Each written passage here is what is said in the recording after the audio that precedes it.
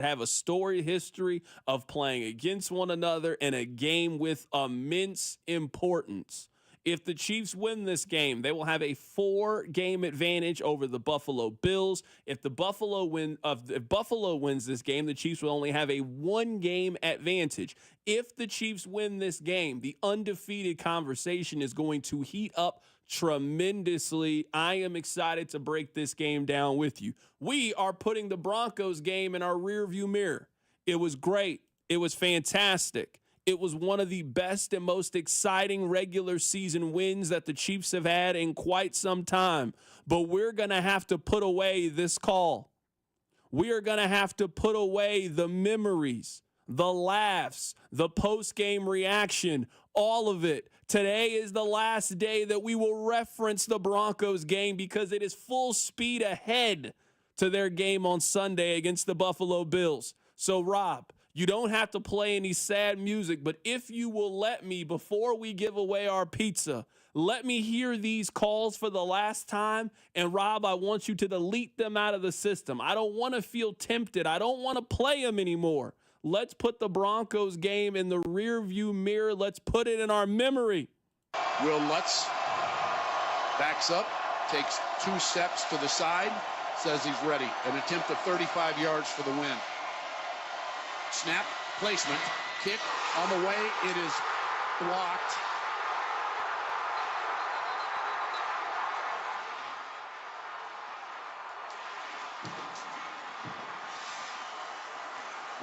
I don't even know what to say. That is the last time that you will hear that call on this show. We are moving forward. We are looking ahead. We are getting you ready for Sunday against the Buffalo Bills. So today is going to start that transition. We are going to go around the country, and we are going to be joined by sports hosts in different markets and get their opinion. It's one thing to hear the Kansas City perspective, and we certainly will take your calls over the next 3 days. It's one thing to hear the Buffalo perspective. We'll get that a couple of times between now and Sunday's matchup. I want to hear people who have no skin in the game, so to speak, and we will do that over the duration of today's show. My name is Carrington Harrison. Very happy to be here. Rob is here as well, fired up about his Kansas Jayhawks as they are the best team in college basketball. We will start with the Chiefs. We'll do so momentarily, but first, let's give you a chance to win a pizza. Pizza time on the drive. Carrington, dial me up right now. Call number 6 to 913-586-7965. Call number 6 wins a pizza from our friends over at Pizza Tassio. Pizza Tassio is Kansas City's best New York style pizza, and they have taken over the town. They lovingly use 100% whole milk mozzarella, all organic tomato sauce with locally grown fresh ingredients, all made by KC guys who both know and love pizza. They also have a killer selection of craft and local beers plus unique wines. So whether you're hungry enough for a whole pie or just want a slice or two, be sure to visit them now. PizzaTassio.com. That's pizza, TASCIO.com. I need you guys to do me a couple of favors. Number 1, I need you listening to the drive each day at 2 o'clock. Number 2, I need you to tell one friend. It'd be great if you could tell 2 friends, but telling one is sufficient. It will suffice that if you want some of the best pizza in Kansas City and you're also fired up about this game the way that I am, the best place to do all of those things are with us right here on 96.5 The Fan. So earlier this morning, I woke up and I went on Mornings in Buffalo with Jeremy White. He will be on the show tomorrow, but I went on Buffalo's show. And as I was coming on to the show, they played this cut from Steve Palazzolo, who was at Pro Football Focus and currently works for the 33rd team. I want to play for you what he has to say about the Chiefs, and I'll react on the other side.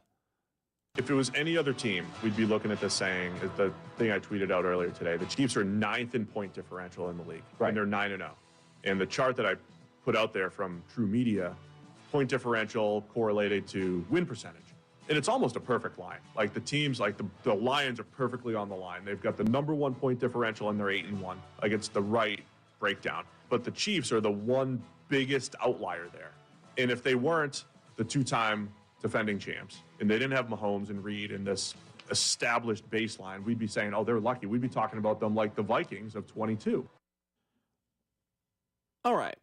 This is how I would like to kind of kick off Bills week, because I think the biggest question that anybody is asked this week in the National Football League is how. How do the Chiefs continue to do this? Because in a lot of ways, I would say that how the Chiefs are winning goes against traditional football thought and logic. Let me explain. The best comparison I can make is this. Many of you have seen Sean Marion shoot a basketball before. He used to play for the Suns, very athletic power forward. He had a real quirky motion. I'm going to guess that at some point in Sean Marion's career, someone told him you shoot the ball incorrectly and that you were not going to make it shooting that way. But he kept doing it. And you know what? Eventually, Sean Marion became one of the best basketball players in the world. Maybe you're not an NBA fan. I'll give you a baseball comparison. Do you guys remember Gary Sheffield? Do you remember his batting stance? It was real quirky, a lot of moving, and it was different. I'm guessing at some point a coach tried to come in and tried to tinker with his swing and change his swing, but that swing worked for him. And he had a lot of home runs and got a lot of important hits doing it his way. The Chiefs are very similar to both of those individuals. I watch the Chiefs every week. My life is talking about the Chiefs. I can't fully explain how they do what they do. And if you're somebody who doesn't watch the Chiefs the way that we do, doesn't follow the Chiefs the way that we do, I understand how you can't fully understand it, but you just know that it works. In that analogy, we have seen the Chiefs do some things that go against conventional football wisdom. The number one stat that determines who wins and loses games is turnover differential. The Chiefs have a minus turnover differential this year. They were minus 11 last season. You're not supposed to win the Super Bowl being minus 11 in the turnover differential, but the Chiefs did. You can't explain how they did it, but they did it last year. They won the Super Bowl. Your quarterback is not supposed to win MVP after you trade maybe the most explosive downfield wide receiver since Randy Moss. But Patrick Mahomes did, and they won the Super Bowl after that. That's not the way that football logic is supposed to work. You're not supposed to win these games the way that the Chiefs are winning them. 50-50 games are just 50-50. Sometimes you'll win, sometimes you'll lose those games. And the Chiefs win those games almost every single time. I think what is sort of breaking the brain of every person that looks at this through an analytic view, the way that Pro Football Focus does and 33rd Team is what the Chiefs' output is doesn't match the numbers and it doesn't compute. It's kind of like the back and forth that I have with Sean Barber all the time, and he makes the jokes about the black box and the computer, and you're too busy looking at the computer. I think this factors into the Chiefs. How dominant the Chiefs have been, how great the Chiefs have been, maybe doesn't compute the way that you think it should. Maybe it doesn't spit out in a certain algorithm. That's how they were underdogs against San Francisco. That's how they're underdogs this week against the Buffalo Bills. But there is a different measure. There is a different quotient than we're talking about the Chiefs that the Chiefs have that none of the other teams in the league have. I'm pretty sure that Baltimore goes into every game thinking they are going to win. Pretty sure that Buffalo goes into it with the same mindset. We think we're going to win this week. What separates the Chiefs from all of these other teams that we discuss is the Chiefs, they go into these games knowing that they're going to win. And it doesn't matter time, situation, who's healthy, who's not healthy, elements. It doesn't matter any of those things. Every single person on that roster has a belief that the Chiefs are going to figure out a way to win every single week. And that's not something that shows up on the computer. And that's not something that you can teach. It is something that you acquire over seasons of always figuring it out and making a way. In some ways, I think that Buffalo is a better team than Kansas City. We certainly can find stats for that. I can find stats on the other side that show you why Kansas City is better than Buffalo, and that's what I think makes this matchup so interesting, and it's going to be another instant classic, in my opinion. But what I think the stats people are missing with Kansas City is they're just different. They're just special. And sometimes you can't explain special. It's just something you know. No one can tell you exactly how to make a hit record. If they could, everybody could make a hit record. But it's something that you can feel. It's something that you know. You heard a song, and the first time you heard it, man, I love this song. There's something about it. It's catchy. I love the beat. I love the rhythm, the lyrics. They speak to me. You just know. We've seen 5-6 years of data of Chiefs football to tell you They're different. You just know. So I don't know how the Chiefs are going to win the Super Bowl, but I know they're going to be there. I don't know how the Chiefs are going to win on Sunday or this week or that week, but you know that they're going to figure it out. So as I heard this and finding all these stats, well, if they were the Vikings, if they were this team, but they're not the Vikings, how can we put the Chiefs in the same category of the Case Keenum-led Minnesota Vikings? What have we seen over the last 5-6 years that tells you that they're going to end up the way that that team ended up, or like this team, and that the Chiefs sometimes are just in their own category? The Chiefs are in their own stratosphere. And as I've said about Patrick Mahomes, that I'm done comparing Patrick Mahomes to any current NFL player, and that the comparison for him is Tom Brady, the comparison from him is Joe Montana, or some of the all-time greats, we also have to start doing the same thing for the Chiefs, that the comparison for the Chiefs is not Baltimore, it's not Buffalo, it's not the Detroit Lions, it's the 95 Cowboys. It's the 2007 New England Patriots. It's the 1984 San Francisco 49ers that the Chiefs have elevated to a level. If they win on Sunday, they will have won in 16 consecutive weeks.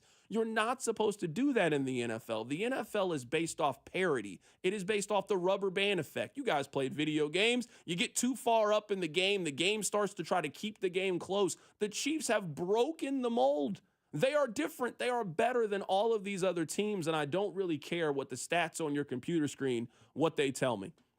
Coming up over the course of today's show, we are going to be joined by people in Baltimore, Houston, Philadelphia. We're going to go around the country to get neutral perspectives on who they have winning on Sunday's game between the Chiefs and the Bills. Our first stop is going to be in Houston. Keep it right here, so drive. The Drive with Carrington Harrison on your home for Kansas City sports. 96.5 The Fan. Brought to you by DM Injury Law. Have you or a loved one been in a car wreck? Contact DM Injury Law today and get the money you deserve. Car wreck? Remember, Mike's got this. Hey, it's Bob Fesco, and I'm here with Brian Manning of Manning Roofing. We all know when a storm comes through, there may be a knock at your door with somebody trying to repair your roof. Inexperienced guys will be out and getting homeowners to open up claims. A lot of the times they don't show up for those adjustments. Photo takers might not document everything, and when the file examiner takes a look at it, it ends up in a denied claim or a partial. Give us a call. We'll go from there. Do what we did and set up your appointment today at manninggc.com or 816-448-8208. The choice is simple. It's Manning Roofing. Kansas City is Sean Barber. You know there's nothing easier than to enjoy watching the Chiefs with some wings and an ice-cold Bud Light. And Buffalo Wild Wings is serving up both for every game, all season long. Join me at Buffalo Wild Wings off 152 in North Flintlock Road in KC Mo, Friday, November 15th. I'll be there from 6 to 8 p.m. celebrating the back-to-back Super Bowl champ while eating some wings and drinking $5 Bud Lights. Nothing easier to enjoy than that. Bud Light, easy to drink, easy to enjoy. For more, go to 965thefan.com. Enjoy responsibly. Anheuser-Busch, Bud Light Beer, St. Louis, Missouri. Brew Brothers at Harris, Kansas City, now open. Dine on mouth-watering appetizers, then feast on one of our 6 American Wagyu burgers, including the Bacon Jam Burger and Blazing Burger. Wash it down with your favorite ice-cold beverage, all while watching the game on one of our 45 TVs. Dine in or carry out. Brew Brothers at Harris, Kansas City always hits the spot. Brew Brothers and Brew Brothers Express are now open for breakfast, lunch, and dinner. 21 or older to gamble. Know when to stop before you start. Gambling problem? Call 1-888-BETS-OFF. The election is finally over. Now you can get the cash you need. Imagine what you could do with $50,000. Pay off credit cards, do home improvements, or even pay off auto loans. Golden Oak's mortgage rate is 5.25%. There's no out-of-pocket costs, so call today and make no payments until next year. Call 913-890-GOLD. Golden Oak Landing cured my blues. 6.19 APR, FHA, 15-year, 20% equity, qualified credit. Additional terms apply. NMLS 114937. Your coworkers might annoy you, but we promise we won't. Download the free Odyssey app and you can listen to us at work while you tackle your inbox or get ready for another meeting that probably could have been an email. Tune in late? You can rewind your favorite live shows to catch what you missed. And with Chapters, easily jump to the topics that you care about most, like the latest updates from your team. Your sports talk, your way. The Odyssey app. Download it today. I'm Bob Burke, founder and chairman of Burke America Parts Group, a family of brands that includes RepairClinic.com, an appliance and HVAC parts solution company that's grown into an international brand. Before AmericanEagle.com, we partially launched a new technology platform developed by another firm.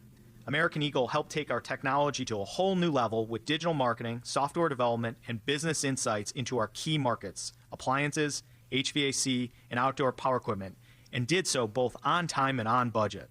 AmericanEagle.com has the resources, experience, and talent needed to produce solutions. Our new technology platform, developed by AmericanEagle.com, has produced tremendous results with higher traffic, conversion, engagement, and online revenue. If you have any home repairs you need to take care of, check us out at RepairClinic.com. If you need a world-class website or technology project, then I would highly recommend AmericanEagle.com. Call AmericanEagle.com at 773-NETWORK. That's AmericanEagle.com, 773-NETWORK. With Progressive, you get more than savings. You get access to us through our mobile app, online chat, or by phone. Oh, I see what you're doing here, Jamie. Giving me all these ways to stay in touch so I have no excuse not to. Well, you're in luck, because this guy's in the market for a new BFF. Actually, all our customers can contact us this way. Oh. Yeah, no, I was just kidding. But I am always up for Taco Pizza! Jigsaw! Get help from Progressive through the website, app, chat, or phone. Progressive Casualty Insurance Company and Affiliates. If you love to travel, Capital One has a rewards credit card that's perfect for you. With Venture X, earn unlimited double miles on everything you buy and turn everyday purchases into extraordinary trips. Plus, receive premium travel benefits like access to over 1,300 airport lounges where you just check in and chill out. Open up a world of possibilities with Capital One. What's in your wallet? Terms apply. Lounge access is subject to change. See CapitalOne.com for details. I'm loving this vintage store. Right? And they accept Discover. I don't think so, Jennifer. Discover's accepted where I like to shop. Get with the times. Then where do we stand on parachute pants? Discover is accepted at 99% of places that take credit cards nationwide, based on the February 2024 Nielsen report. First time seeing my son, I feel like my life did a 180. He really a definition of like why he loves somebody. Through all of fatherhood's first, never stop being a dad. Visit fatherhood.gov to hear more. Brought to you by the U.S. Department of Health and Human Services and the Ad Council. You're listening to 96.5 The Fan from the Mission Plumbing, Heating, and Cooling Studios. Chiefs fans, it's Justin Reed. Welcome to The Drive with C-Dot on your home of Chiefs football. 96.5 The Fan.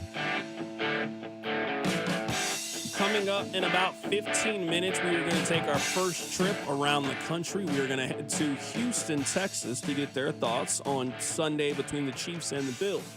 Now, you probably didn't know this, but on week one of the NFL season, over half of the starting quarterbacks in the National Football League were under the age of 30. You guys are certainly familiar with most of these names.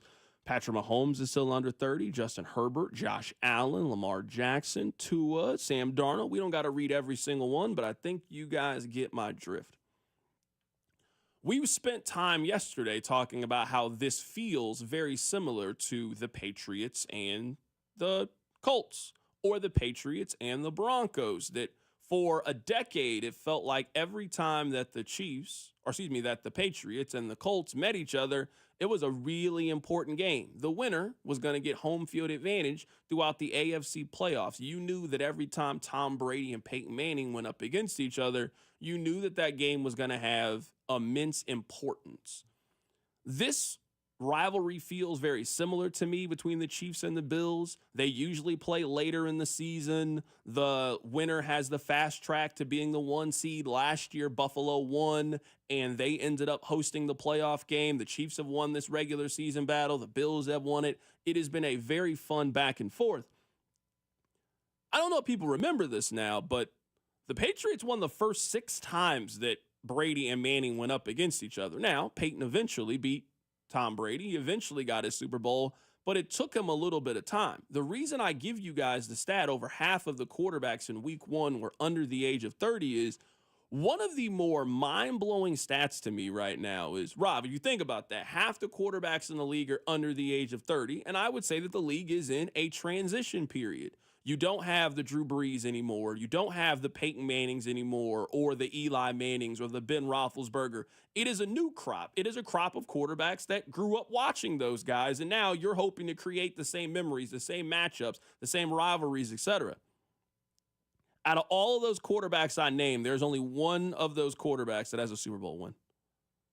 Think about that.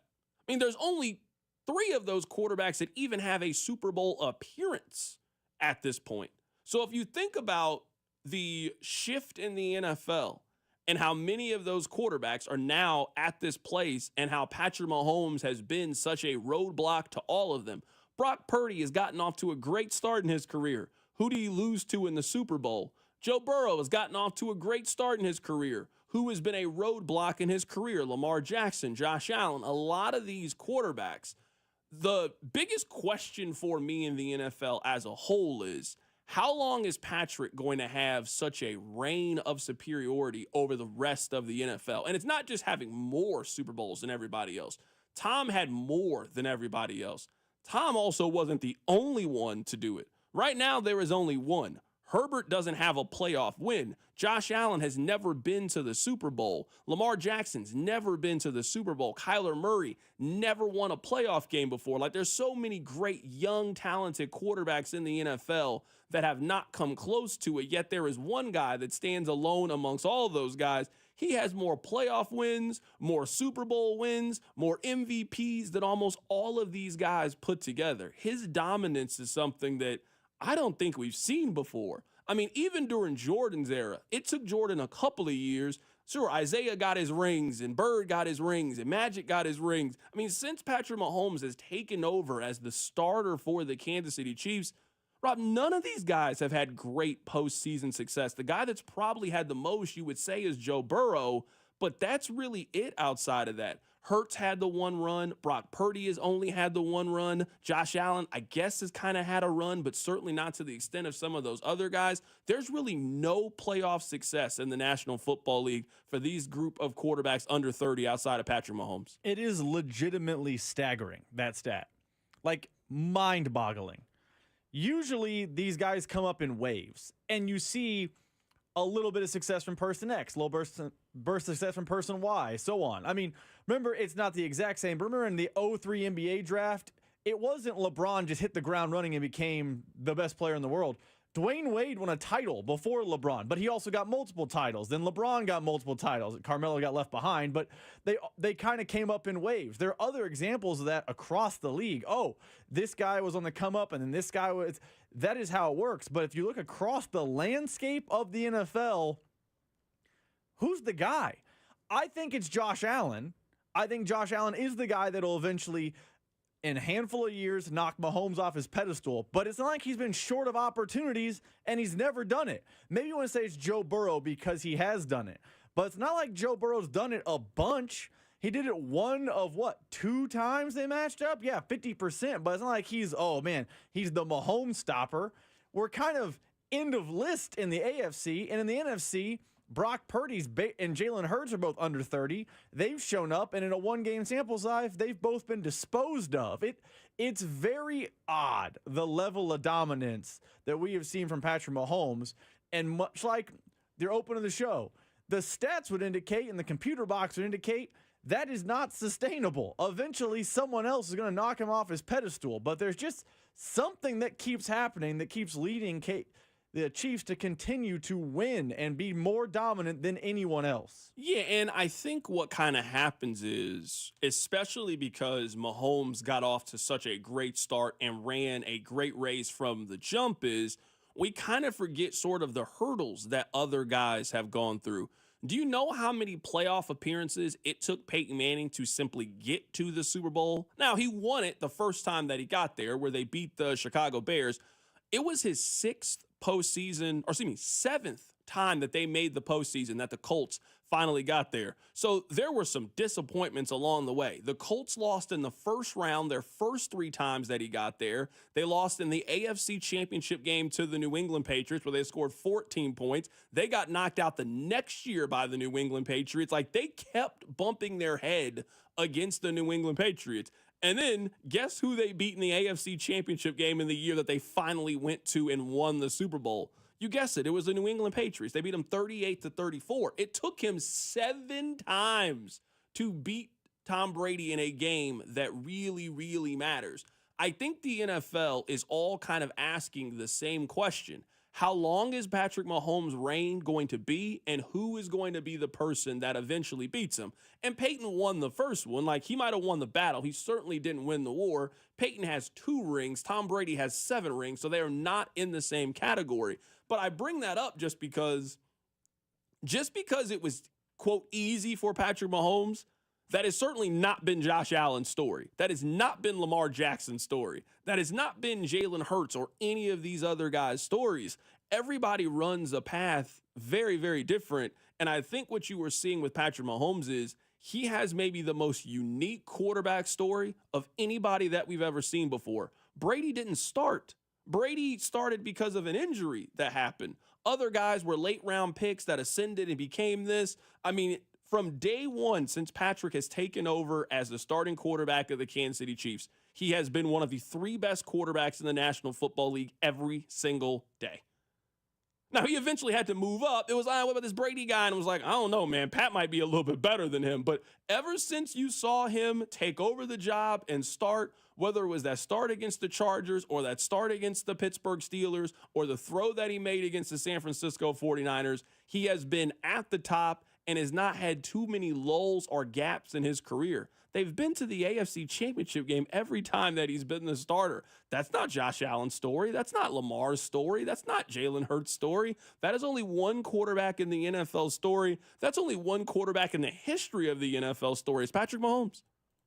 Which is why, and again, it's exactly what you said in the open. The computer box, the analytics, the stats will tell you eventually someone's going to get Mahomes.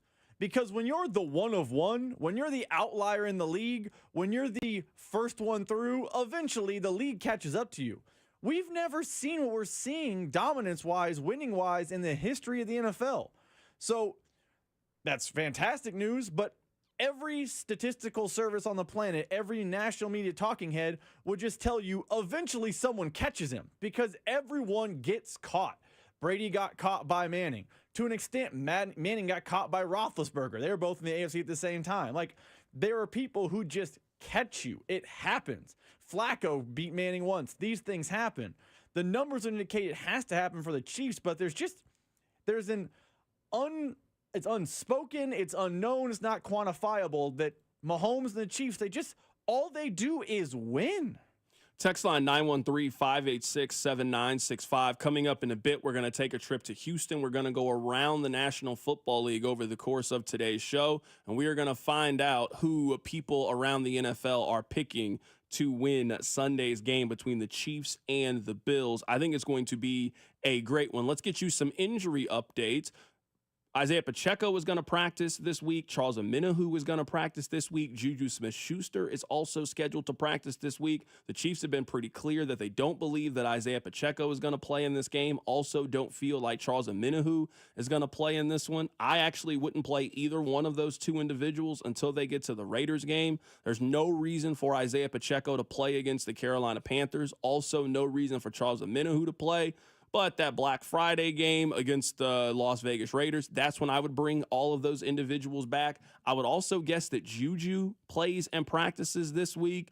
I think he might be a little bit closer than those two guys. You have to think, Isaiah Pacheco hasn't played or practiced since week 2. Charles Omenihu has not done either this year. So I think the Chiefs are going to kind of take some time. I do think there's a very good chance that Juju Smith-Schuster plays this weekend for the Chiefs. And for a team right now that only has one wide receiver that you can trust, Juju would be a very nice addition going on the road to face Buffalo.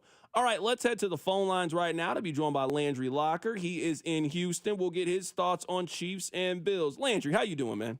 What's up, man? How you doing? Doing fantastic, man. We are going around the country to get people's opinion here. We want a neutral perspective. Who do you have on Sunday between the Chiefs and the Bills? I got the Bills. I think the Bills beat the Chiefs.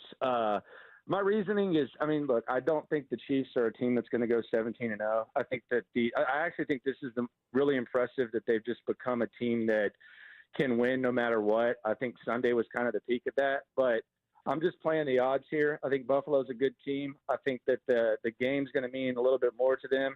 They're going to be at home. They're favored, and I just don't think the Chiefs are a team that's going to run the table. So I think eventually the luck runs out. They remain the favorite to win the Super Bowl, but I'm going with Buffalo this week.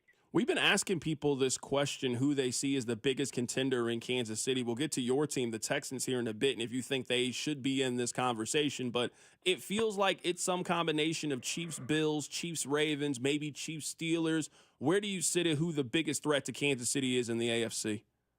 I think you just mentioned the squads, and then I think Pittsburgh's kind of one of those teams that's interesting that you kind of look at sideways and say, how are they where they are? But they just seem to have a lot of fight in them, and they have a defense that can win them the game. So I would say that you just mentioned the teams. Buffalo, it doesn't seem like they've peaked yet. Pittsburgh either. It's wide open. Baltimore, I would say is the biggest threat. But the Chiefs, man, they just know how to win. It doesn't matter. It doesn't matter how it looks. It doesn't matter what it looks like. It doesn't matter who's hurt. It doesn't matter what the weaknesses are. They just know how to win. But I would say you just mentioned them. I don't think Houston's there yet. I was going to get your thoughts on the Houston Texans here. I mean, heading into the season, I think there were a lot of people that thought that Houston was ready to take that next step. It doesn't feel like they're ready to take that next step right now. They feel like a team that's going to win double-digit games. They're going to win a down division. Maybe they win one playoff game, but they're not in the same caliber of those other teams. That's kind of what happened last year. What's your feeling about this Texans team as we're through the midway point of the season? Yeah, I would agree with that. I would say the defense is really, really, really good, and that kind of travels on the road. So especially once you have Will Anderson and Danielle Hunter and the secondary together, and they're probably going to get Christian Harris back in December too. So I would not sleep on that defense being one of the 5 best defenses in the league once they get those guys back. They also haven't had Nico Collins and Joe Mixon play for more than a game and a half together. And that's kind of important. But right now, the offensive line is just kind of disastrous. They're making shuffles. They're making moves. So, I mean, who knows what happens? Maybe C.J. Stroud can go Joe Burrow and flip the switch, and they can figure it out. But I don't know that they're not ready. They're not in the same category as the teams. Probably not even Baltimore either. But I do think that much like other teams are looking for additions, they are getting a guy who was leading the league in receiving yards back. Most likely this week, he's going to practice. Their defense hasn't been full strength. You saw how they made the Lions look the other day, and they still have C.J. Stroud, and they still have a pretty good team. So I think help is on the way for the Texans, but as of right now, they're not ready, but I wouldn't completely count them out for making maybe even a run to the conference championship. They're going to have to block better for sure. That is our guy, Landry Locker, joining us on the show today as we start our trip around the National Football League. We'll do that throughout the show. And he has the Buffalo Bills. That is our first person. He is picking Buffalo to win this Sunday against Kansas City. Landry, man, I appreciate you. All right, man. Absolutely. That is Landry Locker joining us on the show today. We have our first guest. We're going to have guests periodically throughout the show, and he is taking Buffalo to win the game. I'm going to play a little bit of Andy here, also play a little bit of Patrick Mahomes. Andy was asked earlier today about the left tackle position, and here's what he said. Yeah, well, you've got good players on the other side that play against that left tackle, and when you're young, there's going to be a couple of hiccups in there. You just got to bear with it as they grow.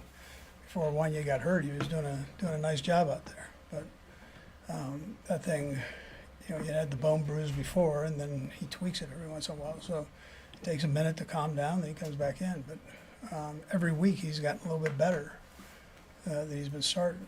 So that's a positive going forward here. You know what? I agree with Andy. That is a positive. I agree with Andy. Wanya is getting better. I don't have a whole lot of questions directed towards Wanya. My question is, what if Wanya gets hurt? Because what you described was an injury. And he treated an injury like you get the wind knocked out of you, and then you just sit down for a little bit and you come back in the game. I don't think that they are at a negative if Wanya is their left tackle. I think they're a negative if Kingsley is their left tackle. And you don't just got to take my word on it. Let's go by their actions. They replaced him in the second game of the season. They've never given him his job back. And when he came in the game on Sunday against the Broncos, it was a problem. So they are telling you that they don't believe in Kingsley. So my issue right now is not with Wanye, and that's why I'm on the side of them bringing Donovan Smith back. You just need a break in case of emergency because it's football. Emergencies happen. You remember the last time as an organization that you were without at your tackle positions and how that eroded the rest of your offensive line. So why don't you have a little bit of built-in protection to potentially avoid that scenario from happening? So I understand that he is a young guy and he's learning and developing, and that is all part of it. But we're talking about trying to win a Super Bowl here. We're talking about being the best team in the league, and left tackle is not really a position that you can afford to be deficient in. So I would go get Donovan Smith. I would go break that glass in case of emergency and just be prepared for a potential left tackle injury, and you have a safety net if that happens. That's what Andy said about left tackle. Here's what Patrick said about it. No, I believe in those guys. I believe in all the guys that are on that field with me. I believe in my teammates, and because more than even on the field, I see the work they put in every single day and how hard they work to go out there and execute at a high level. And there's times where I need to get rid of the football. I take some unnecessary hits as well. And it's about coming together as a team and being that unit that's in sync every single snap. And I think if we do that, we'll go out there and execute at the level that we want to. Certainly understandable that Patrick would believe in his guys. Didn't really expect him to give too much different of an answer. I do think that Wanye's health is going to be something that we're going to look at. Now, he did practice today, but can he hold up over the course of a full game against a team that certainly knows that the Chiefs are potentially a little bit weak there and are certainly going to challenge him? They're going to send a lot of pressure at Patrick Mahomes to try to force him to make a quick decision and force him into making a mistake. We have seen, at least this season, and over the course of the last two regular seasons, that you can force a bad decision from Patrick Mahomes. That is in the regular season. In the postseason, he morphs into a completely different, a safer quarterback. But you can get him to throw an interception in the regular season. They're going to send a lot of pressure. They are really going to challenge whoever it is over at left tackle, whether it's Kingsley, whether it's Wanye. That is a place that you fully expect the Bills to attack on Sunday. I want to play one more cut from Patrick Mahomes for you guys. Here he is talking about making plays down the stretch. Yeah, I think you get a feel for how the defense is playing. You get a feel for how the whole game's going, the flow of the offense. And then you try to make the best decision on when to not and when to take chances. In certain games, you got to take some of those chances. You got to go out there and score some points. And I feel like I've done that at certain points this year. And then in certain games, the defense is kind of shutting the door. They're winning the game kind of for us. And I just have to execute in those big moments. And I think last week, if I executed on that throw to Travis or Xavier in that last drive, that would have been kind of reading the game the right way and getting us enough room for the win. And luckily for us, Leo makes a great play whenever I don't execute in that moment. But I've learned from playing a lot of games kind of when are those big moments and when you need to go out there and make plays. I will say this about Patrick, and he certainly knows it. He's mentioned it a couple of times. He said it to us in our interview with him. He said it right there in the press conference. I don't think that Xavier left a lot of meat on the bone. I also don't think that Travis Kelce did in Sunday's game. I think that Patrick left a lot of meat on the bone. There were two big pass plays that you were expecting your quarterback to make. The long pass play to Xavier Worthy, he didn't give him a chance to make the play. It wasn't a drop. It wasn't a bad route. He didn't throw the ball inbounds and give him an opportunity. You could also argue he did the same thing to Justin Ross. It was a 3rd and goal, and they threw it up to him, and you didn't really give him a chance at a jump ball. I wonder why you even would throw the ball to Justin Ross on a 3rd and goal. He shouldn't even be in on a 3rd and goal, or if he is, he should be blocking. I don't really know if he should be out running routes in that scenario. He also had a chance to hit Travis late in that game and just change the whole outcome of the game. The Broncos are not going for a field goal late. They're trying to score a touchdown late if Patrick puts that ball on the money. So I know it. You know it. Patrick knows it. Let's see if they can clean up some of the accuracy issues that have just really popped up over the course of the season. All right, we are going to continue to bounce back and forth around the National Football League. We've already been to Houston. We're going to go to Dallas and Philadelphia and a lot of different places to get their thoughts on what is going to happen on Sunday between the Chiefs and the Bills. Coming up, let's talk a little college basketball. Rob's a KU fan. They played Michigan State last night, and boy, it was college basketball. We'll get to it. Keep it right here. It's The Drive. The Drive with Carrington Harrison on your new home for Chiefs football. 96.5, The Fan, brought to you by DM Injury Law. Have you or a loved one been in a car wreck? Contact DM Injury Law today and get the money you deserve. Car wreck? Remember, Mike's got this.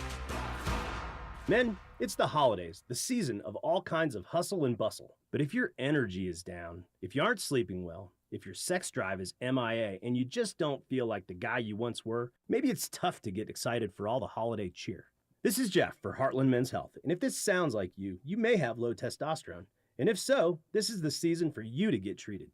At Heartland Men's Health, we're experts in treating low T. If you're like most guys, you'll feel the change in just a few weeks. And truly, the results can be life-changing. You'll have improved mental clarity, your energy will kick up, your workouts will be better, your sleep patterns will improve, and your sex drive will likely heat up as well. So call us, and don't go through another season with low T. Your initial visit is only $99 and includes blood work, a medical consult, and if you start on testosterone the day of your appointment, your visit is free. Call 844-447-6600 or go to heartlandmenshealth.com. That's heartlandmenshealth.com. Heartland Men's Health, a Promenic restorative health practice. Are you in need of top-quality metal for your next project? Look no further than Metal by the Foot. Whether you're a DIY enthusiast, contractor, or business owner, Metal by the Foot has the perfect solution for you. Steel, aluminum, brass, and stainless. The Foot. Blue Demon Welding Supplies, filler rods, and wire. The Foot. Bronius Professional Welding Equipment, service and repairs. The Foot.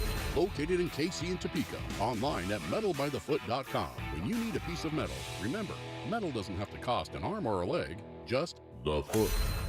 The NBA is back, and FanDuel, America's #1 sportsbook, wants you to catch all the action. Because right now, FanDuel is giving all users 3 months of NBA League Pass. All you have to do to catch every tip-off and buzzer beater is place any $5 bet on the NBA. I'm really excited to see if the Knicks can back up what they did a season ago. And even the MVP market, where Luka's the favorite at plus 330. If you're new to FanDuel, just visit FanDuel.com/Alex to get 3 months of NBA League Pass courtesy of FanDuel. Make every moment more with FanDuel, the official sportsbook partner of the NBA and 96.5 The Fan. 21 and present in Kansas. After a 3-month free trial, the full price of League Pass will automatically be charged monthly. Cancel anytime. No refunds. Terms, restrictions, and embargoes apply. Limit 1 pass per customer. See terms at sportsbook.fanduel.com. FanDuel is offering an online sports wagering in Kansas under an agreement with Kansas Star Casino, LLC. Gambling problem? Getting help is your best bet. Call 1-800-522-4700 or visit ksgamblinghelp.com. Hey, Chiefs Kingdom, as the official whiskey sponsor of the NFL, it's not a kickoff without the generous spirit of Crown Royal. And that's why we've built the Crown Royal Rig,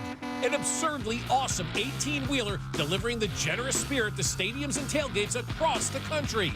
Follow the Royal Rig on its journey from city to city, bringing together local cuisine, NFL legends, and the opportunity to pack a purple bag for charity and win tickets to Super Bowl 59. Visit crownroyal.com for rules and more. Please drink responsibly.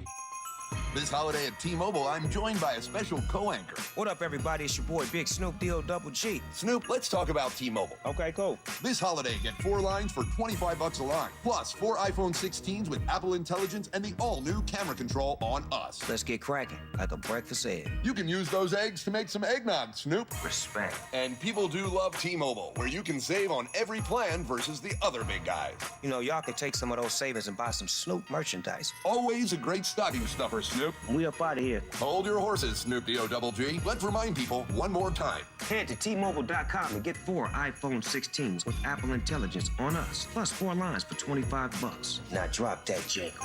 With 24 monthly bill credits, 4 eligible trade-ins, and 4 new lines with autopay. Well-qualified customers plus taxes and fees and $35 per line connection charge. Cancel entire account before receiving 24 bill credits and credit stop and balance on required finance agreements due. $829.99 credits end if you pay off device early. See how you can save on wireless and streaming versus the other big guys at T-Mobile.com/switch. Apple Intelligence available now. When you're hiring for your business, ZipRecruiter's powerful matching technology makes finding qualified candidates for your job easy. This made us wonder, what if the rest of the world was as easy as ZipRecruiter? Math problems wouldn't be so problematic. K equals 42. Escape rooms? Elementary. And summiting Everest would be a walk in the park. In the meantime, if you want to make your hiring easier, use ZipRecruiter. And right now, you can try it for free at ZipRecruiter.com/free. In fact, 4 out of 5 employers who post on ZipRecruiter get a quality candidate within the first day. Simple. So, see what the world is like when ZipRecruiter does the hard work of hiring for you. Just go to ZipRecruiter.com/free to try ZipRecruiter for free. Once again, that's ZipRecruiter.com/free. ZipRecruiter.com/free. This afternoon, showers, thunderstorms, a chance of drizzle, high 57. Weather brought to you by Staples. Your local Staples store has hot deals and super low prices throughout the store on everything for your business. Save even more with the Easy Rewards program at Staples. The Drive with Carrington Harrison. Weekdays 2 to 6 on 96.5 The Fan. Coming up in just a bit, we will head to Dallas, Texas. We are taking a look and a stop around the National Football League to get their thoughts and opinions on who they have winning between the Chiefs and the Bills. We had someone on from Houston. They are the first person, and they picked Buffalo to win on Sunday in Orchard Park. But Rob, before we go to Dallas, Texas, I want to ask you this question. You know my thoughts on rivalries, that I think professional sports rivalries are based on competition, where I think the college rivalries are based on tradition. So I think they're just different inherently. This is certainly a rivalry that's based on competition. You've played them multiple times in the postseason. They have a great quarterback that gets compared to your quarterback. They're trying to take what's yours. This is definitely a rivalry to me. Do you think it's a heated rivalry? Or why do you think it's not? Because it certainly is that way with Cincinnati. And maybe it is just because Cincinnati has done way more yapping than Buffalo has. That certainly plays a major part of it. And I don't know if the Cincinnati rivalry was really heated until the yapping part. You remember heading into a regular season game, Jamar Chase was going back and forth, and that whole thing with Justin Reed, and then it was the Burrow head, and then it was the mayor, and the Chiefs certainly responded. And you really get the sense that Cincinnati and Kansas City, like, they don't like each other. I think the Chiefs and the Bills have like a mutual respect for one another. I don't think they love one another by any means, but there's like a mutual respect for one another. We've played some great games. We're trying to beat you. You're trying to beat us, and we respect it. I don't really get that sense from Cincinnati. Like, we don't like those dudes on a personal level. Why do you think that this rivalry maybe hasn't crossed over in the way that Cincinnati is? And do you think it's just the fact of there are no Buffalo sound bites the way that there are for Cincinnati, and that inflames the team the way that we've seen when those two teams have gone up against each other? And that's always the best way to rile up the opposing team's fan bases. Buffalo hasn't really given Kansas City or its fan base any bulletin board material over the course of their first 6-7 matchups. I think it's that. I think it's respect. I think the Bills and Chiefs respect one another. Like, we saw, what was it, the match, the little golf thing? It seemed like Josh Allen and Patrick Mahomes genuinely got along. Beyond just like, hey, it's two guys on the football field that, shake hands. They seem like they a little bit chummy. We know Von Miller is a guy who has nothing but respect for Andy Reid, the Chiefs. He has the utmost respect for Mitchell Schwartz. He has, even in Denver, spoken very highly of the Kansas City Chiefs. Sean McDermott coached for Andy Reid. He has nothing but respect for Andy Reid. Andy Reid put Sean McDermott on his staff, so that respect works both ways. It was that way with Leslie Frazier when he was the DC too, because he and Andy went way back. Like, there is just so much connection between the Chiefs organization and the Bills organization, and it's all intertwined in a mutual respect. Like, right now, can you name a single player on the Bills that you've ever thought, I don't think that guy likes the Chiefs? Beyond just, we can't beat them. Because we can name tons of players on the Bengals who genuinely do not like the Chiefs. But is that a good thing, I guess, at least looking at it through the Buffalo lens, that I think one of the reasons that Chiefs fans, I don't want to say scared about Cincinnati, but the reason that Cincinnati has that little place in your mind is not just the fact that they've beaten you in the postseason. I also think Cincinnati is not afraid of Kansas City, where I don't know if Buffalo is afraid, so to speak, but I wonder if that respect, if it doesn't maybe lend you to have the kind of mindset that Cincinnati has whenever they come into Arrowhead. The Cincinnati comes into Arrowhead with the, we own the place, this is ours, and we're going to take it from you. I've never really gotten that sense from Buffalo when they've played against each other. Like, they don't really have that, like, killer mentality that we love so much from teams. And maybe that is just because, like, Josh Allen doesn't really have that moment. A great player, a great quarterback. Do you think that Josh Allen is a killer? Because we know that Joe Burrow is a killer. I've seen him go on the road too many times in games that matter, or whether it was dating back to his time at LSU. Joe Burrow is different. I don't know if I get that sense from Josh Allen. He's good. He's talented. Is Josh Allen different? Is Buffalo a team that you think has the mental mindset and mind frame to beat Kansas City in a game that matters? Just beyond this one individual game, Buffalo has beaten Kansas City in the regular season. If they win on Sunday, it's not going to be the biggest thing. Oh, man, I can't believe this. No, they've won in the regular season, but they've never beat you when it matters. Chiefs fans talk about Baltimore differently for that reason. They talk about Buffalo differently for that reason. There is a measure of respect that you have to give Cincinnati because they've beaten you, but I also think that Cincinnati, they just walk around with a we know we can beat Kansas City. And the same way we talk about with the Chiefs, like why they're so good is there's a difference between knowing you can doing something and thinking you can do something. Cincinnati walks around like we know we can beat Kansas City. I don't really get the sense from Buffalo that they carry themselves that way, at least not to me in these matchups that they've gone up against one another. Yeah, but I think there's, multiple ways to skin a cat? Like, let's look back at some other NFL rivalries, born out of success. I feel like the Colts and Patriots respect each other. Bill Belichick now, on his becoming a media superstar, talks super highly about Peyton Manning, and Peyton does with Belichick. And even though, it's like all in good fun between, Manning and Brady on commercials and TV, I think there is genuinely respect between those two. I don't think the Patriots are like, man, we really hate Dwight Freeney. Screw that guy. It was all respect. But you looked at another rivalry, the Steelers and Ravens of the early 2000s hated each other. Ray Lewis wanted to harm Ben Roethlisberger. That was just the way you felt in those games. Joe Flacco, there was a thought of, I hate the guy across the way from me, and I want to beat him physically. I didn't think either rivalry was wrong or less than or whatever. So I think, I get what you're saying that maybe Buffalo's too respectful, but I don't think that's a wrong way to go about it. I also think Josh Allen is a killer.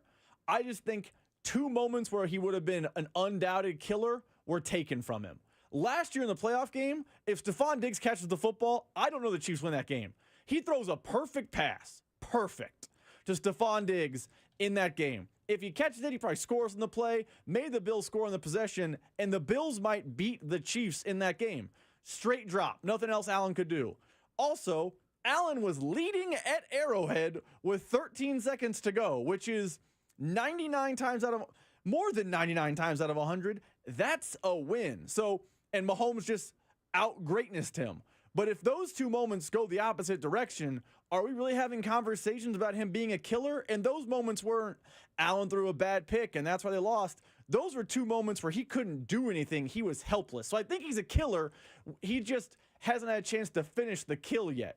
I would just like to point out really quickly about Josh Allen. In that game in which you said that you thought he was a killer, he threw for 186 yards. That's a killer? I'm just saying, 186 yards. I think we know. Was Mahomes throwing for 325 that day? It wasn't like Mahomes threw 516 and 4. Mahomes' numbers were probably eerily similar. He just won the game 17-10 or whatever the final score ended up being that day.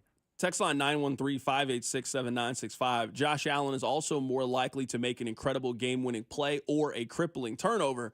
I actually think that Josh Allen is starting to kind of shed some of those turnover ills that he had early in his career. That was definitely a thing with Josh Allen. But as he's progressed as a player, he's not nearly the turnover machine that he used to be. It was bad at one point. I mean, really bad. But let's just take this season, for example. Josh Allen this season has 4 interceptions. That's the best version of Josh Allen that we've seen. He had 18 last year as a quarterback. So to go from 18 to 4, that is a big difference. He also was a fumble machine early on in his career. So far this year, it hasn't been the problem that it was before. So I'm not telling you that he is all the way cured from his turnover issue. I'm not really sure if you can be, just given the amount of usage that he has. He is a great short yardage back. He's a great passer, so you're just going to make mistakes from time to time, and, a ball's going to get tipped, a fumble happens. That is going to happen. He is not the turnover machine that he used to be. Can the Chiefs make him that in this game? I know the Chiefs sort of fly in the face of turnover margin and that it matters. It matters in a game like this. When you're going up against another great team on the road, you can't lose the turnover battle. You didn't lose it in any of the postseason games last year, and that's a big reason why this team won another Super Bowl. So we're going to continue to go around the NFL and get people's thoughts. Next up, we're going to head to Dallas, Texas. We have had one person on the show. They picked the Bills. What about this next person? Are they going to pick the Chiefs or the Bills on Sunday? We'll find out together. Keep it right here. So drive. The Drive with Carrington Harrison on your new home for Royals baseball. 96.5 The Fan. Brought to you by DM Injury Law. Have you or a loved one been in a car wreck? Contact DM Injury Law today and get the money you deserve. Car wreck? Remember, Mike's got this. Hey, you already know that there's nothing like a custom designed and crafted jewelry treasure from House of Diamonds. A one-of-a-kind creation built from scratch for a one-of-a-kind love. But sometimes you have a need for speed. This is Gene at House of Diamonds, and just in case custom jewelry isn't in the cards, we have a case. Actually, we have 19 cases filled with some of the most beautiful handcrafted jewelry you'll ever see. Earrings, rings, bracelets, pearls, pendants, and fine gemstones. A lot of it we created in our shop. All of it carries our name with the quality and craftsmanship you've come to expect from House of Diamonds.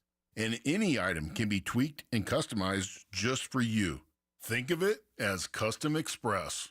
Custom Express or custom from scratch. Get it at locally owned, family owned House of Diamonds. House of Diamonds on the southeast corner of College and Quivira. Hey investors, this is JD again with Crossroads Investment Lending. Still wanting to get in that fix and flip game? Don't have the money? Maybe you've always wanted to get yourself a rental property. We can help you get in the door. Call the fix and flip guys at Crossroads Investment Lending, 913-766-2900, or go to kclend.com. That's KCLEND.com. Get started in the fix and flip game. What are you waiting for? That's Crossroads Investment Lending, 913-766-2900 or kclend.com. You're always better with a roof from JR. We've had more than our fair share of hail and wind this year. Are you playing Roofer Roulette? That's when you bet your roof and your home on the first random roofer to ring your doorbell. Why do that when JR & Company offers a free hail and wind report online at jrstormcheck.com? Just plug in your address and we'll pull a multi-year storm report. You'll know exactly what your roof has been put through and if you even need an inspection. If you do, no one is more thorough and works better with your insurance than locally owned, veteran-owned JR & Company. And if you need a new roof, remember, a roof from JR comes with a lifetime warranty on workmanship. Don't play Roofer Roulette with your home. Visit jrstormcheck.com and remember, you're always better with a roof from JR. Visit jrstormcheck.com. When you have an expert financial partner invested in you, you can't help but feel like a star. Like the new graduate opening their first investment account, the small business owner proudly adding a new location, or the young couple buying their first home. At Community America, we're invested in helping members achieve financial peace of mind with products and services tailored to each stage of life. Member owned, open to all. Community America Credit Union, invested in you. 'Tis the season of giving from the Kansas Lottery. So instead of one gift, give 2 or 3. With holiday instant tickets from $1 to $20, don't sweat last-minute gifts because you will have plenty. Forget about Santa and his super fast sleigh when the folks on your list can win up to $100K. Give Kansas Lottery holiday instant tickets this season. They're festive as heck and the winnings are pleasing. See kslottery.com for all the details. Sorry, this holiday story has gone off the rails. It's winter clearance time at Volkswagen Lee Summit. Get up to $5,000 off the 24 Jetta, 24 Taos, and 24 Tiguan, and up to $8,000 off the 24 Atlas and Atlas Cross Sport. Hurry in before we sell out of 24s. Visit VWLeeSummit.com. Some restrictions apply. See dealer for details. Must qualify for enrollment. Results may vary. We all hear the radio ads about the IRS. They tell you to be afraid, to be scared, and they try to frighten you into calling. I'm not here to do that. Tax Relief Advocates is different. TRA is here to tell you that if you owe money to the IRS, whether it's $5,000, $50,000, or $500,000, we have a solution. It doesn't matter if you're sitting in your car, at work, or with your kids. No matter where you are, call now. 800-583-5795.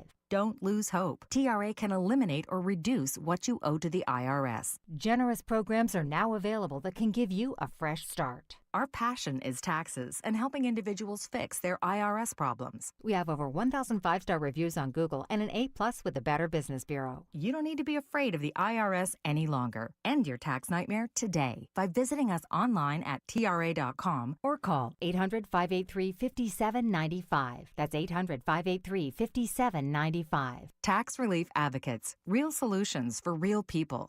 You can listen to the play-by-play of the Chiefs and Bills game with Mitch, Danon, and Kling right here on your new home for Chiefs football. 96.5 The Fan, KFNZ FM and AM, HD1 and HD2 Kansas City, and Odyssey Sports Station.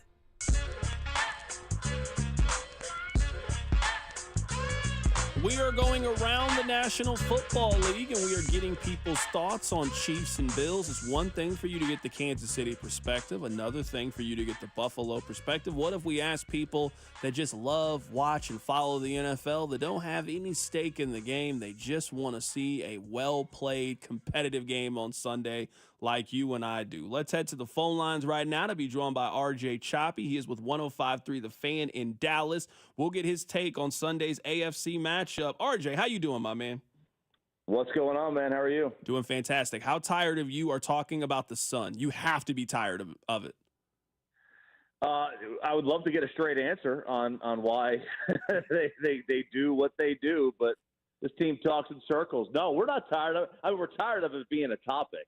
But it's a great topic for sports talk radio. But we're tired of the fact that they haven't done anything about it and put curtains up. You're telling me that you cover the Cowboys and you want honesty and transparency? You know you're not getting that from that organization. You know it. I mean, it'd be nice just once. But again, I mean, it gives us content because you have to sit there and try to. I mean, there's an entire show based off what did Jerry mean by this comment that he says to us. So there's no honesty, there's no transparency. That's for sure. Right now, we're talking to RJ Choppie here. All right, RJ, let's get your thoughts on this. We got Sunday's game between the Chiefs and the Bills. Every city in the country is getting this one. So it doesn't matter if your team is playing at this time or not playing at this time. Every single television is going to have access to this game. I think it's going to be the highest-rated non-Thanksgiving game of the season. Who do you have on Sunday? You have the Chiefs or the Bills? I'm sorry, I must have missed the Patrick Mahomes trade to Buffalo. I'm taking the Chiefs. As long as they've got Mahomes, I'm going to take them to win every game. That's just kind of the way it is. They're not the best team in the league, maybe 1 through 53, but maybe that's Detroit. But if they were to play on a neutral field, I'm still taking Kansas City. So I got the Chiefs in this one.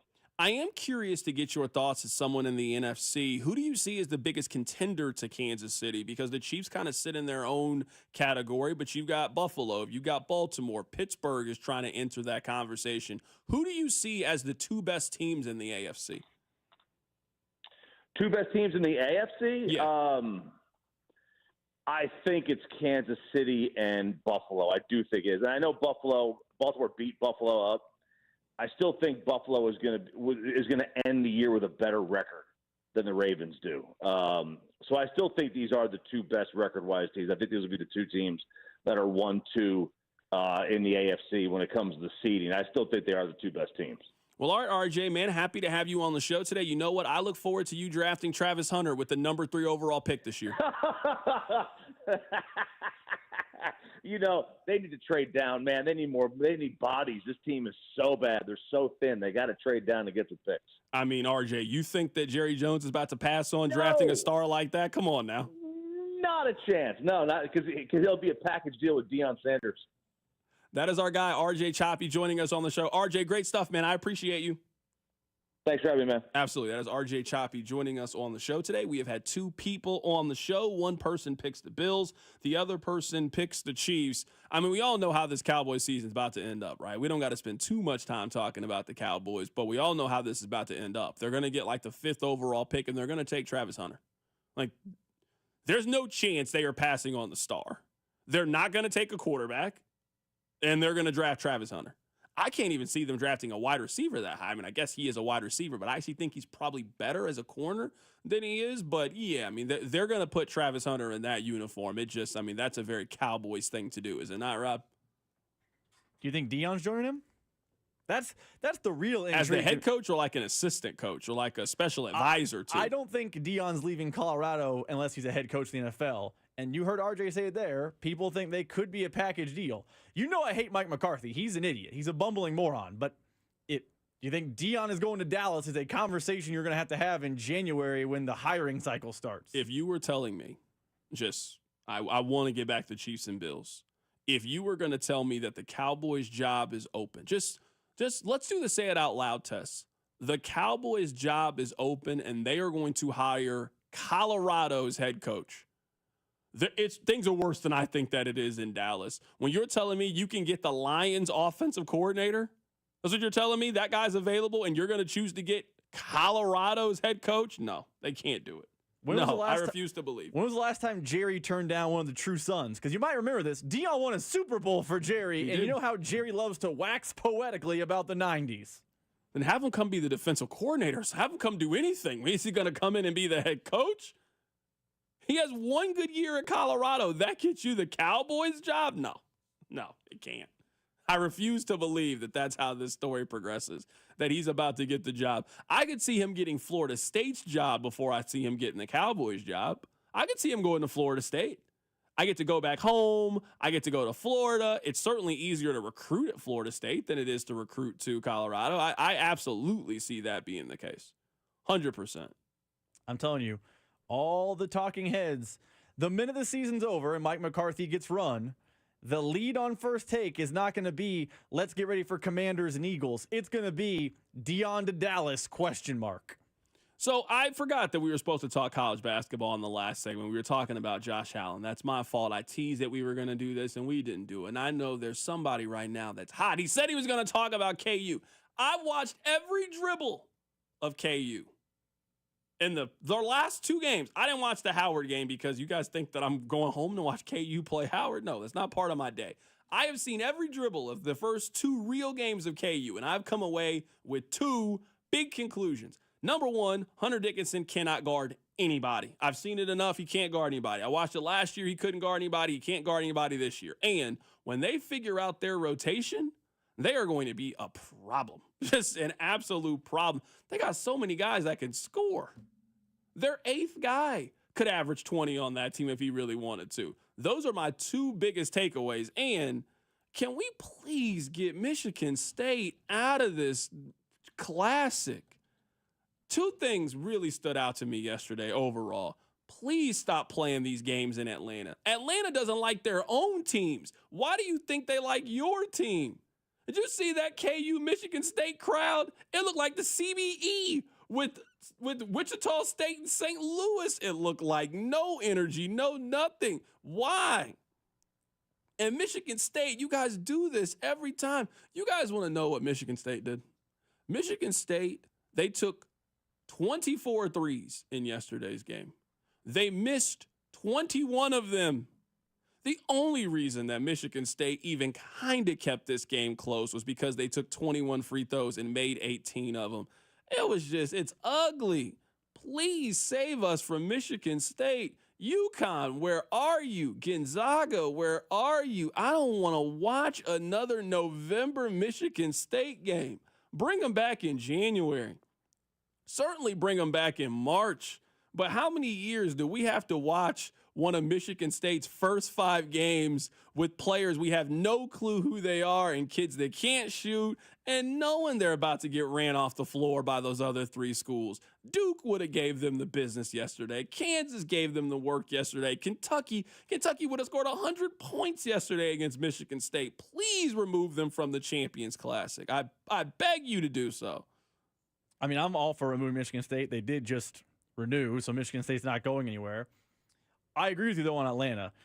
Whoever runs the Champions Classic, I don't know if it's State Farm, whoever, tried to do a favor to Kentucky because Kentucky fans travel to Atlanta in droves. It's like Iowa State fans, the T-Mobile Center. That's how Kentucky fans treat Atlanta. Catlanta.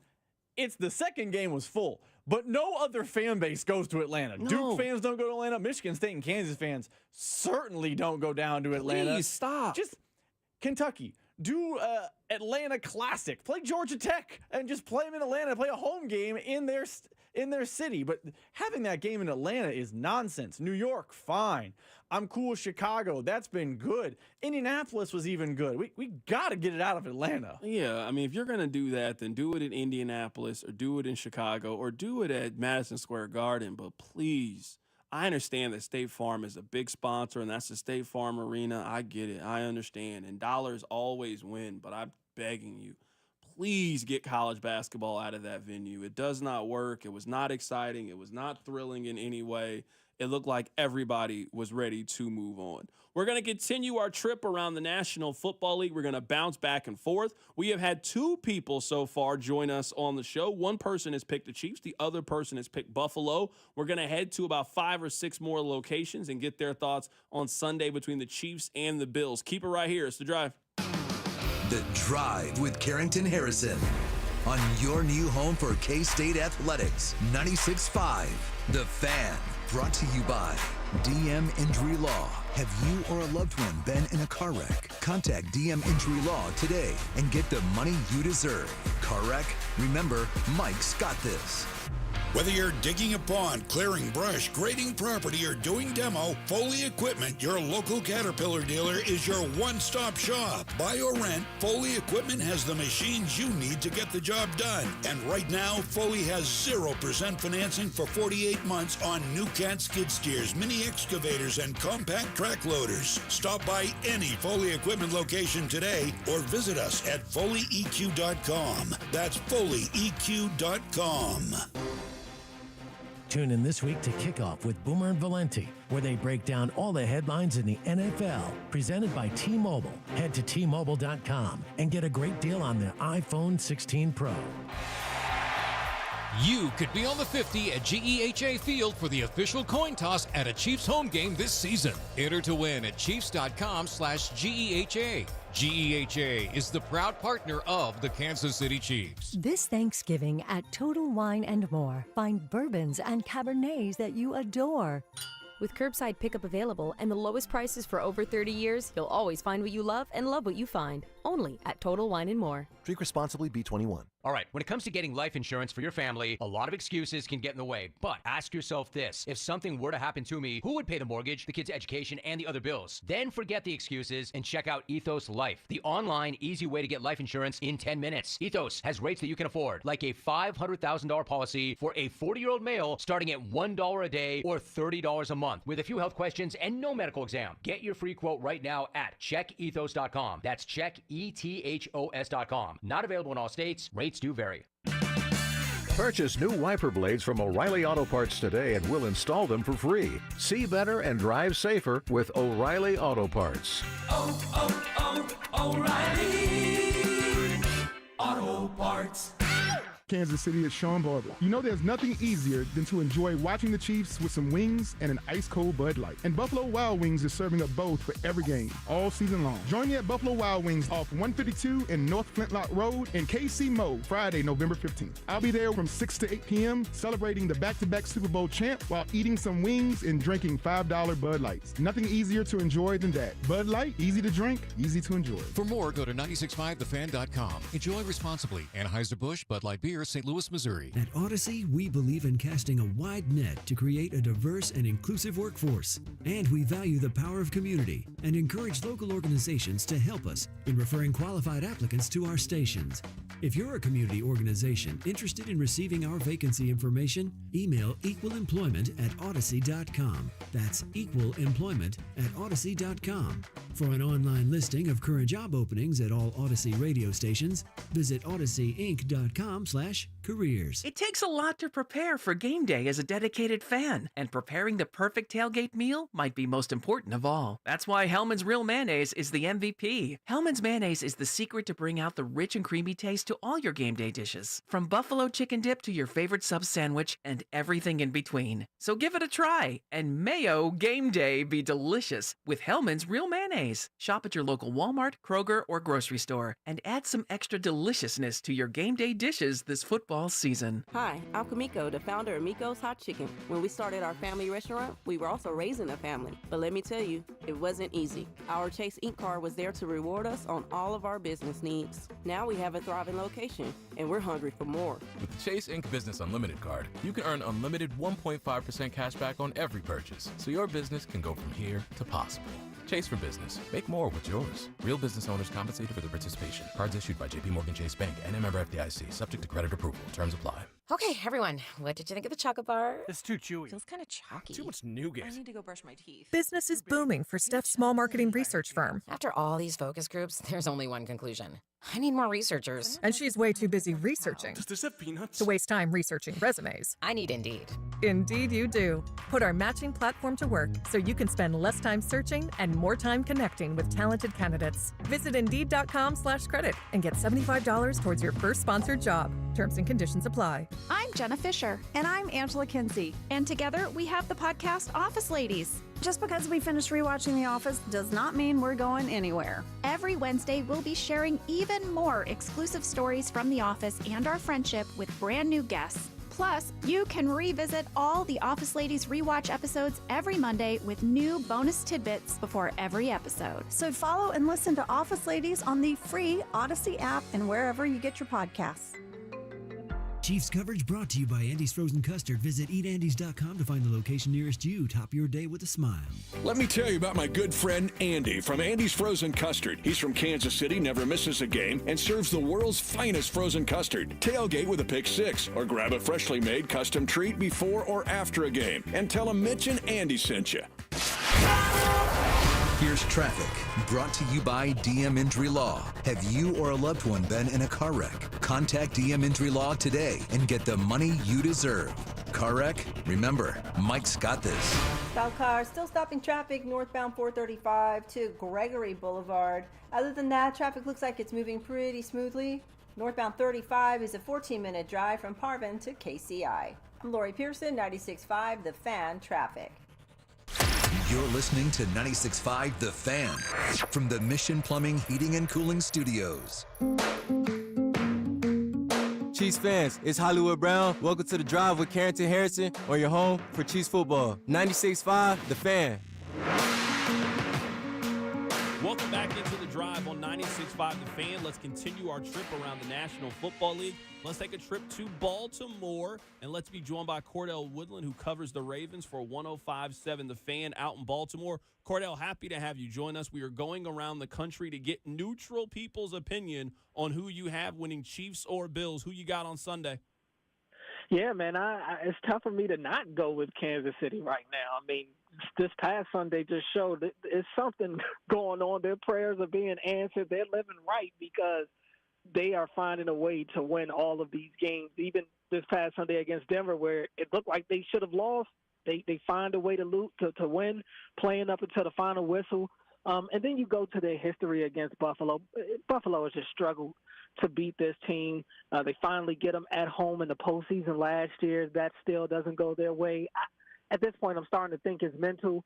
I think Buffalo might slightly be a better team right now, but the Kansas City Chiefs have shown that they don't have to be the better team at all times to still beat you. As long as Mahomes is back there and they have that winning mentality, they're always a threat.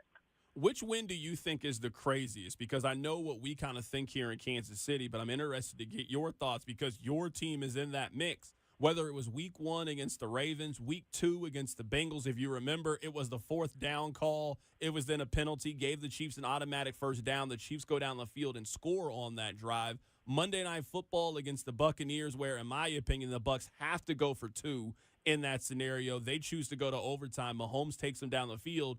Or last week against the Broncos, where they block essentially an extra point to win the game. What's been the crazier Chiefs win from your perspective?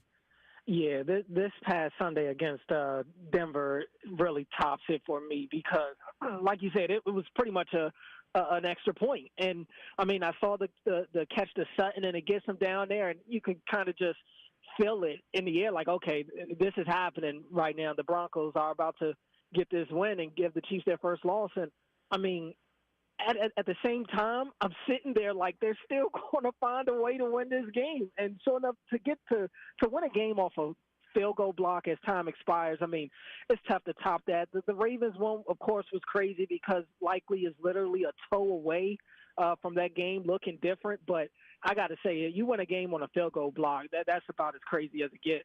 Cordell, we've asked a couple of people who they see as the biggest contender to the Kansas City Chiefs, and a lot of them have said the Ravens. Do you agree with that? And my biggest question about Baltimore is there's no question that Baltimore can score. They might have the best offense in the National Football League, but I was always told that defense wins championship, and that Baltimore Ravens defense is leaky, my friend, very leaky. Yeah, it is. It is. It's the number one concern for everybody here in Baltimore.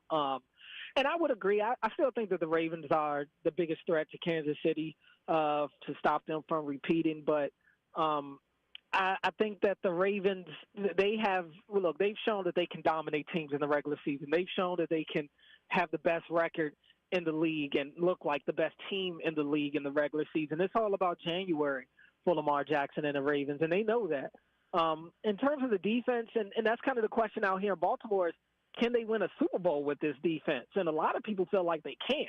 And while, yes, the quote has always been defense wins championships, I think there have been a lot of teams throughout NFL history, the Chiefs being one of them, not this version of the Chiefs with the defense leading the charge, but there have been Chiefs teams where the defense wasn't the strongest side of the ball. And it's been times where during the regular season, that defense looks leaky, but you get to the playoffs and Spags, who I think is the best defensive coordinator in the postseason, he turns that defense around and they just are able to make it click. So I think the same can happen for the Ravens. What helped the Chiefs was that their offense was at least good enough to carry the defense. That's the case right now in Baltimore. Baltimore has the talent on the defensive side of the ball. They just haven't been able to put it all together consistently right now. So, yeah, I still think the Ravens are a team that should be looked at as a threat.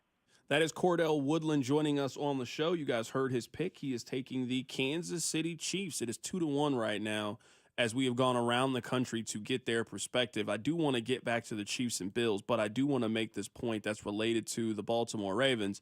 Man, if you're trying to be the 2018 Kansas City Chiefs, it's a really, really difficult way to win. Now, the Chiefs, they came really close to doing it. They got to the AFC Championship game, and they took the Patriots to overtime. But eventually, you're going to need that defense to step up. Like, you're going to have to play complementary football. Think of how the Chiefs have won championships over the course of the last few years or so. You win it by having a great quarterback. You win it by having a well-rounded defense. You win it through special teams making plays, all phases of the game working together. If you're telling me that Baltimore is going to win the championship because they're just going to outscore everybody else, that's just a really, really difficult way to try to win games. And if you find yourself behind the eight ball a little bit, is your defense going to be able to get enough stops to get you off the field and give your offense an opportunity? So it does sound very similar to what people in Kansas City were saying in 2018. Man, if this defense can just be league average, then we would have a shot. But we're talking about a Baltimore team that they have one of the 5 worst defenses in the National Football League. I don't know if you're winning the championship if your defense is as bad as theirs is. I'm not kicking dirt on the Baltimore Ravens. There's obviously still time to turn things around. And if there is an organization that will be able to figure out that side of the ball, you would guess that it's going to be that side that they would be able to figure it out. But we're talking about a team, Rob, that gives up 370 yards a game. We are talking about a team that has one of the worst pass defenses in the National Football League. We're talking about a defense that's given up around 27 points per game, and that's a team that is a legitimate Super Bowl contending team. That's because of how good Lamar is and how efficient and dominant that offense has been. But, boy, their defense is bad. And we talk about Achilles heel. We mentioned the Chiefs, and their Achilles heel is their left tackle position. That's something that you can manage. That's something that you can figure it out. I don't know how you're figuring out having a bottom 5 defense in the National Football League and being dead last in pass defense. That is not hyperbole. They are not 31st in pass defense. They are not 28th, and I put a little parsley on the top of it. The Ravens have given up more pass yards than every other team in the National Football League, and it's not close. They have given up 300 additional yards than 31. That's a whole other game, even though they've played the same amount as everybody else. Their defense is bad. Can you win the championship that way? We've asked people around the country, hey, who's the biggest threat to the Chiefs? I've kind of written the Ravens off until they get that tightened up. Like, I know they added Trey White, or the shell of Trey White. Let's see if that adds anything. But against the Bengals last Thursday, it wasn't like Joe Burrow was stifled. He was throwing the ball all over the yard with relative ease. Jamar Chase had a season in one day. He had an incredible game. So Lamar Jackson is very good, 2-time MVP. John Harbaugh, great coach. Like Derrick Henry, one of the better running backs in the NFL. They have players, but until that defense just even gets a little bit better, like even if they go to 25, but as long as that defense is an absolute nothing burger, I don't consider the Ravens a real threat to the Chiefs, because Patrick Mahomes is the quarterback and Andy Reid's the play caller, offensive coordinator, mastermind, and I promise they will figure out how to exploit a terrible defense like Baltimore. Can we go through the box score from the last time that these two teams played in the regular season? And this is an exercise of just how much things change over the course of a year. Listen to this. 4 players got carries in that game. Jerick McKinnon, Clyde Edwards-Helaire, Kadarius Toney, and Patrick Mahomes. None of them will get a carry in this game. So think about that. This was in December of last year, December 10th. So not that long ago. 3 guys got carries, none of them, and Patrick Mahomes, he had a rush in that game. Obviously, he will be there. Listen to the receivers in the game. So Travis Kelce was the leading receiver that day. He had 6 catches for 83 yards. This was everybody else. Rice, Clyde Edwards-Helaire, Toney, Marquez Valdez-Scantling, Justin Watson, Jerick McKinnon, Richie James, and Sky Moore. Think about how much the Chiefs have changed in a very short period of time. This was less than a year ago. This was at the end of the season. This loss got the Chiefs to 8-5. So it's not really that long in an NFL sense. None of those running backs are here anymore. And when you look at the wide receiver room, Rice hurt, Clyde Edwards-Helaire gone, Kadarius Toney, I think he's in the league. He's on a practice squad. I don't know where Kadarius Toney is. I don't really want to know. MVS plays for the New Orleans Saints. Justin Watson still here. Jerick McKinnon out of the league. Richie James, I don't think he is in the National Football League. And Sky Moore is basically not in the National Football League. Think about how the Chiefs have been able to turn their roster over now so many times on offense and defense over short periods. That is a drastically different run game. You didn't have Pacheco in that game. You don't have Pacheco in this game, but you still have managed from the running back room. And, I mean, I look at their wide receivers, it's kind of what it is now, is it not? You had Travis Kelce, you had one other receiver that you liked, and you were just kind of, we'll see what happens. We'll figure it out here.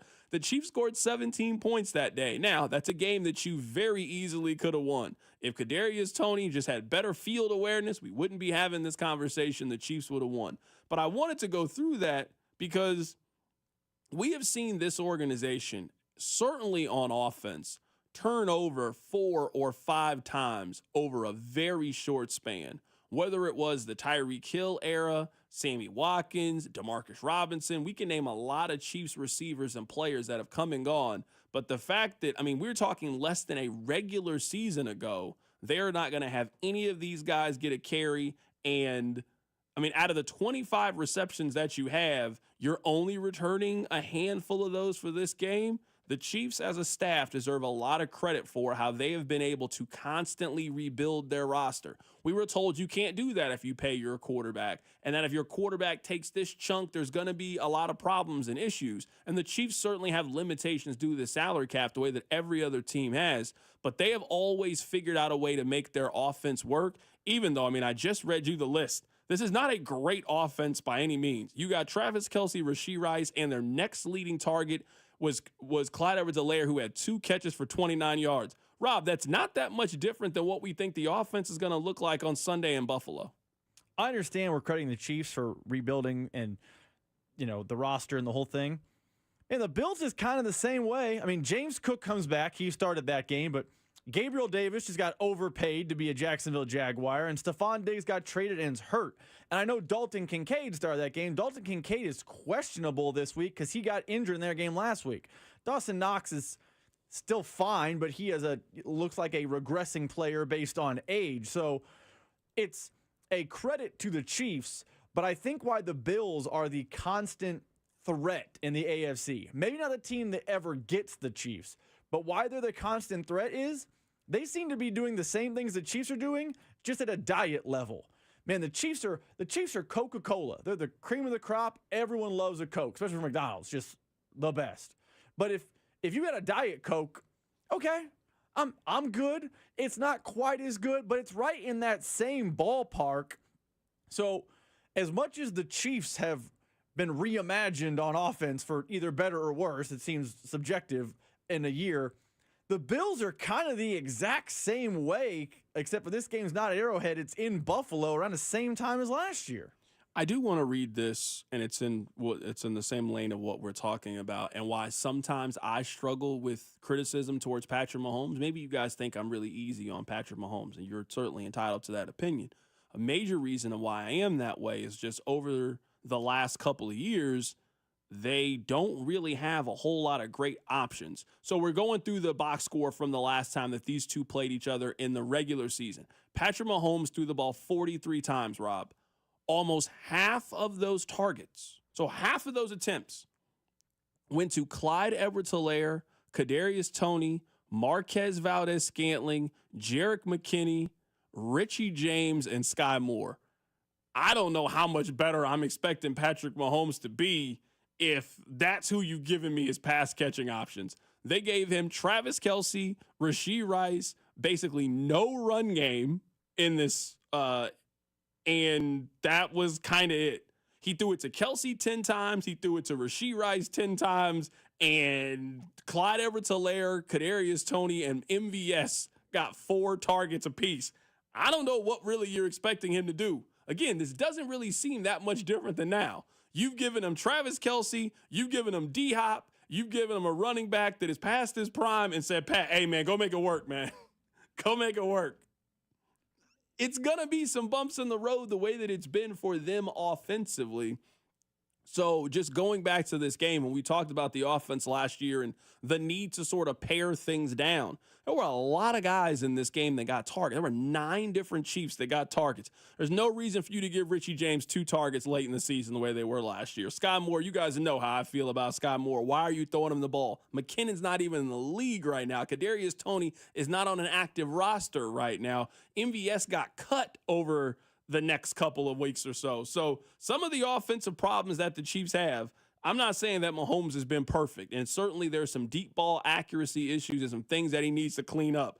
We at least have to acknowledge, if you're going to tell me that you're asking Pat to throw it 40 times and half of my targets got to go to guys who are not NFL players, I don't know how great you expect me to be in all those scenarios. Isn't that what the Bills are doing now with Josh Allen? Like, kind of the same? I mean, their tight ends are worse than Travis Kelce. Their running game is better, but probably on equal footing this year.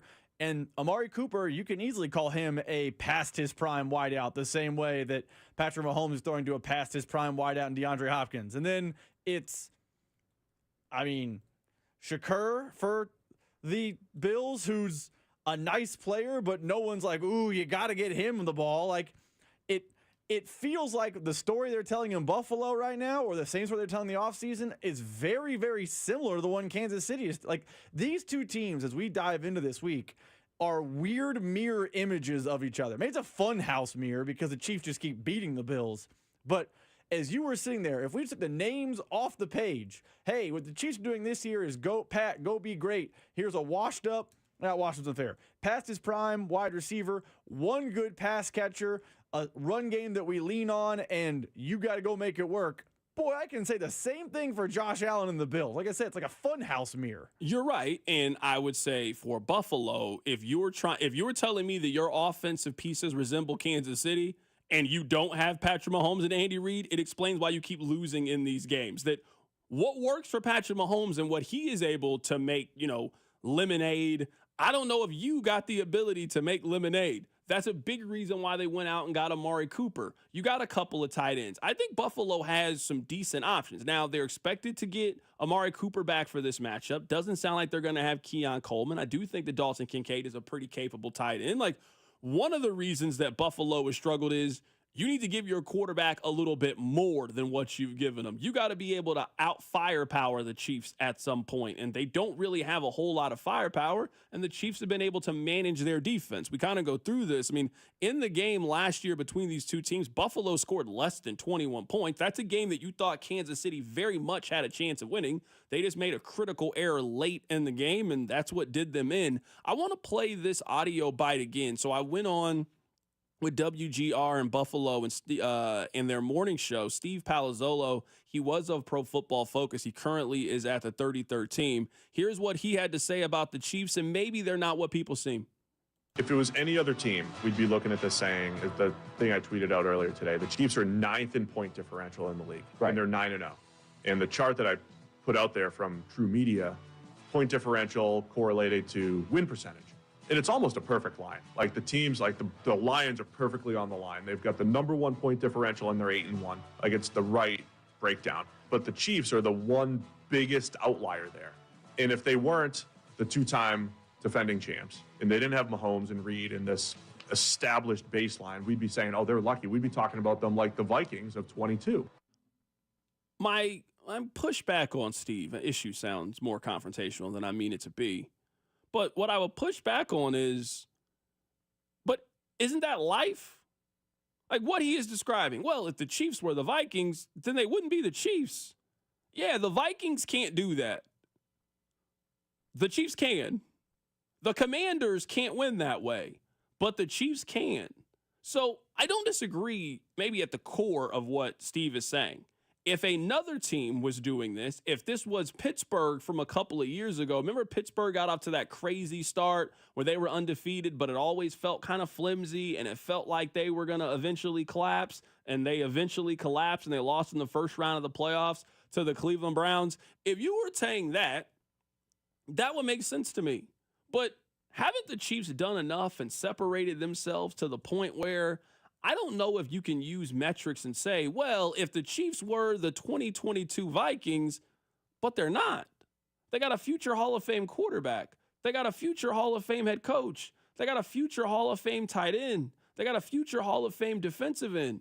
They have one of the 3 best kickers of his generation in Harrison Butker. Like, there are so many overwhelming positives. We're putting them in the same conversation as Pittsburgh from a couple of years ago, or Minnesota from a couple of years ago, or a team that you think is Johnny come lately. Like, the Chiefs might not be winning in traditional ways, but nobody can call what the Chiefs are doing a fluke or something that just happened overnight. No, this is a half decade or more of benefit of the doubt that you have earned, and we have done this time and time again where we have figured out a way. That's not what Minnesota has done. That's not what the Commanders have done, or Carolina, or any of these other teams. We're different. We're special. So I certainly understand if you were just looking at the raw numbers and data, and if you held the Chiefs up against some of these other teams that have gotten off to hot starts, maybe fizzled down the second half of the season, I could see how you could come to those similarities. But we also watch the games, and we cannot remove the history component from this. We're talking about the team that has won back-to-back Super Bowls. We're talking about a team that just has, at its core, all of the things that you tell me you need to win. You're telling me it's a quarterback league. All right, they got the best quarterback. You're telling me it's a coaching league. They got the best coach. You're telling me defense wins championships. All right, they got the best defense. That's not what we thought Minnesota had a couple of years ago, what Pittsburgh had when we got off to that hot start. So I just think that some of the tone, some of the rhetoric, some of the conversation about the Chiefs just needs to start with the Chiefs are different. The Chiefs are different. I tell you the story where Bomani went to ESPN and had this idea, and they said no. And then Bill Simmons went and did the same idea. And then Bomani went back to ESPN and said, wait, hold on, I wanted to do this. And the guy at ESPN said, but you're not Bill Simmons. Makes sense to me. Like, Bill Simmons is one of the most successful podcasters ever. It makes sense why Bill Simmons operates with some different rules. Michael Jordan is going to be officiated a little bit different than Muggsy Bogues is going to be. He's Michael Jordan. It's kind of hard to argue that. I'm going to treat the Chiefs and discuss the Chiefs very differently than they're the Minnesota Vikings, because they're the Minnesota Vikings and those are the Chiefs.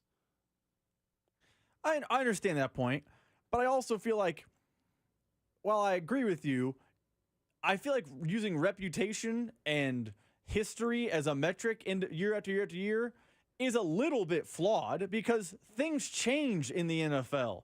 Time elapses. Now, I think the Chiefs are better than the 2022 Vikings. I get your point there, but there is something to be said for the fact that if you look at just the data, they're far more 2013 Chiefs than they are 2018, 19, 20 Chiefs. Now, I mean, I was doing radio in 2013. People were excited about the 2013 Chiefs, but knowing that they were a Super Bowl team. Now, I actually don't think that they're I'm sorry to cut you off. I actually don't think they're any of those teams. I think they're the team that won the 3 playoff games last year. Like, I don't think you have to look very far. I don't think they're the Chiefs from the regular season last year. Remember the Chiefs, they figured out a formula. We are going to ride Isaiah Pacheco. We trust these handful of offensive weapons. We're going to play great defense. And Pat, don't mess it up. Don't throw interceptions. Don't turn the football over, and that's how we're going to win.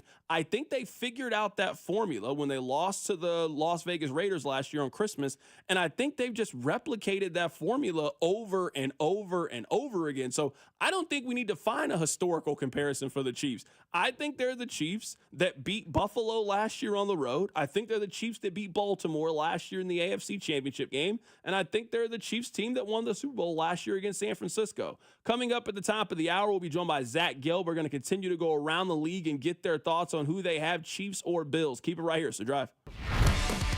The Drive with Carrington Harrison. This man was a bona fide scrub. On 96.5 The Fan, brought to you by DM Injury Law. Have you or a loved one been in a car wreck? Contact DM Injury Law today and get the money you deserve. Car wreck? Remember, Mike's got this. It is one of my favorite times of the year. The NBA is back, baby, and FanDuel, America's #1 sportsbook app, wants you to catch all the action because right now, FanDuel is giving all users, yes, every single user, 3 months free of NBA League Pass. All you need to do to catch every tip-off and every buzzer beater is place a $5 bet on the NBA. You can place this on LeBron having the most assists, Victor Wembanyama to win MVP, or who you think is going to win the NBA Cup. If you're new to FanDuel, all you need to do is visit FanDuel.com/CDOT. Use my promo code to get 3 months free of NBA League Pass, courtesy of FanDuel. Make every moment more with FanDuel, an official sportsbook partner of the NBA, and also 96.5 The Fan. 21 and present in Kansas. After a 3-month free trial, the full price of League Pass will be automatically charged monthly. Cancel at any time. No refunds, terms and restrictions, and embargoes apply. Limit 1 pass per customer. See terms at sportsbook.fanduel.com. FanDuel is offering online sports wagering in Kansas under agreement with Kansas Star Casino, LLC. Gambling problem. Getting help is your best bet. Call 1-800-522-4700. Visit ksgamblinghelp.com. Men, it's the holidays, a time of love and joy. But if you suffer from erectile dysfunction, the season can be tough on you.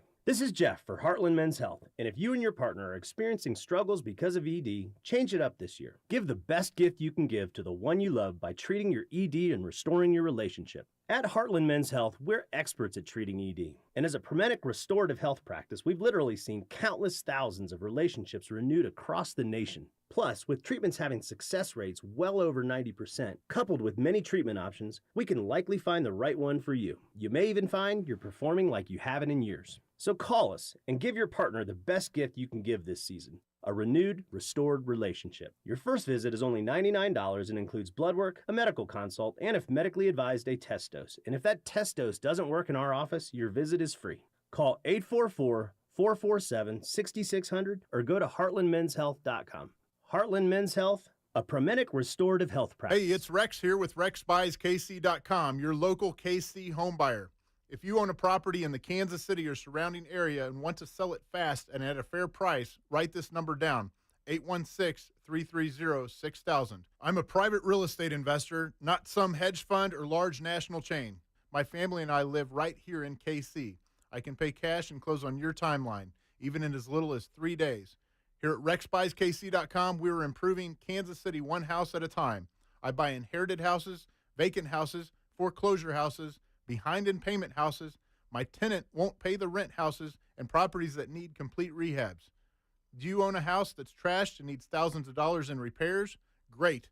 If you own a house and want to sell it fast, call me at this number, 816-330-6000. That's 816-330-6000. or go to rexbuykc.com. That's rexbuykc.com. And I look forward to working with you. This is the story of the one who, as a maintenance specialist for a historic high-rise, knows that vintage charm historically needs constant attention. Which is why when it's time to upgrade turn-of-the-century mechanicals, they turn to Grainger. With easy access to 1 million+ products and the scale to deliver when and where you need them.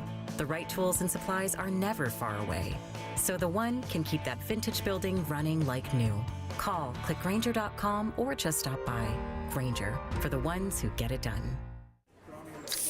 What's up, sandwich heads? Today on Steve-O's Sandwich Reviews, we've got the tips and tricks to the best sandwich order. And it all starts with this little guy right here. Pepsi Zero Sugar. Partial to pastrami, craving a Cubano. Yeah, sounds delicious, but boom! Add the crisp, refreshing taste of Pepsi Zero Sugar and cue the fireworks. Lunch, dinner, or late night, it'll be a sandwich worth celebrating. Trust me, your boy's eaten a lot of sandwiches in his day, and the one thing I can say with absolute fact... every bite is better with Pepsi. Football season is in full swing. Take full advantage by winning some cash with Sleeper Picks. Sleeper Picks is a fantasy game, but you could win real money. Just pick more or less than at least 2 of your favorite player stats. If you're right, you could win. You can pick up to 8 players to win up to 100 times your money. Right now, Sleeper has a special offer. New users will have their first deposit match up to $1,500. So if you deposit $1,500, they'll give you an extra $1,500 in credit. If you've already played, Sleeper's got discounted player projections every week of the season. Check in and see what they have this week. Download the Sleeper app now and use promo code SCORE, and your first deposit will be matched 100% up to $1,500 in credit. What are you waiting for? Download Sleeper today and unlock one of the fastest-growing fantasy sports apps in the world. Use code SCORE for up to $1,500 credit match on your first deposit. That's code SCORE. Must be at least 18 years old in most states and in state where it is legal. Promo code, location, and other restrictions apply. See terms of use for details at sleeper.com. Please play responsibly. Call 1-800-426-2537 for help. Sponsored by Sleeper, a Blitz product. Chiefs coverage on 96.5 The Fan is brought to you by award-winning Johnny's Barbecue in Olathe. Football and barbecue fans, score big with Johnny's Barbecue tailgate packages. Whether you're hosting a home gate or a tailgate, Johnny's Barbecue has you covered. Check out our tailgate packages at johnny'sbbqkc.com. Located in Olathe and serving all of KC. Johnny's Barbecue. Taste the smoke. Here's traffic, brought to you by DM Injury Law. Have you or a loved one been in a car wreck? Contact DM Injury Law today and get the money you deserve. Car wreck? Remember, Mike's got this. Stop cars still stopping traffic northbound 435 to Gregory Boulevard. Other than that, traffic looks like it's moving pretty smoothly. Northbound 35 is a 14-minute drive from Parvin to KCI. I'm Lori Pearson, 96.5 The Fan Traffic. Kane is in the building. Welcome to your home for Kansas City sports. 96.5 The Fan.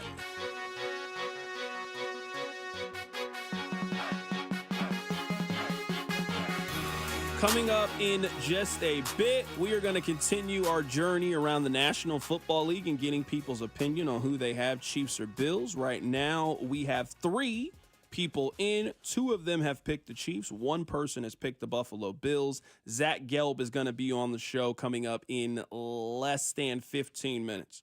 This is what I would like to talk to you guys about. I understand that we all don't like the same things. I get it. I know that sometimes I give you guys a hard time about foods that you like that I don't like, but deep down, I don't really care. If you like baked beans, eat them. If you like potato salad, eat them. That's fine. I hope that you know that the show is entertainment. But there's some things that I really don't understand, and honestly, I judge people for. I don't know what would make you jump out of a perfectly functioning plane. I've never, ever been on an airplane and thought, man, you know what would be really cool? What if you and I got some parachutes and we jumped out of here? That doesn't make a whole lot of sense to me. You know what also doesn't make any sense to me? Now, I've had one of these outdoor picnics that you guys call tailgates. They're really great in September. They're really great in October. Once it starts to get cold outside, I'm not too interested in a picnic. Like, can you imagine you walked up to somebody right now and was like, hey, you know, it's December. You know what we should go do? Let's go eat outside. Are you crazy? It's cold outside. Some of you guys do that. But again, I don't judge. This is what I do judge you on. What makes reasonable-minded human beings light themselves on fire, Rob, and pile drive one another through tables. I will never understand it. I will never get it. It will never make sense to me. You are a doctor. Got a good job. Got a family that loves you. Got a 401k. You're a very successful human being. You went to college for 8 years. You're about to light this man on fire like it's ECW, and you're going to pile drive him through a table, and you guys are going to get up and you're going to shake hands, and then you're going to walk into a football game together? I don't get it, man. I don't even know if this is to America. That's not a part of America I want to be a part of, either to America. I don't want to be on that side. I've seen way too many of these Buffalo Bills things to know they look forward to pile driving each other through tables. It's not a rare occurrence. You can walk around the parking lot in Buffalo, and this is what you expect to see. Are you walking around with the spare table? That can't be the table that you were just eating on. That can't be the table that you were setting the snacks on and the spread. That cannot be the table. So you bring an extra table? You got an extra lifetime table set up that you put here? Do you have a fire extinguisher ready for when you're about to pile drive your homeboy and suplex him through the table? None of it makes sense to me. They make documentaries now about everything. They make documentaries, 4-time documentaries. I was on Instagram a couple of days ago. They have a 4-part documentary on Ted Turner. I'm not that interested in Ted Turner. Well, I want to watch 4 hours of how he bought up. No, I'm not that interested. We don't need all that much. I want to watch an hour-long documentary of how a Buffalo Bills fan gets ready for a tailgate and the mindset that you have to power drive somebody through a table. I don't get it. I don't understand it. I want to learn more about those individuals. I want to learn more about them. Rob, please try to explain this to me. This is way closer to your America than my America. So I, too, don't get it, but I will try to explain it as best I can because, as I said, I don't totally understand it. I think it's boredom. Outside of Buffalo wings and Bills football, what's there to do? You're about to go to the football game. You need excitement now. You've paid for the excitement is coming an hour from now. We got girls here. We got music here. We got drinks here. Sit down and play cards. Sit down and play Uno. Play Connect 4. You're that bored? This is like that one skit from Chappelle's Show. This bores me. And now you just decided, no, we're not going to play basketball. No, we're going to pile drive one another through a table at this picnic we're having? That's not normal behavior, man. It's really not normal behavior. So here's the thing, and I'll try, again, I don't know, but I'm trying to explain it. You know how every year around bowl season, one of these Midwest teams ends up in like Florida or Texas or on the West Coast, like Wisconsin plays in a Rose Bowl or Iowa State plays in an Outback Bowl. And every year around this time you get stories, oh man, local establishment inside Tampa ran out of Busch Light. Whole city drank dry. And you're like, how does that happen? I think that's to an extent what is happening in Buffalo. You got nothing to do other than watch Bills football, eat wing, and drink beer. And at a certain point, dumb ideas come out of people drinking a lot of beer. You've been around people who have had too much to drink, and you know what they have? Bad ideas. And you know what happens when a lot of them are around? You start thinking these bad ideas are good ideas. And somehow, jumping through flaming table became their thing. I don't know why, but it became their thing. Someone on the text line said, CDOT, this is all alcohol related. I'm not denying that. But I'm guessing that there's alcohol at your Chiefs tailgate too. And you know what you're not doing? You're not pile driving each other through tables. I should not be able to Google Bills fans pile drive through table, and there are dozens of stories that pop up. It literally is, you know how on Google it has, what is this? What is this? One of the questions is, what is the Bills table tradition and what are Bills known for? That should not be a thing. When I click on the tab, it should tell me that your fan base is known for pile driving each other through tables.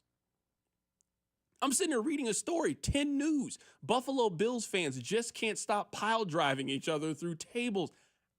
How? What is wrong with these people?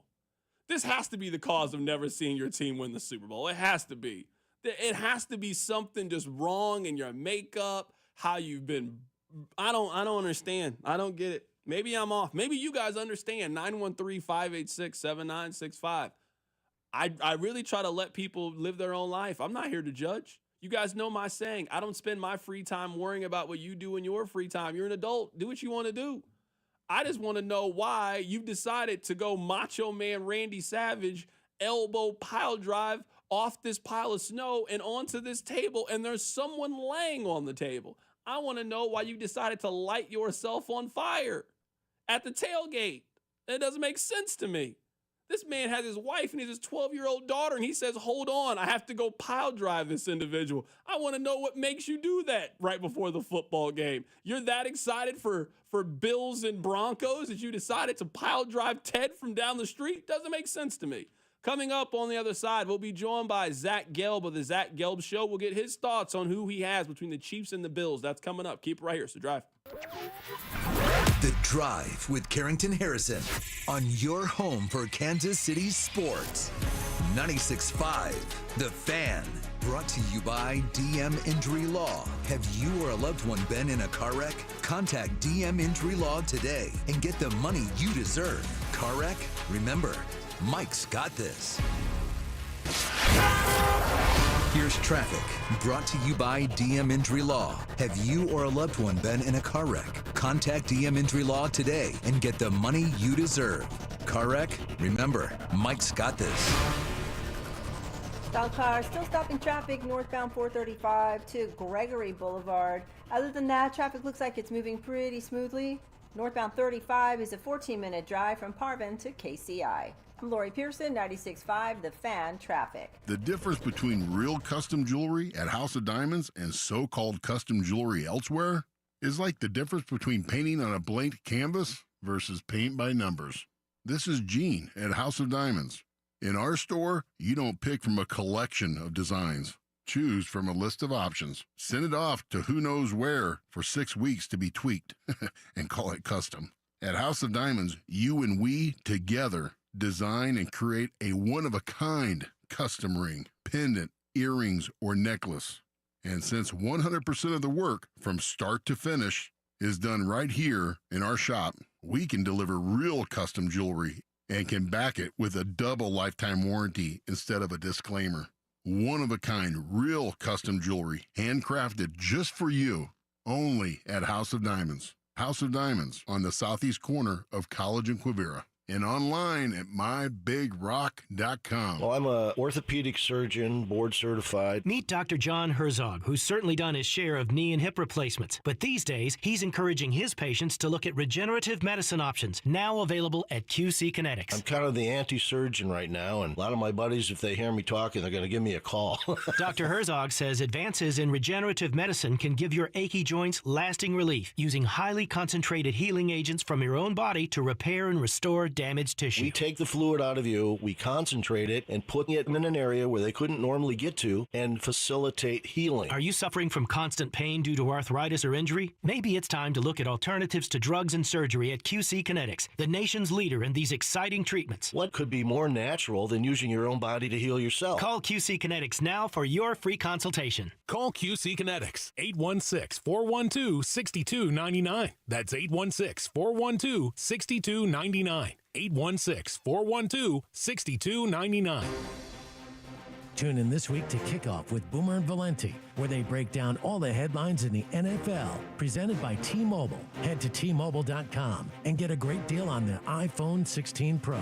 Hey investors, this is JD again with Crossroads Investment Lending. Still wanting to get in that fix and flip game? Don't have the money? Maybe you've always wanted to get yourself a rental property. We can help you get in the door. Call the fix and flip guys at Crossroads Investment Lending, 913-766-2900, or go to kclend.com. That's KCLEND.com. Get started in the fix and flip game. What are you waiting for? That's Crossroads Investment Lending, 913-766-2900 or kclend.com. I'm I'm McCall with Lee Summit Subaru, and our hotline is open. Annie from Kansas City, what's on your mind? I want a dealership that I can trust for a lifetime. Is that you? We're Google's highest review rated and only locally owned Subaru retailer in Kansas City. That's a good start. I just want a great deal. That's all. How about 0% financing on select 2025 Subaru models? That'll get you a low monthly payment. Fall in love with driving again at Lee Summit Subaru. Google highest review rated Subaru retailer in Kansas City based on 2023 Google Analytics. Dick Ray, he's your heating magician. Dick Ray, he's a man on a mission. In the dead of winter when the furnace is broken and a chill is in the air, you can call Dick Ray and he'll fix it up with care. He's always there. Call Dick Ray, he's your heating magician. Hey, it's Dick Ray. Schedule your furnace tune-up today. Only $79. Call 913-DICK-RAY. You could be on the 50 at GEHA Field for the official coin toss at a Chiefs home game this season. Enter to win at Chiefs.com/GEHA. GEHA is the proud partner of the Kansas City Chiefs. Chiefs coverage is brought to you by Comfort Systems Heating and Cooling, serving all of KC. From maintenance to emergency repairs, Comfort Systems Heating and Cooling will keep you warm when it matters most. Contact us today and stay cozy all season long. Comforting people is what we do. Comfort Systems is right for you. MyComfortSystems.com. You're listening to the all-new 96.5 The Fan, your home for Kansas City sports. KFNZ FM and AM, HD1 and HD2 Kansas City, an Odyssey sports station.